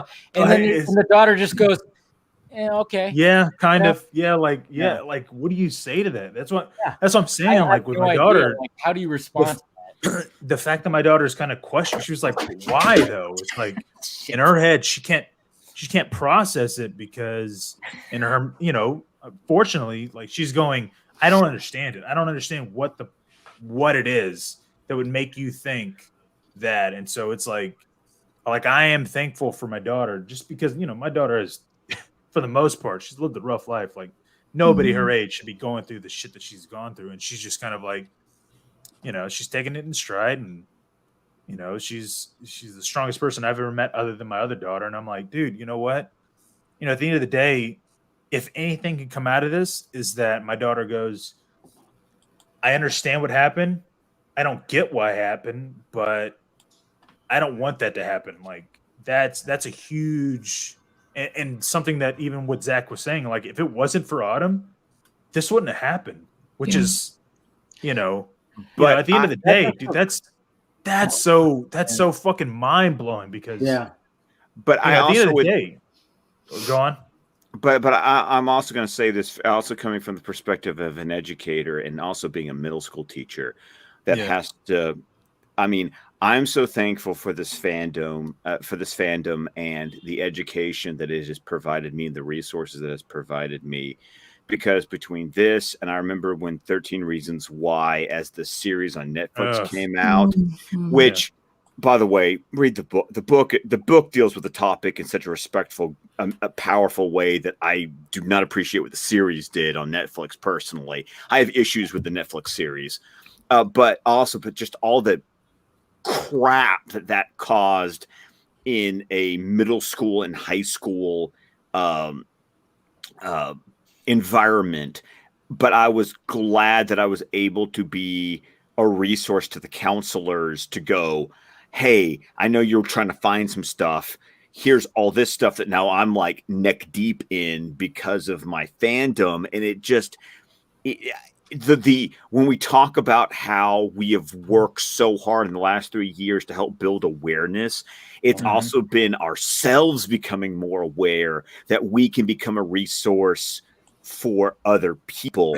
And that is, once again, something that has been so invaluable about this experience. And where it's not just about a movie, it's about me as a human being realizing what I can do to help, or at least where I can help direct people to get help that I would not have known had it not been for the experience of this fandom for the last 3 years. Yeah. It's been pretty crazy. I mean, that's why it's like, you know, the AFSP link is always going to be number 1 down below. If you guys want to donate to that, of course, please do that. I mean, that's the thing. It's like, and I bring it up time and time again. When I have a guest on, when this gets brought up, it's like, yeah, especially specifically now, when we're all locked down and this whole pandemic thing. I mean, you look at the data that doesn't get talked about in the media. They always talk about wear your mask. It's like, all right, but can we also talk about the effects that this is having with people? I'm going to tell you the effects I have seen over the last year at school, like what this is doing to kids, dude, right now is ridiculous. And so even for my brother is a teacher in California. It's bad, man. He just goes, you know, half the kids don't even show up to the Zoom session. And it's like, they're just, it's all fucked up. He hates it. He hates what's going on. Like, and I'm like, yeah, what the fuck is going on with all this shit? I mean, like, especially when it comes to California, and they just keep on like, oh, no, you got to keep the schools closed. And it's like, there's so many kids that are affected that, you know, and when you look at California and you look at like, I mean, I don't live in the best town, and I look and I see, like, you know, sometimes, you know, you got these people, these kids that are just, they're stuck at home, and they probably don't even have like the best internet. They probably don't have the best things. They don't have the best anything.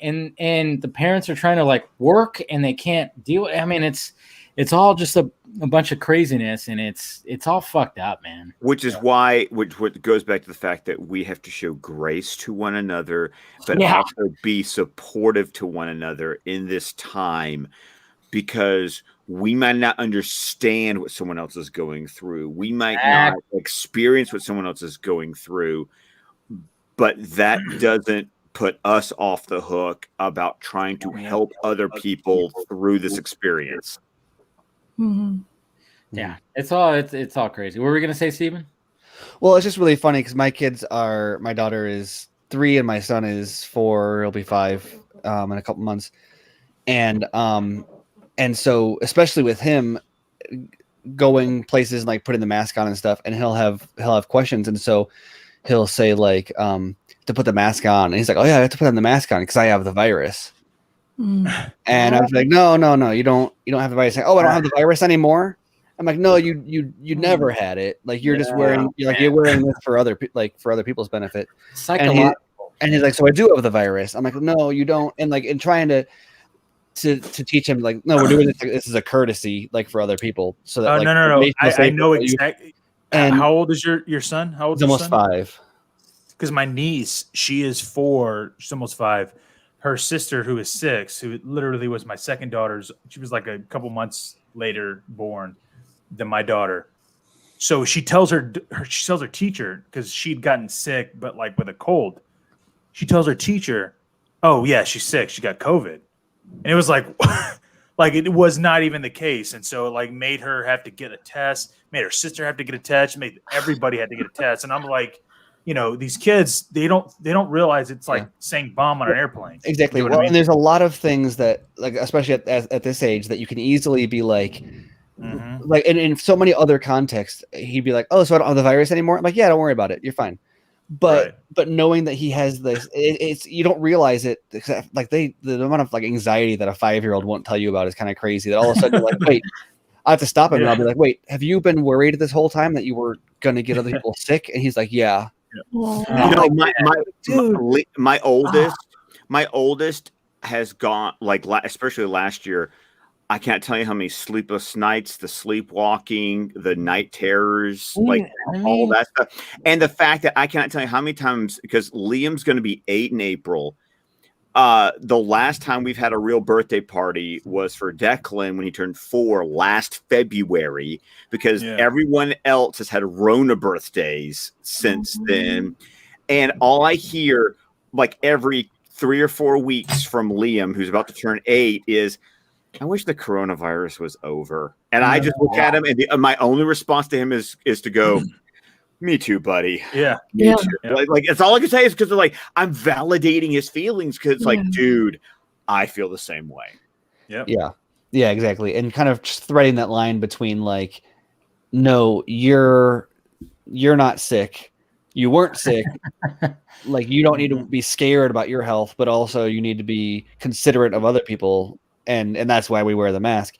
And he's like not quite old enough to grasp that. And like we went to the dollar store a few weeks ago, and he didn't have I don't remember what happened. He didn't have his normal like mask, like a small mask on him or whatever. So he had to use a bigger paper one or something. But there was but he was like, oh, I don't have the virus anymore. And I was like, no, you never do this every time. Like, no, you never had it. You'll be fine. You just got to wear this to be polite to the people in the store or whatever. And he's like, okay, I'm going to go tell that guy that I don't have the virus anymore. And he like takes off running to this old man that was walking to the store. And I'm like to stop him. And he's like, it's okay. I don't have the virus anymore. I'm like, don't. Oh, man. Don't, like, we don't need to. I appreciate the sentiment, but like, you can't just go to someone in public and be like, I don't have the virus anymore. Be like, no, you never did, buddy. Even though that should be like a good thing. I mean, sometimes I even think about that because, you know, I had it back in December, and now it's like, you know, if I'm out and about and I'm like, if I were to sneeze or cough and somebody was like, oh my God, I'm like, don't worry. If anything, you know, I'm just sneezing antibodies because I've had the damn thing. And then I wonder, like, what would that reaction be if I actually said that? I'm like, I had it back in December. Would people be like, oh my God? Or would they be like, okay, you're good? I'm like, I almost want to like test that theory. Well, I just get to walk around going, I have had the vaccine. I am okay. Everyone stay calm. I am vaccinated. My blood is enriched with good stuff. Don't worry, people. You want some of it? You've seen the Dave Chappelle where he's walking to the club and he like puts the hand on a face and he just pushes it out. Yes. That would be me to you, Dave. I'd be like, I don't give a fuck. Get the fuck away from me, dude. You're not next to me, dude. Yeah. Oh my God. I mean, it's like, you know, it's just, I don't know. It's all just a great thing. But I mean, the fact that what it does to the kids, that's what I worry about more. Like, I'm like, what is it doing to these kids? I mean, even my brother, their brains are like being defined for like the way they're gonna be the rest of their life. And it's in an environment where they're in constant fear of this existential like threat that they are too young to understand. But it's also like, I don't know, it's so hard to parse that like it's not like the risk factor is low, like the odds of you getting it, depending on where you are, is like not necessarily. It's like around us, we're like, okay, buddy, we'll be fine. Like, you don't need to be worried about like going out and like the spread isn't that bad and whatnot. And it sucks because the kids are not even being like threatened by this at all. You know? Yeah, like, exactly. Well, as I will say this though, like, you know, my daughter, you know, as tough as she is, like, she doesn't give a fuck. Like, she's like, whatever. And the reason why is because her mom, you know, I'm not going to say who she works for or where she works for, but she is literally involved with something that is exposed to it. She's been exposed to COVID like fucking 8 times. Like, I'm no bullshit, dude. Like, she's been exposed. And I say dead bodies, I mean dead bodies exposed. So if you can imagine, she's literally been involved with this COVID death, you know, 8 to 10 times already.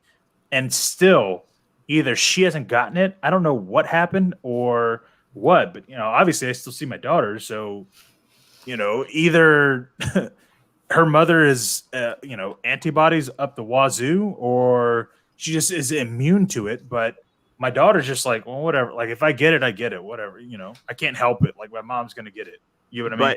And then to take the flip side, and then just looking how we've kind of all adapted to it, is that with HBO Max having this same day premiere hybrid plan, all my sons have been asking me all week is, when's the new Tom and Jerry movie come out? Yeah. And then when I was like, we watched it we did the blow up bed. We got the inflatable mattress and we did the blow up bed. They had dinner and they were watching and they were all just laying in their little inflatable bed watching the movie, laughing their asses off through the whole thing.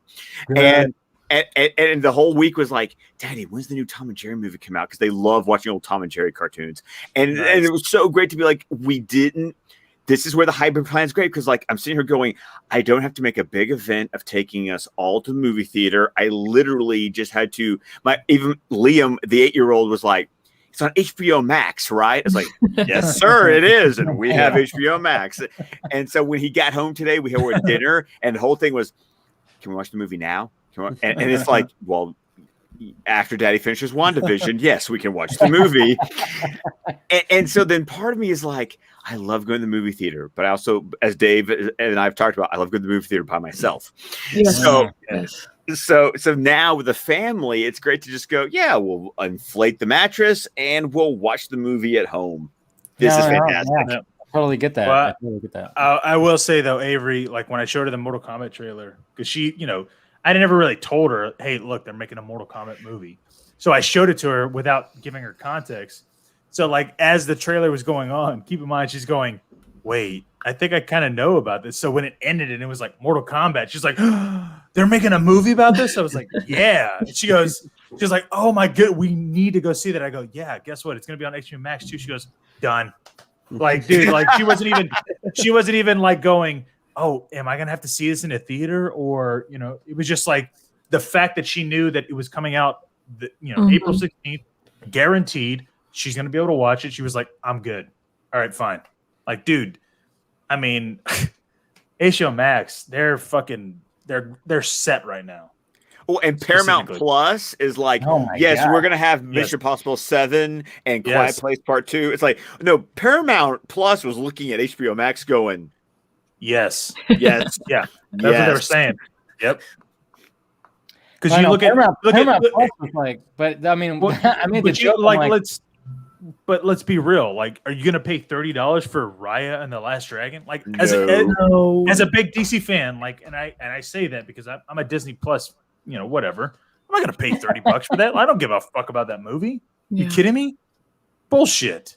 Yeah, it is I made my wife actually wanted to watch Mulan back in October, and I literally had the phone conversation where this is not misogynistic, but this was just the husband the husband who's in charge of the budget who was like, no, in 1 month it will be free.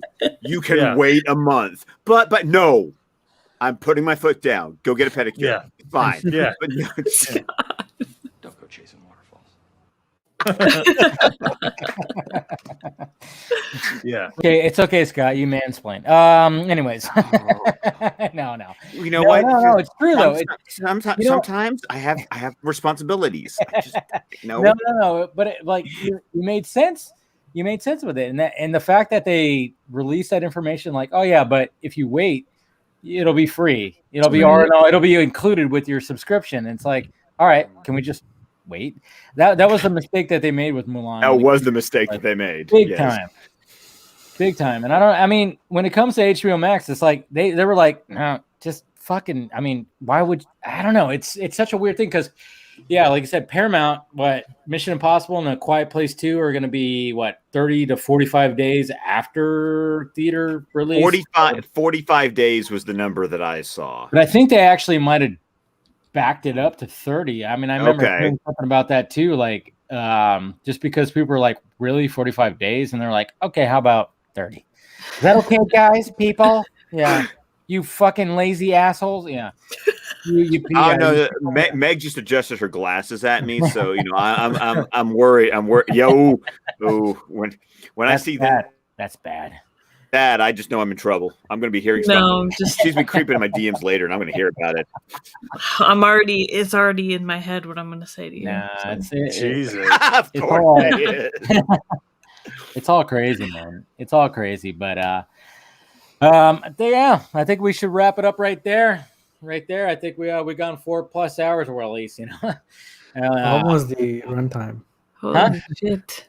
I know. Almost the Yeah, runtime for Zack Snyder's Justice League. Yeah. You're like way in the future, Najee. Nah, man. Yeah. You're like, don't spoil anything. And not to mention, Najee has like the best like camera shot. I know, Like, right? Blurred back. He's got like the blurred background. We're all like trying to like. I got this fucking like over like a saturated fucking open sign right here that nobody could see, you know, and it's so sad. I've got the glare Dude. on my poster. Are y'all, that I are have y'all to, like, really? Like, like, are block y'all? on my head. Garza has like a closet door. I have a fucking door behind me. Are you fucking kidding me, dude? Are you really gonna talk shit? Okay, I know. I'm about shut to the say. fuck up. I have way too many things in my background. I know. What did I invite Najee in here? Just like you just fucking like made everything like all our He's made us look got like the- shit. Yeah, he's got the dream lens just fucking out there. He's like, hey Zach, what did you? What I did think you he has some lens flare right there. Yeah, he over his does. head. No, how fast? asshole. How fast is that lens? I don't know. No, what's that? He's not even Put him on the spot. trying. What Yeah, app do you that's have what's so that sad. Well, Yeah, that's true. it has autofocus, but it's not compatible with my camera. So I'll just have to use manual focus every time. Oh goodness, not manual focus. Oh my God! God. Forbid. I mean, I like it that way. How do so- you live? How do Yeah. you live in a world, right? It's such a cruel world. We live live in a society. Yeah. Oh, zing. Wow. Where's it at? Oh shit. I'm an idea. There you go. All right, let's go around the horn and promote that. Wow, jeez. Oh, wow. That's a mixture of vodka and bourbon right there, right? Oh, you were gonna be effed up in the morning, man. Oh yeah, I gotta wake up for that IGN. Hey guys, remember there's some yeah, IGN that's right. Zack Snyder Justice League stuff happening 10 o'clock my time. So yeah, I'll be popping those fucking aspirin and downing coffee like crazy tomorrow. Anyways, let's go around the horn. We'll save Scott for last, of course. I will say though, you have some competition. Meg has a pretty damn good voice herself. Oh no! I it's Meg. I defer. I mean, Yeah, I know. I'm just saying. I mean, we have the battle of voices going on here. But the fact that and when the two of us with our powers combined. oh my god, jeez, I can't even imagine. I mean, yeah, I watched the Dune stream and I was like, "Oof, what? Look at this!" By the way, I'm like almost 100 pages in my Dune book. Just saying. we'll have to have you on the next one. I know I might have to join the next Yeah, one because I'm absolutely. like I'm trying to get. I mean, trying to find time to read. It's like can be difficult, but Yes. now I have a little bit more free time. But I'm like about 100 pages in because I don't even know what chapter I'm in because my book doesn't even have the chapters listed. I'm Listen, like, there's no no book chapters. does. It just like stops. Okay, no and it book starts does. again. Okay. Yeah, there's no chapter numbers. numbers. Yeah. all right, there's no so then numbers. I'm just like I'm about 100 pages, in. But yeah, it's getting damn good. That's for damn sure. Anyways, all right, Garza, you go. Well, this is I think 2 weeks in a row that my alcohol that I've been drinking, which is beer. Oh, you were fucked up last week. That was great. Yeah, I'm fucked up. Yeah, again. you were. Yeah, no, Yeah, but I'm- like this time you're like last time you're like I don't give a fuck. Fuck yeah. Yeah, I know. Yeah, I know. That was because we didn't really, whatever. But I will say that if you wanted to follow, my shenanigans, you can right down there. It's a perfect. But I word will for say, I will say thank you very much for letting me ask Junkie the question that I felt was so indicative of how I am as a musician. Like no bullshit. Like I was like, A what? In my head, a what? What was that word again? what I said. It was musician, motherfucker. Is what I said. So I was like, because no bullshit. Like I was like, as a drummer, I can relate, but I wonder if he relates as somebody that wants to make music as much as I do. I'm like, fuck, that's kind of me. And he was like, yeah, no, I'm worried about being on rhythm. I'm like, fuck. All he had to say was rhythm. And I went, yes. That was all I cared about. That was it. So thank you, Dave. you definitely lost the Junkie version of this battle Oh, royale. totally. I'll accept a lot. In fact, you should probably retire the Junkie name. But you know what? I'm just saying. Be like, if you want, hey Tom, you want my second E? Because you want the just change that I to an E, man. You fucking win. The fact that you played some music and popped a cigarette in your mouth and beer, he took this shit and he went, "Hey, I see your vodka stream. I'm gonna light the cigarette real quick." Here. Oh, dude. I've been looking at Twitter. People have like little fucking gifts, pictures of him with the fucking cigarette. Oh my god, dude! He legit swagger. He fucking made it classy, and I went, dude, he just pulled. Yeah, I have a cigarette. I was like, okay, all right, dude. So thank you, Dave. You want to follow me? There, that's enough. Najee, where are you gonna go? Go ahead. Yeah, thank you, Dave, for having me. I really loved talking to all of you guys and also obviously Tom. But I'll say that you won tonight because just like in BVS, you know. So yeah, thank you for that. And you can follow me on @KryptonCage on all social media, and also I host a show on every Saturday at 9 p.m. EST, which is Sunday for me, but yeah, with movies that matter, The Viking. So yeah, that's it. Thank you for joining, man. And you know, your question was like, it was. This is the first time, though, right? Yes. This is the first time, right? We just popped his chair. We popped his chair. Oh yeah, we got drinks. Yeah.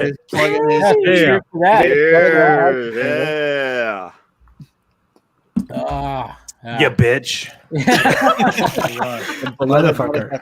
I was about to say, I was like, I wish he had like a glass of milk. Like a glass of milk. Like, hey. You want a cookie? We Yeah. can get you a cookie.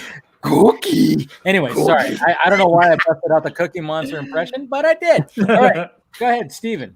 Yeah, you can follow me on Twitter at smcolbert.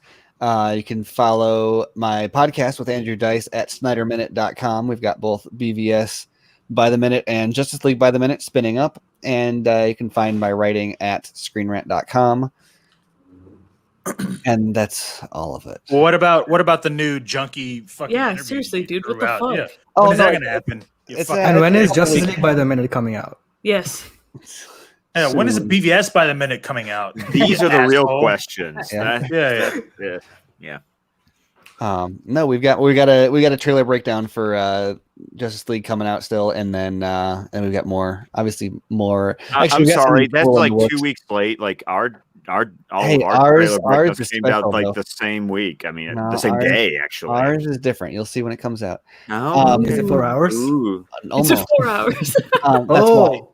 No, it's. I think it was like I don't know how long it is going to be. Dice will have to weigh in on that. But we recorded we were like, let's make this like 45 minutes, and it was 2.5 hours long or something. Jesus, like that. I love it.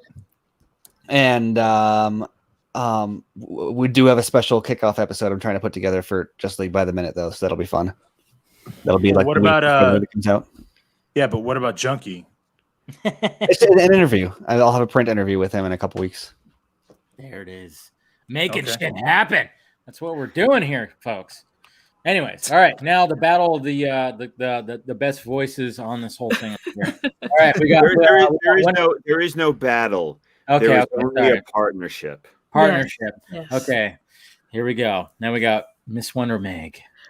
Okay, you can find me everywhere at Wonder Meg. It's right there. And then this Sunday. First try on the. Thank you. I've been thinking about it this whole fucking 4.5 hours. And until Zack Snyder Justice League comes out, me and my co-host Anthony go live once a week talking about Zack Snyder's Justice League, all that. We will be live Sunday at 9 p.m. EST. Also, Justice Con is happening again. If you guys didn't know. What? April 16th. I didn't know. Actually, I didn't know because so tell us about it. Garza, I'm sorry. I don't. Yeah, it's weird. It's weird. Out of all the people that are here, other than Jeed, yeah, tell us about it. What is that, by the way? Well, it's an online convention. No, so it'll be April 16th through the 18th. We added an extra day this year to do like workshops and you can still submit a workshop if you haven't yet. Anything that you think you could teach someone, you can submit a workshop for, and Nana, Cole, and I will decide who gets to post it on our Justice Con channel. So what's so funny? I just laugh at like if I submitted something, like I doubt it would get submitted. Like I feel like if I were to you have my vote already, so do it. I know, yeah, exactly. But it'd be what it'd be 2 to 3, right? Right is the vote. It's 33%, 66%, whatever. You'd be like this. Well, yeah, it outweighs it, right? This is boring. Yeah, exactly. I'd be like, I was just laughing in my head. I was like, if I submitted something, like it's almost like the RT Snyder Cut account when they were doing their their art like video competition. I was like, okay, yeah, sure, I'll do a trailer. Like that's what I'm known for, right? I guess maybe. And it's like, yeah, I'll do that. It's like, okay, well, the video that the fucking video that you choose, like, okay, like if that's it, that's the winner. Okay, my fault. Man, I didn't know we were on that level. Like, my fault. you know, guys, like just DM me. How about that? I'll DM. Don't worry. Anyways, all right, Scott, please bring us home. Yes, take it away from me, please. Always. Of course, you can find me on Twitter at ScottDC27. You can find my podcast, the DC Film Squadcast, wherever podcasts can be found. You can find us also on Vero, Facebook, YouTube, and you can find the entire network of shows at squadcastmedia.com. There you go. Love that. Man, even with the cigar, he added to it. The theatrics. I love it. And you guys know what to do. You guys know what to do. Subscribe. Make sure you hit that notification bell. If you want to be a member, hit the join button, do that. And of course, we got the Film Junkie closet with shirts and all the goodies down below. And then if you want to be part of the Patreon, do that too. I will be doing the Patreon stream tomorrow night. So that'll be fun. And I want to thank everybody. I want to thank Tom Holkenborg, Junkie XL for joining. I mean, that was totally fun, and I'll forgive Zack Snyder for having a birthday this weekend and not being able to join. It's fine, Zach. I didn't think you'd be able to top the Brandon Davis fucking episode, dude. Tonight.